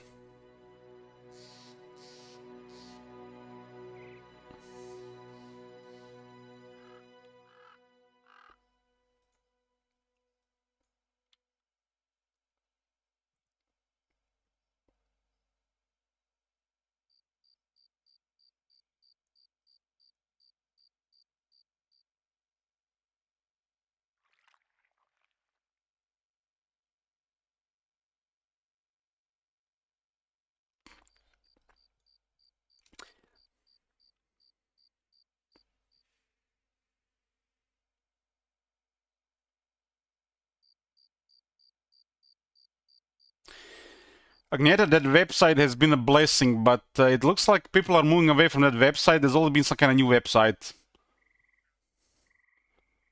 Hey, Tom Manager. Good morning. Tom Manager, you want the bad news or want the good news?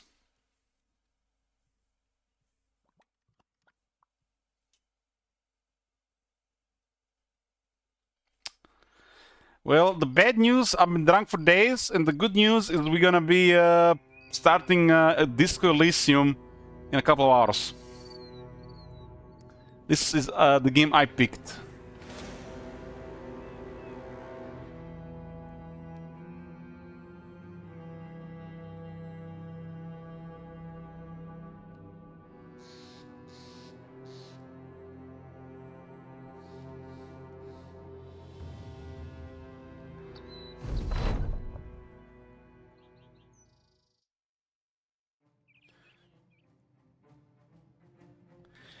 Oh, my bad. Those are both good news. Those are both good news. The bad news, they're putting maggots in our food. What the fuck, man? I was just checking something else and just fucked up. The bad news is we are putting maggots in our food. The other two are very good news.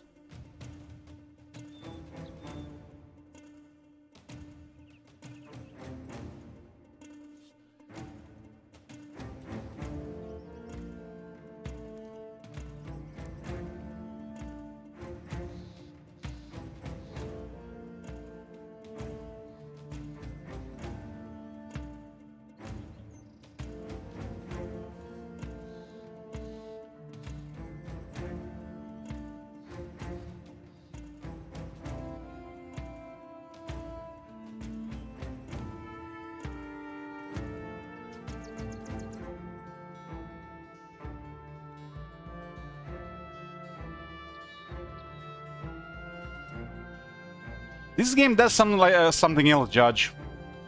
I'm a little bit curious and disturbed at the same time. Especially when people say they played this game several times.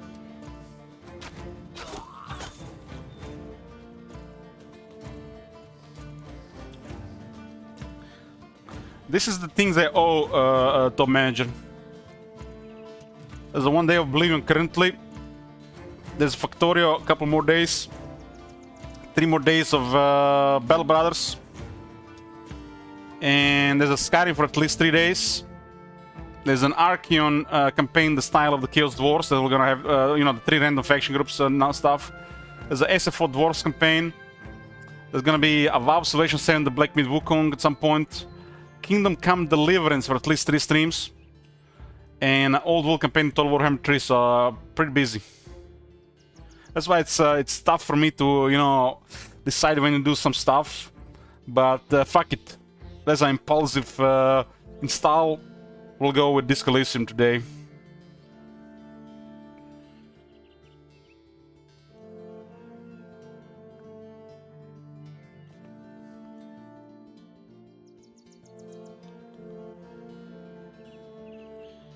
All these things will be done at some point, no pressure, right?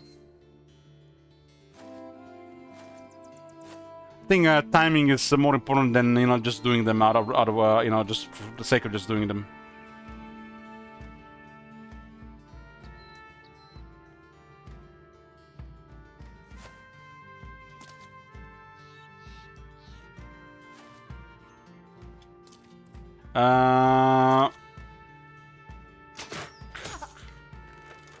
The next back and forth will just be Sabotage top manager, pretty much. I might just give request tokens to people so they do what they want with them.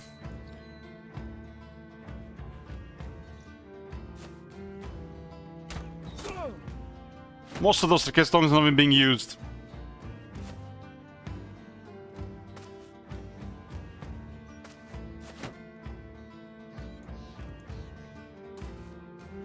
When's the next back and forth will be? It's most likely November. This is a separate campaign, Sleep Sun. Saint Isaac is his request. The last back and forth was way too long, so we're gonna fit one more this year. It's probably gonna be in November. We'll have Will to Sabotage, and we have a special setup. And that's it. The supporters will be getting request tokens, and hopefully it's not gonna last for more than a few weeks.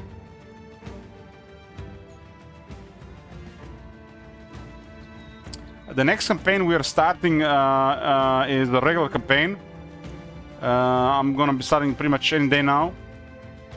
And when that campaign is finished, we'll be playing the St. Isaac's campaign.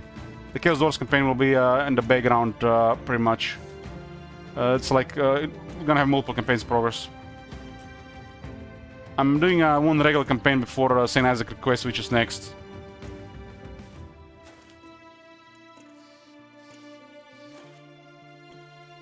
I haven't decided what's gonna be the next this regular campaign.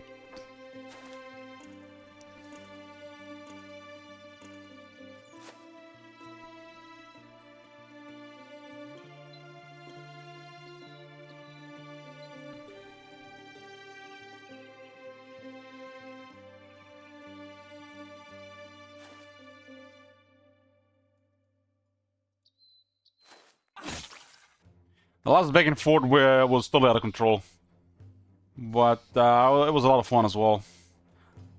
Went on for way too long.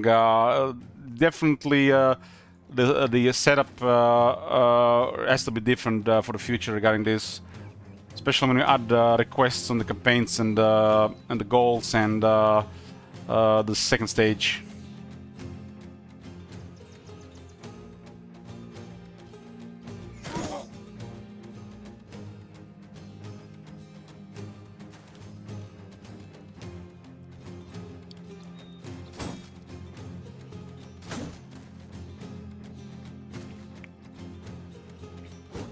Gotta make the sell campaigns or the back and forth campaigns with a little bit different setup, so we can have them like 3 times a year. You know, more focused around fun than goals.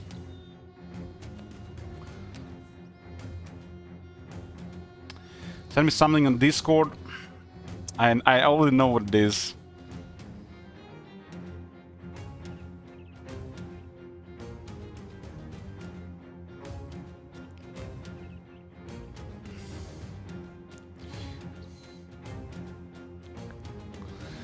Look at the Agneta there.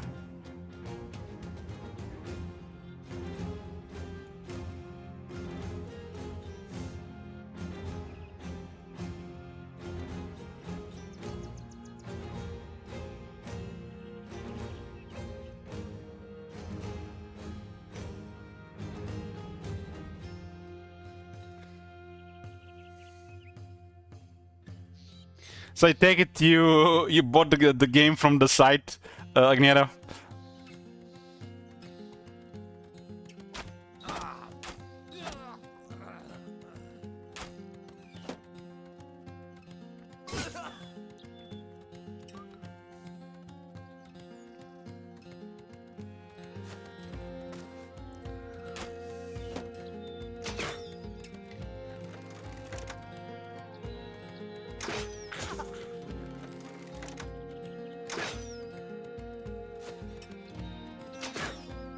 Yeah, I understand. So I'm guessing at some point we'll see this game on the stream as well, for at least one stream.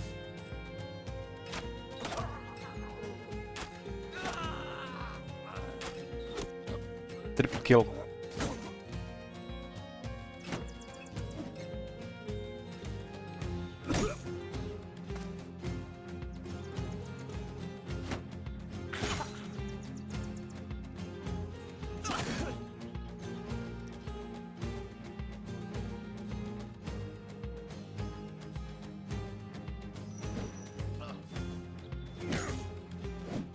Don't get excited, Flip Sand. It's not Stellar Blade, Booba, ties and stuff.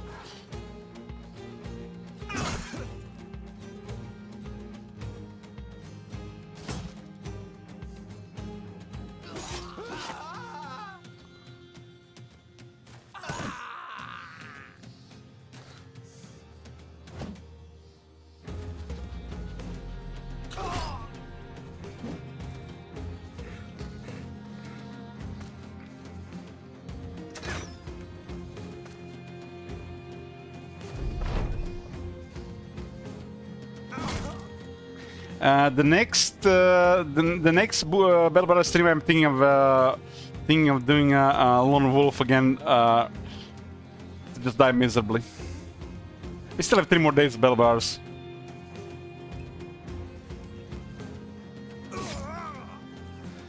Suffering, man. This is an enjoyable ambience here. Just to enjoy the music. Listen, Top Manager. Top Manager has become a sadist. Like, you spend too much time on this stream. You just want to see me suffer. Hey, Odin.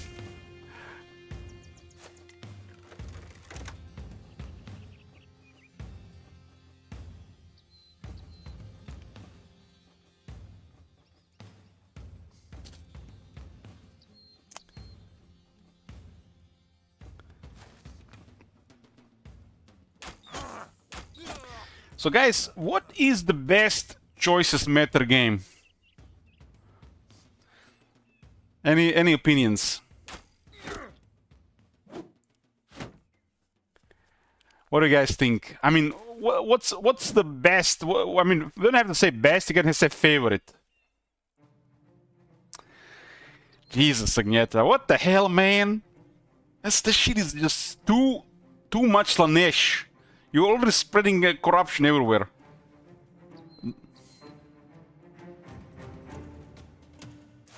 That game was too much.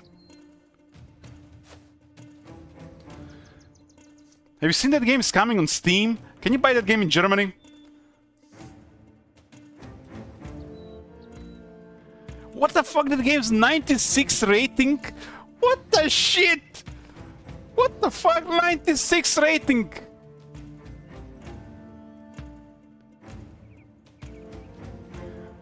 They're gonna ban that shit the moment it gets released, I think.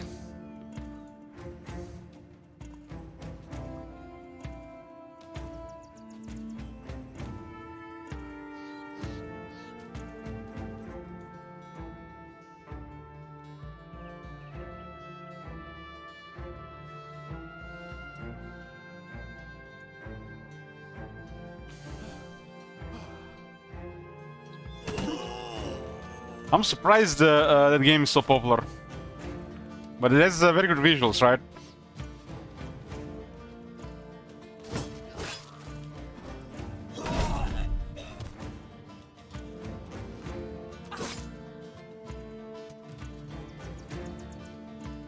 Last game that I played that was similar to that game got removed from Steam.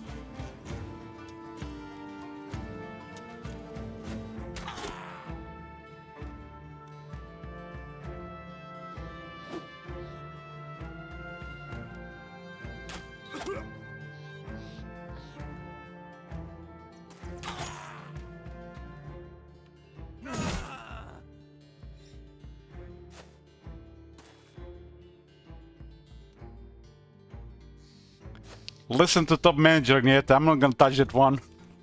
Just give him a Pepe laugh. Give him a Pepe laugh for me.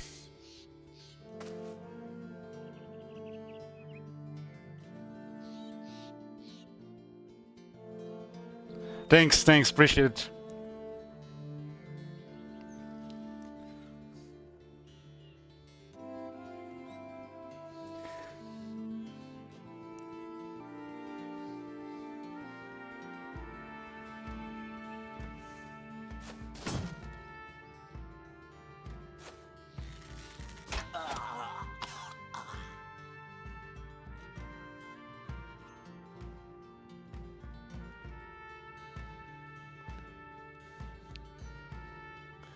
Okay, I understand. This is just one time. I don't see the last one.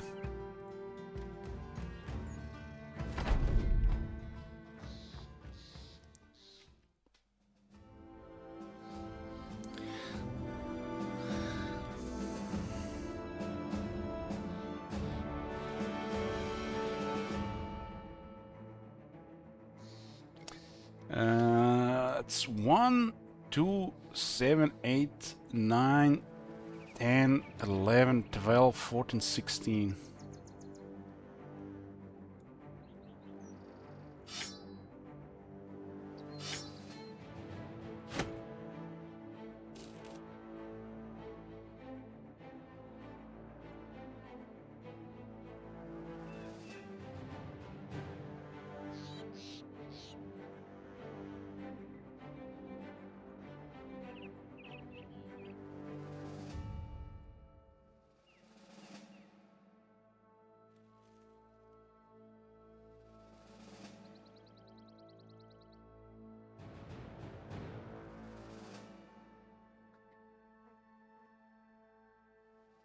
I don't know about choices matter, but my favorite RPG might be Lisa. Okay, I must see what this is now. Must see. Stop major things, something like this. I must see what this is. There's a bunch of Booba games here. Which Lisa?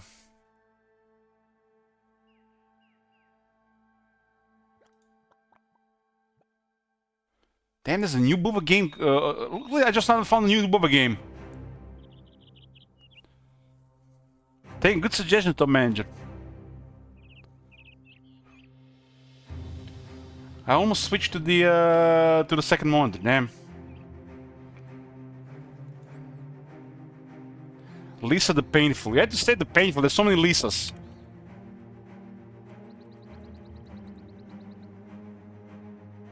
Didn't they take most Booba games of Steam? No, Steam has been never more. There's never been more Booba games. They're coming literally every week.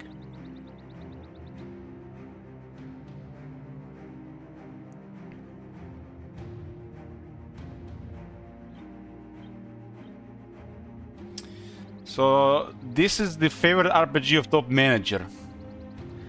Lisa the Painful. The miserable journey of a broken man.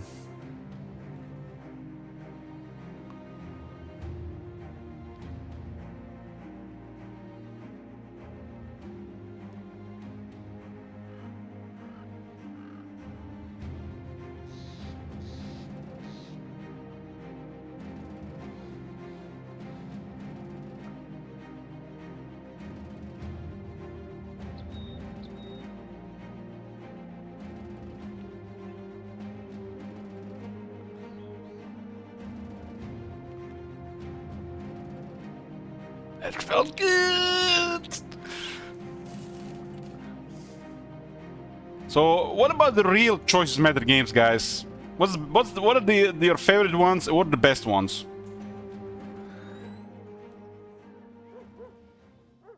I think, you know, I'm gonna get Phil's Weird Man from what's it called, the Top Manager, but this is the best one.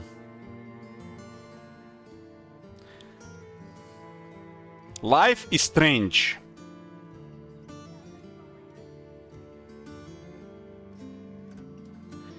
I played this one off stream several years ago, and it left me in a wreck. I don't think I could play this game on stream. There is no fucking way. I have to do the stuff a certain way. It's otherwise gonna be all fucked.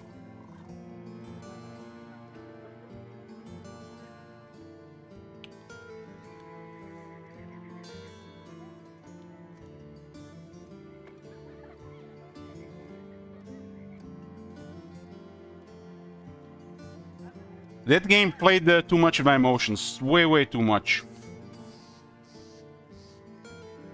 Beer boys. Where's the beer thingy? Beer boys. Okay, where are we at?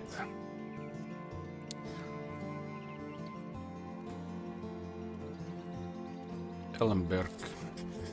It's gonna be mercenaries. Probably just do another hour or so this. Then I'm gonna have to go to do something, store. And when I get back, we'll check Disco Elysium. I decided to play this game. Victor, you sent me that game? Yeah. I always got very curious about that game a while back, but they didn't have voice acting. I was waiting for the voice acting before I played, but I never really found the time, so I feel it's never gonna be the right time, so I might as well just start playing it anyways. If it's any good, if I really like it, we'll just keep playing it. But apparently it's a long game.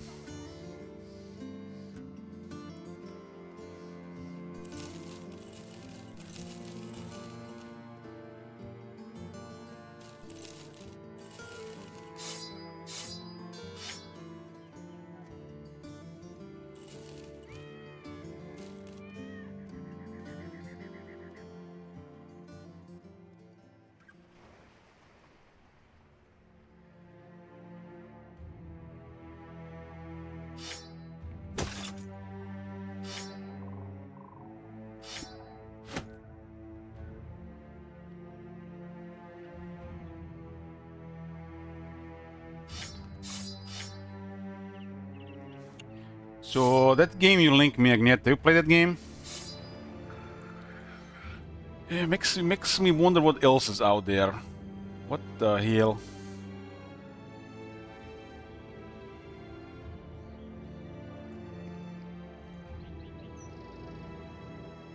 I know stuff. Agneta, you're full of surprises. What the fuck, man?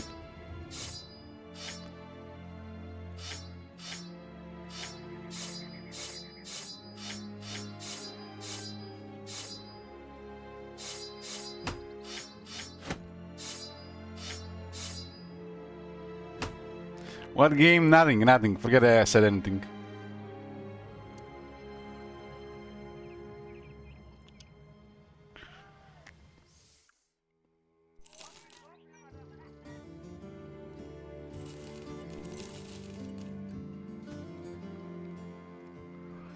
Ellenberg. Ellenberg is up there one day.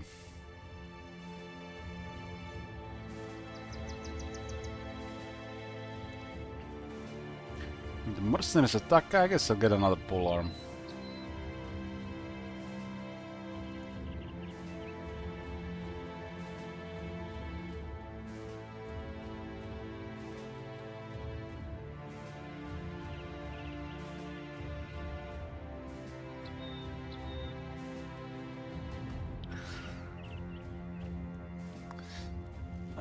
Man.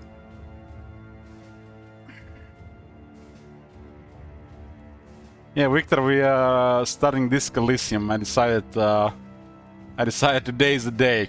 Otherwise, it's never gonna happen.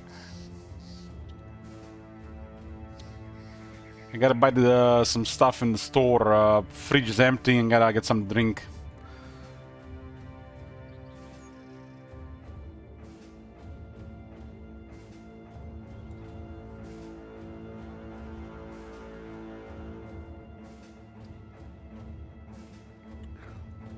Today's the last day of July, so we're getting August, so we can expect August planes from CA starting from tomorrow.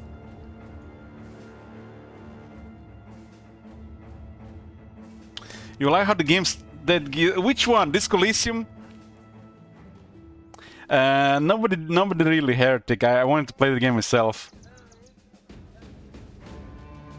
I haven't been outside the house other than one time for some.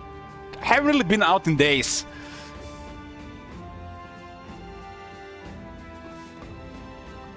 I've been surviving on eggs, canned fish, and cottage cheese, and whiskey.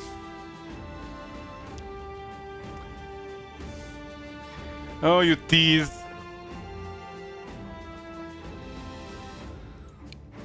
I don't think I've been sober in a week now.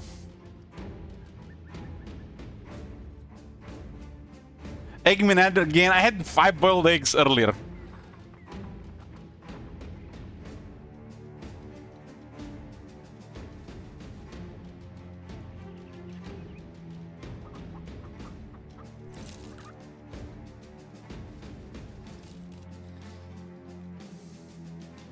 Haven't eaten yet. I had 5 boiled eggs, 200 grams of cottage cheese, and a small pear.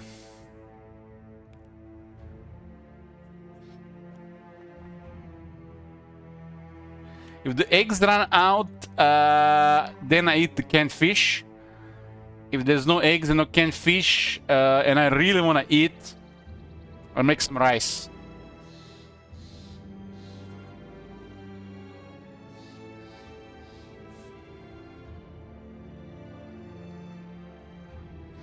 One was running out. Eggs. Eggs are gone. Fish is gone. And whiskey is gone.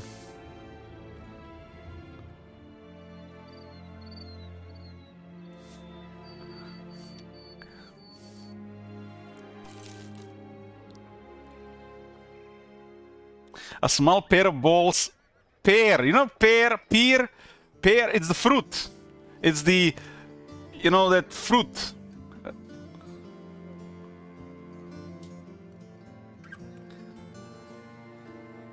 Rum is best in your opinion? I don't mind rum.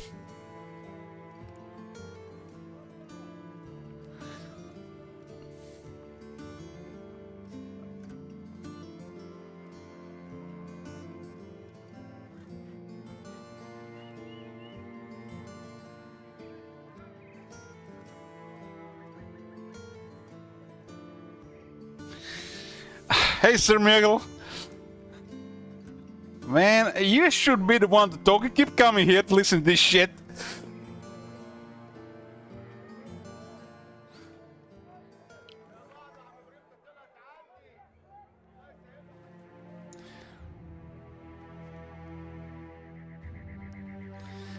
I have to deal with stuff, and it feels like the best way to deal with it is just drink. Like, what's the alternative?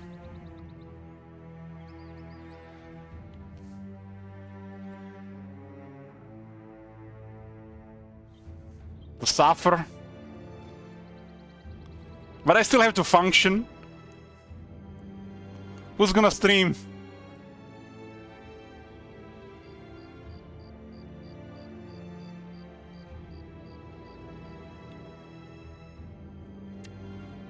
Illich is mad at acting, getting ready for Disco Elysium, that's why he's drunk for a week.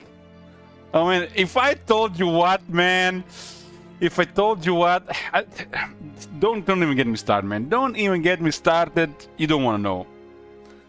No, this is not something I want to talk about. Fuck it.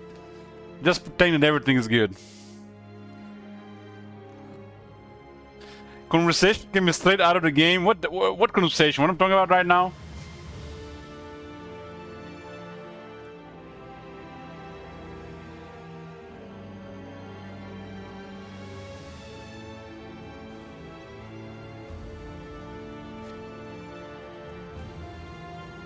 Every time I shared some of this shit with people, they literally disappeared.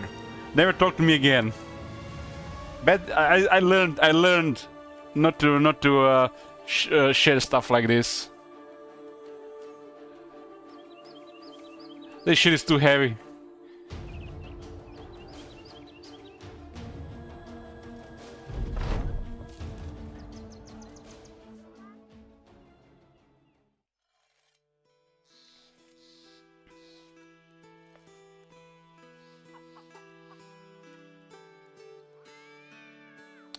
Didn't you hear, Victor? Last month I found out the McDonald's girl had kids. I haven't been there again.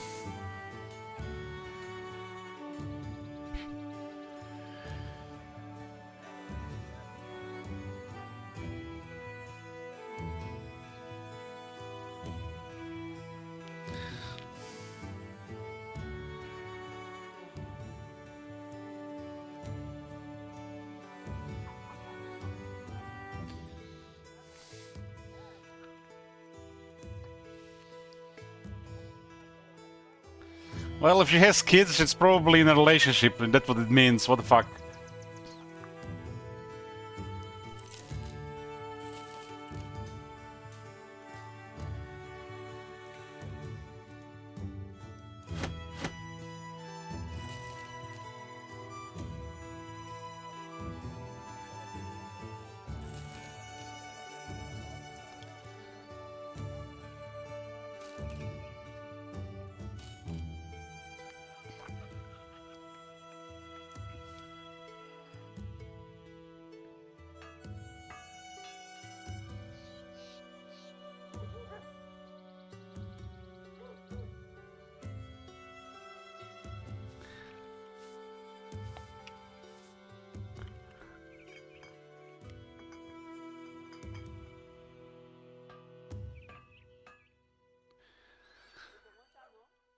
Top manager, I think you're from Portugal, right? Doesn't Portugal have some of the highest divorce rate in the world?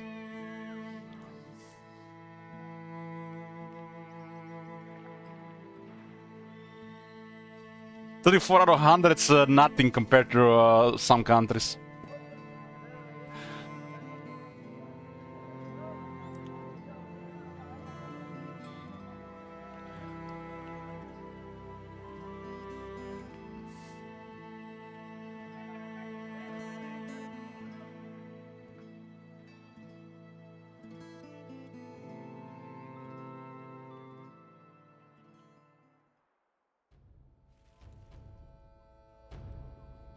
Considering the state of the world and how the society is developed, I think 30 to 40% divorce rate is acceptable.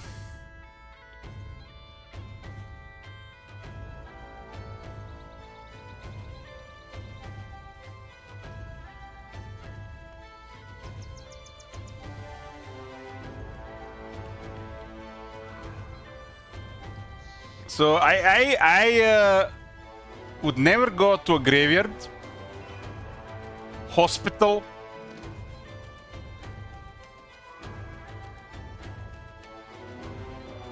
funeral, or a wedding. And if I had to pick out of all these 4 places, I would probably pick to go first funeral or a graveyard. Wedding last. Absolutely never happening. It's like, it's just sickening to even the idea of going to a wedding.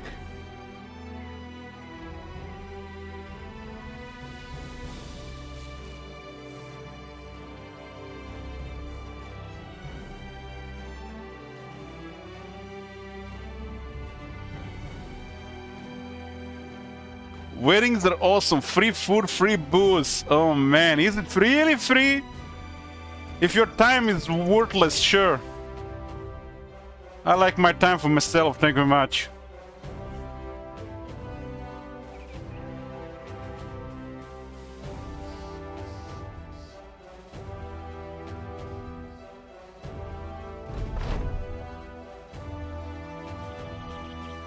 Sparta, you drunkard!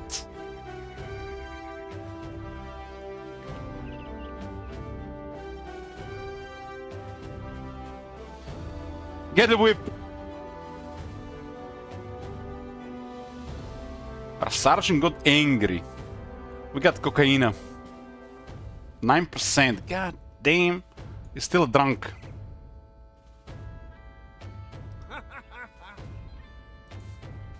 That's why we have the happy powder in the inventory, so they don't desert.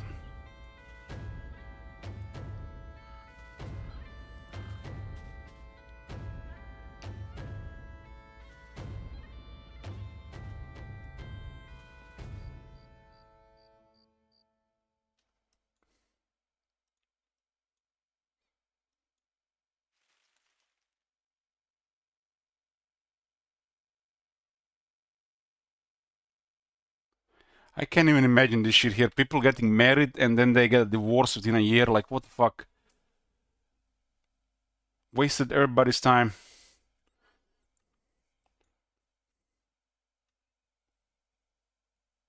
If I was going to a wedding, I'd probably get drunk and just talk shit to everybody. Or, you know, how much extra they should eat.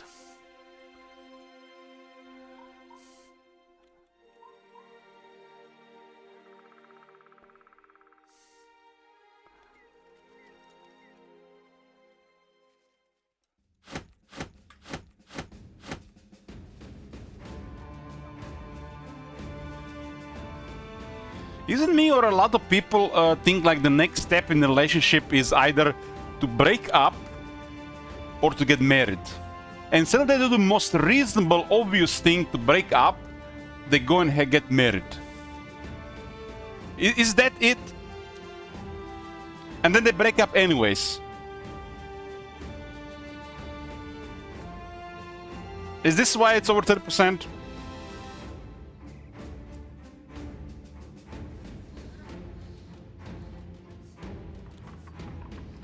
Heretic says currently whenever you go whenever you go you talk to everyone about how much eggs you should eat. We just have to put up with it. No, I just silently judge everybody's poor decisions and then just do some of them on my own, just because I see everybody around me doing terrible decisions every day. I'll be the silent judge most of the time, especially when sober. Observe and don't give a shit about anybody.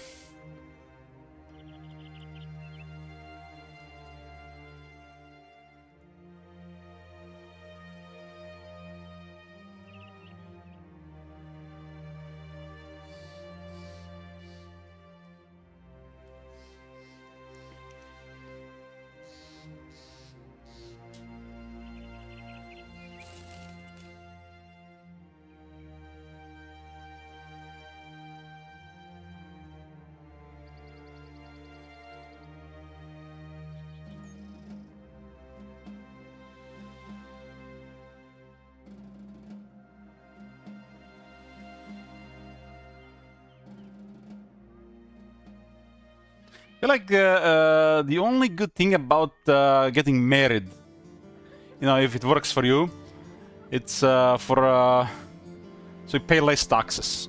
It's probably the only good thing out of it. Make your life a little bit easier.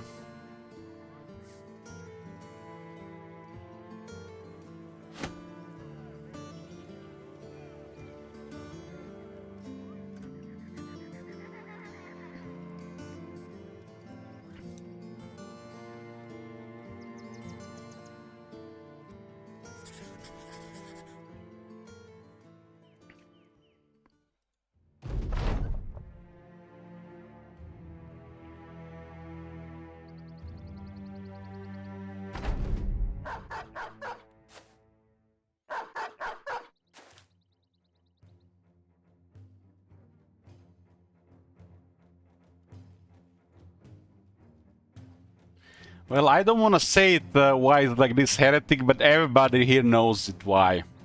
You just can't say it, otherwise you're that, you know, that French word.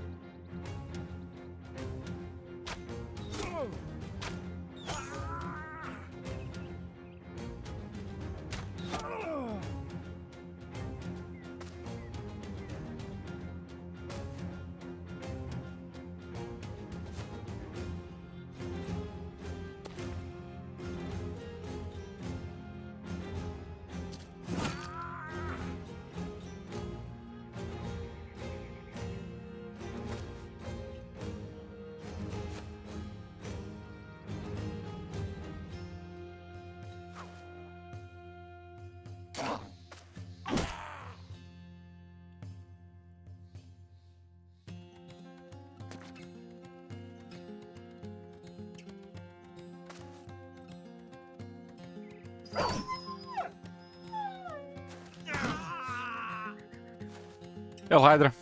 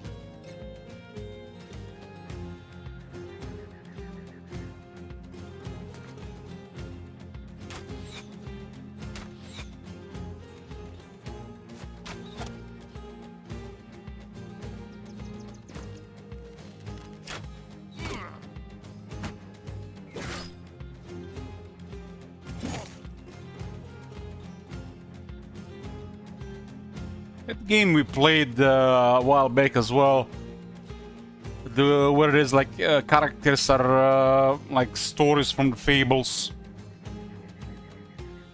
From what's it called? The Wolf Among Us, I think. That one was really good. Whatever happened to those people that worked on those games?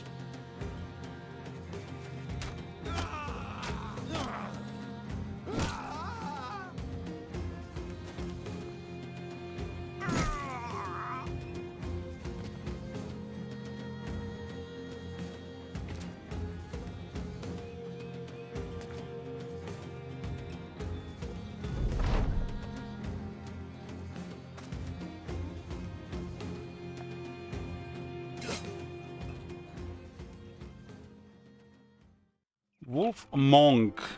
This one here. This here is a great game. Has a 97% rating. Telltale, yeah, Telltale. This is one of the best one of these games. So it's probably worth replaying.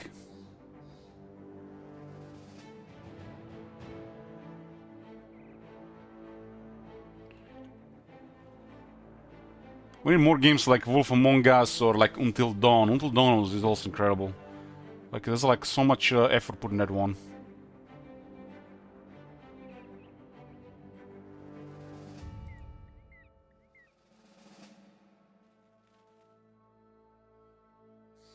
They got Batman, they got Expanse.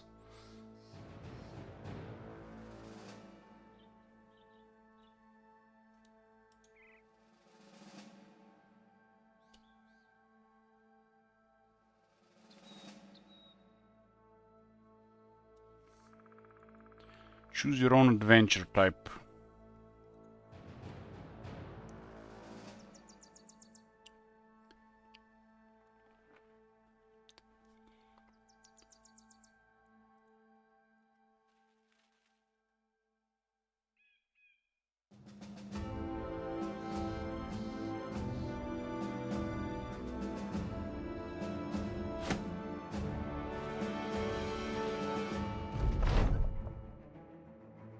I mean, these games do have some high rating, but they don't seem to be that popular.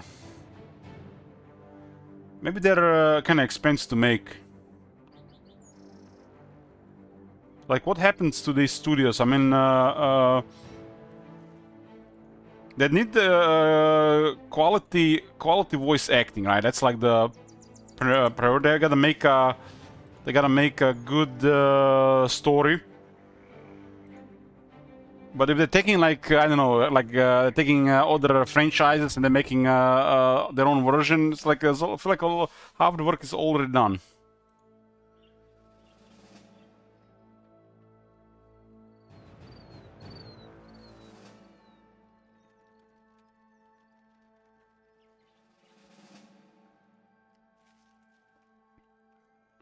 I only played The Walking Dead and The Wolf Among Us Lives.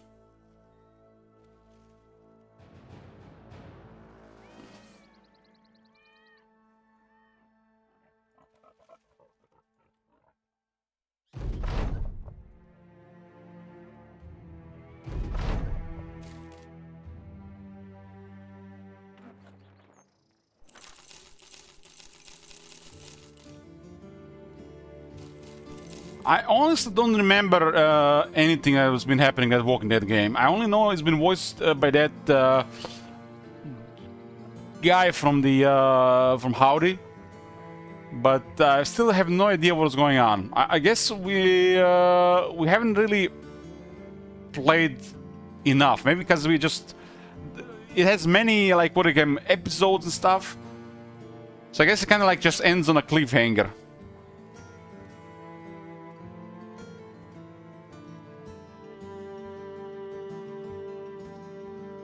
I mean, it was a standard Walking Dead stuff.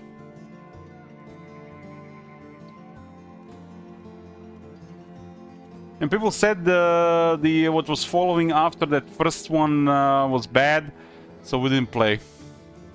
I mean, I think the guy got actually killed. Or was the girl that got killed? I think the girl might have actually died. I don't remember anymore.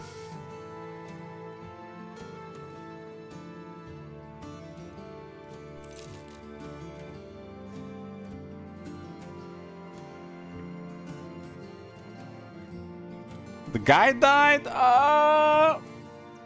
You sure?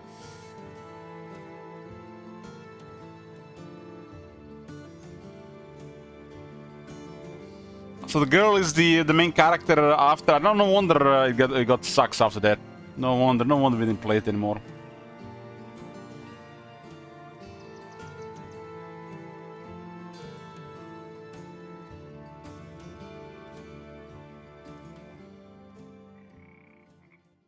So the ending is the best part.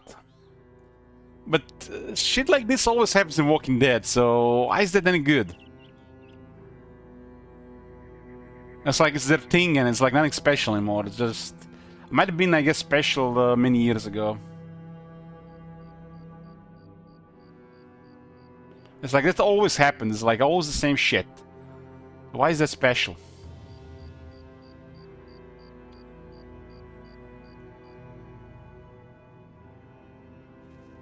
Well, he was never the main character if he died to a manager. That's just first episode.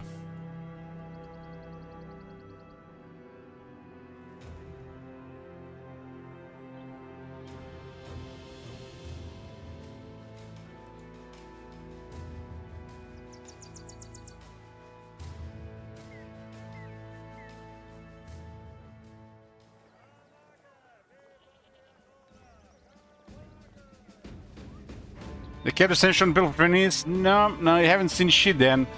People were dying all the time, Top Manager.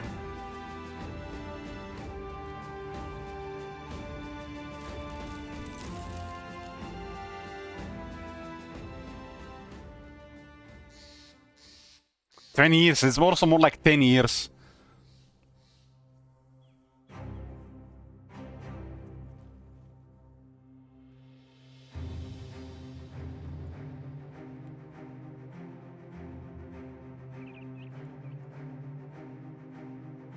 Yeah, after the prison, it actually just got really poor. It's like I tried to rewatch it to get to like the 6th season, but after prison, it just goes so poor. I don't know, it becomes somewhat repetitive, and nothing really. It looks like they were just doing messed up shit just for the sake of messed up shit happening.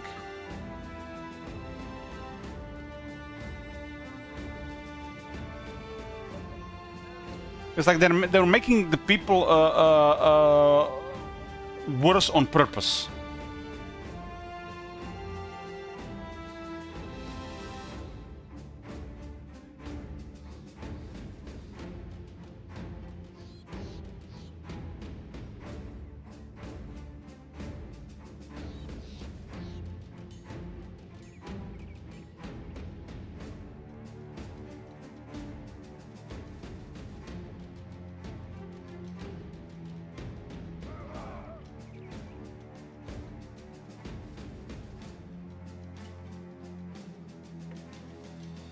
So the characters in the show, they have to be really something, so you keep watching. They have to be really something. Yeah, like in The Boys. Like in The Boys. You have to make shit like that, otherwise it's not gonna work. Because you can only shock people so many times before they start to expect it.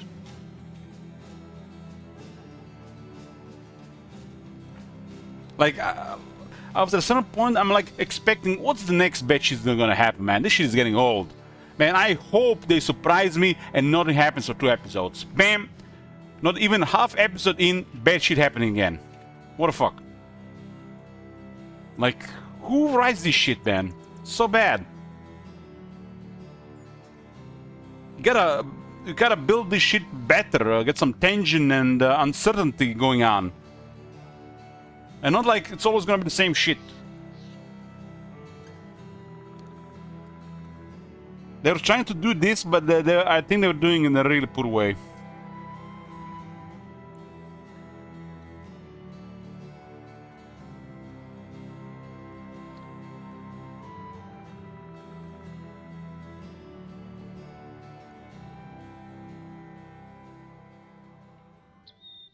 Well, Game of Thrones is still one of the best things that ever got created, Top Manager.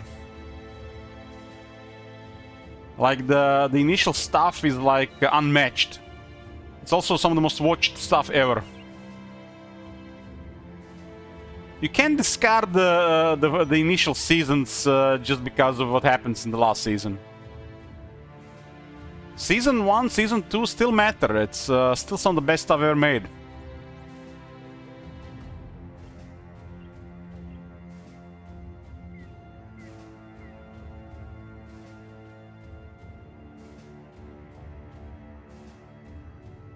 Yeah, that definitely damaged the rewatchability, for sure, for sure.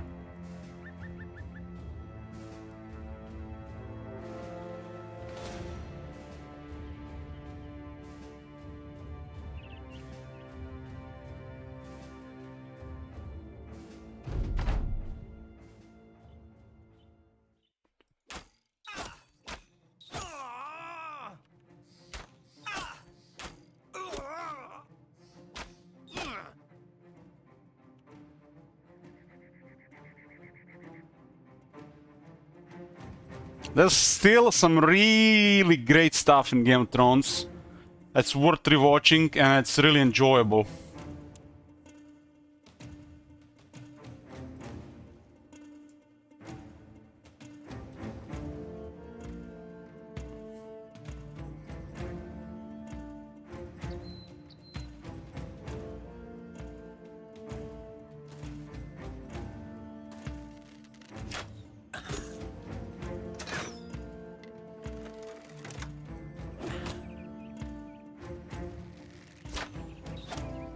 You know, for a while I was rewatching Rome, I think that part in the Rome when they were having the town part was poor, but the main reason why I kept rewatching Rome was any scene with James Purefoy, the guy that played Mark Antony. That was just amazing.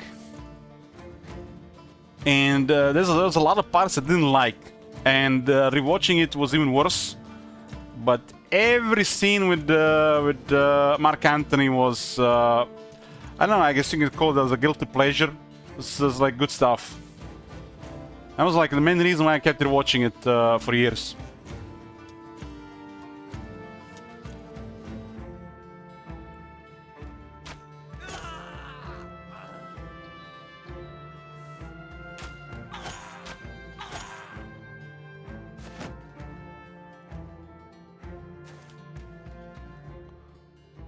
And Rome has a lot of those stuff, same as Game of Thrones. The best parts are literally conversations between characters.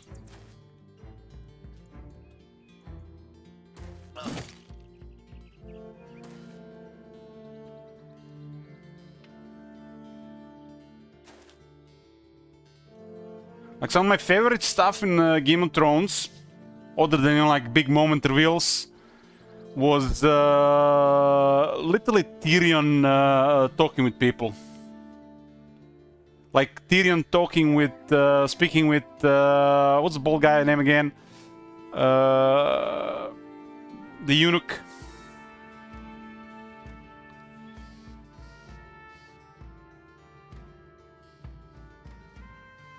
Time to learn Chinese and teach Spanish for the life. Victor, we can all be that lucky. Leaders. Yeah, the one of the advisors.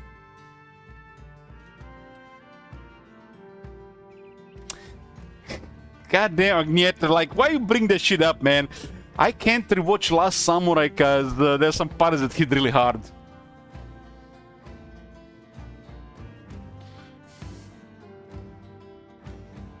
Varys, yes, Varys. Last Samurai has such amazing soundtracks, and there's some, like, couple of parts are like perfection.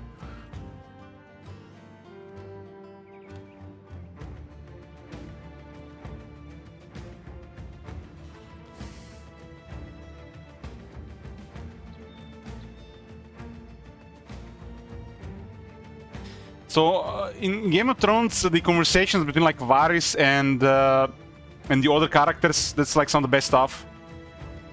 Like from top of my mind,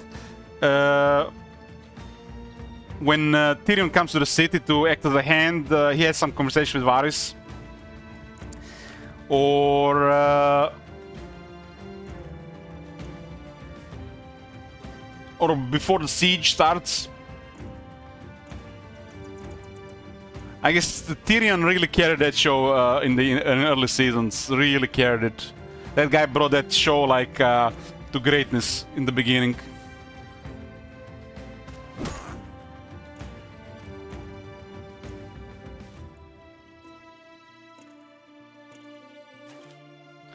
Yeah, Tywin was a really amazing character as well.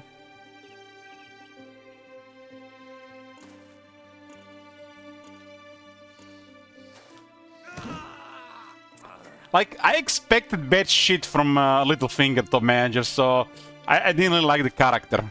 He played it well, but I expected he's gonna do bad shit. But from Varys, I didn't know what to expect.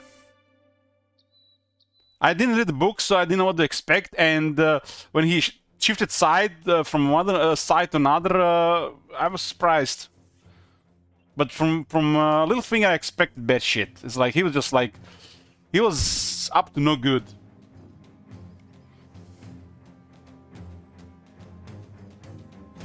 Looks like Varys was serving the people while Littlefinger was just selfish, just thinking about himself.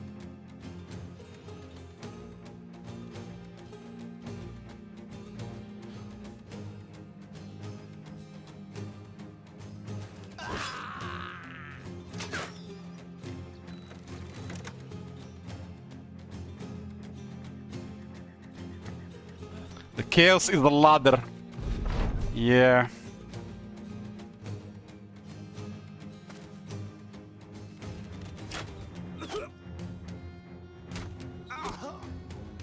So, who's your favorite character, guys, in Game of Thrones?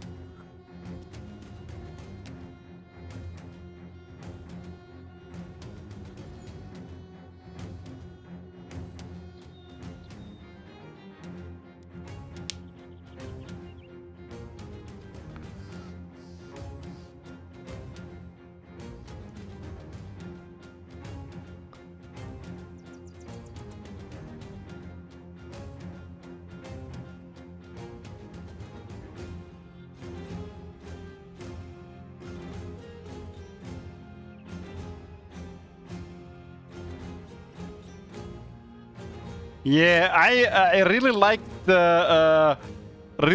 Tyrion when I watched it first time. Like, it was hard to compete, but as on several rewatches, my favorite character is the Jaime Lannister.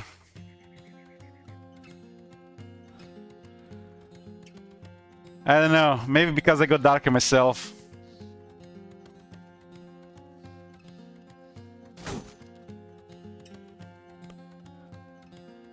But Tyrion, definitely the first time go, for sure, Tyrion was the best.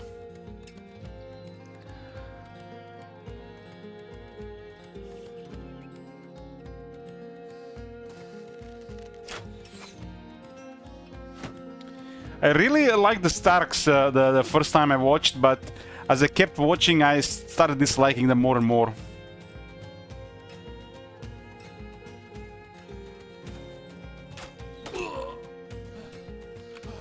And I think the sisters are the worst.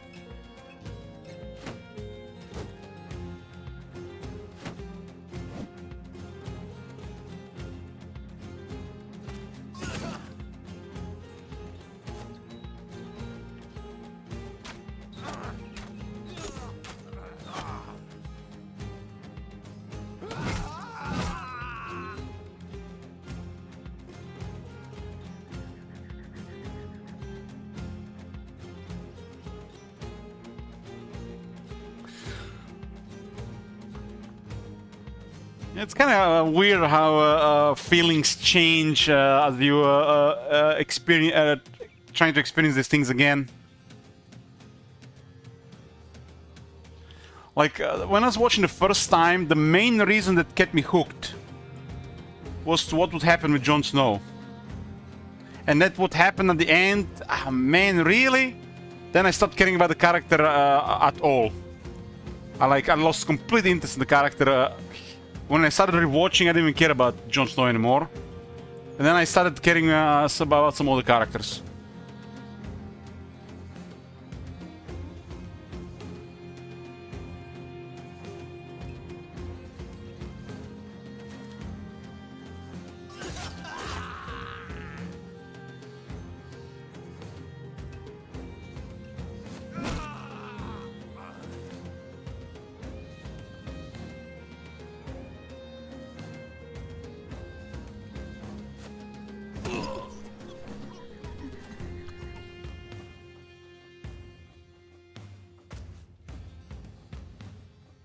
That world is so fucked up, I don't think I even saved anybody. I guess Varys was on the right side.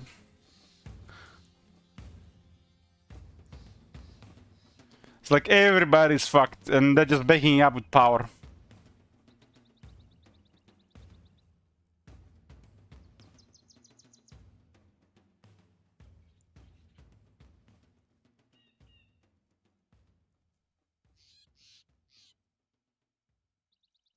Yeah, I had no idea what Game of Thrones was. And when Jaime threw the boy from the tower, I was like, what the fuck? Like, I was not surprised they were fucking, but when he threw him off the tower, that just like shocked me. That was like, what the fuck moment.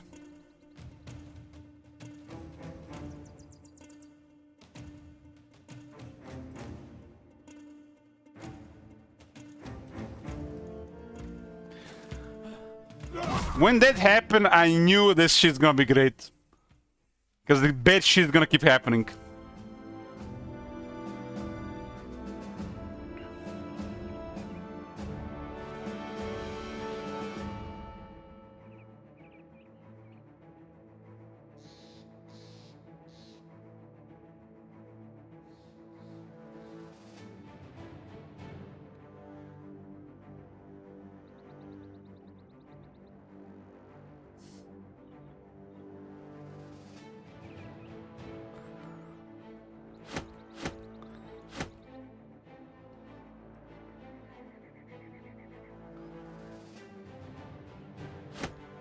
You know, in anime, for example, anime has some of the most fucked up psychological drama stuff I have seen in anything. It's like Japanese are on a whole different level than this.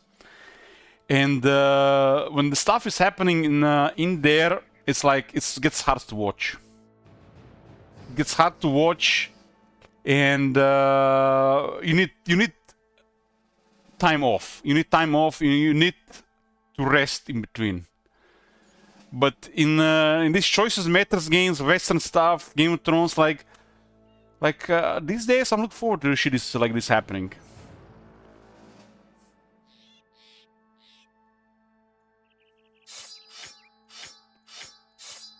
They do it in like more obvious way, I guess, compared to the Japanese.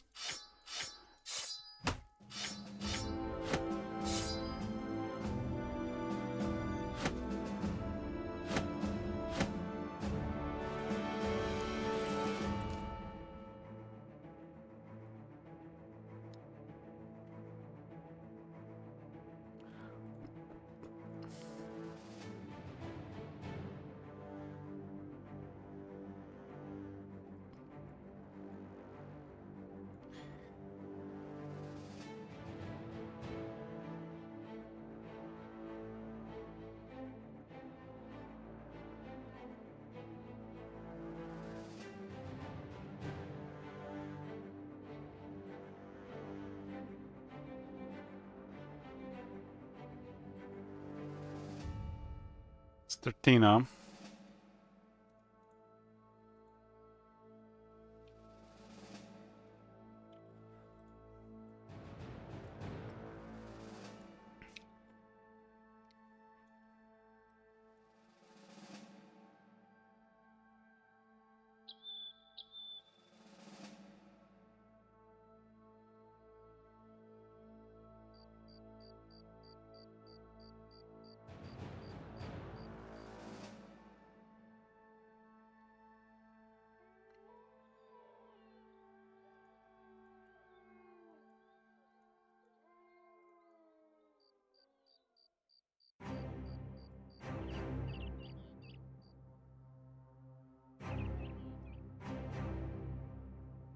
So, Top Manager, do you know how long is the Disco Elysium?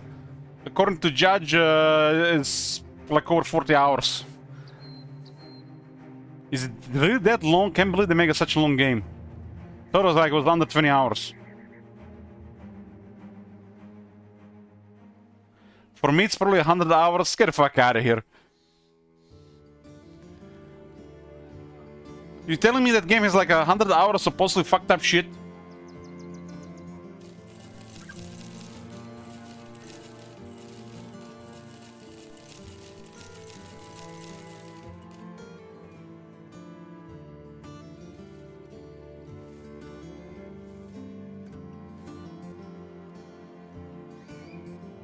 But it's voice acted these days, Top Manager. I was waiting for the game to be voice acted. They're saying there's a lot of reading even without voice acting.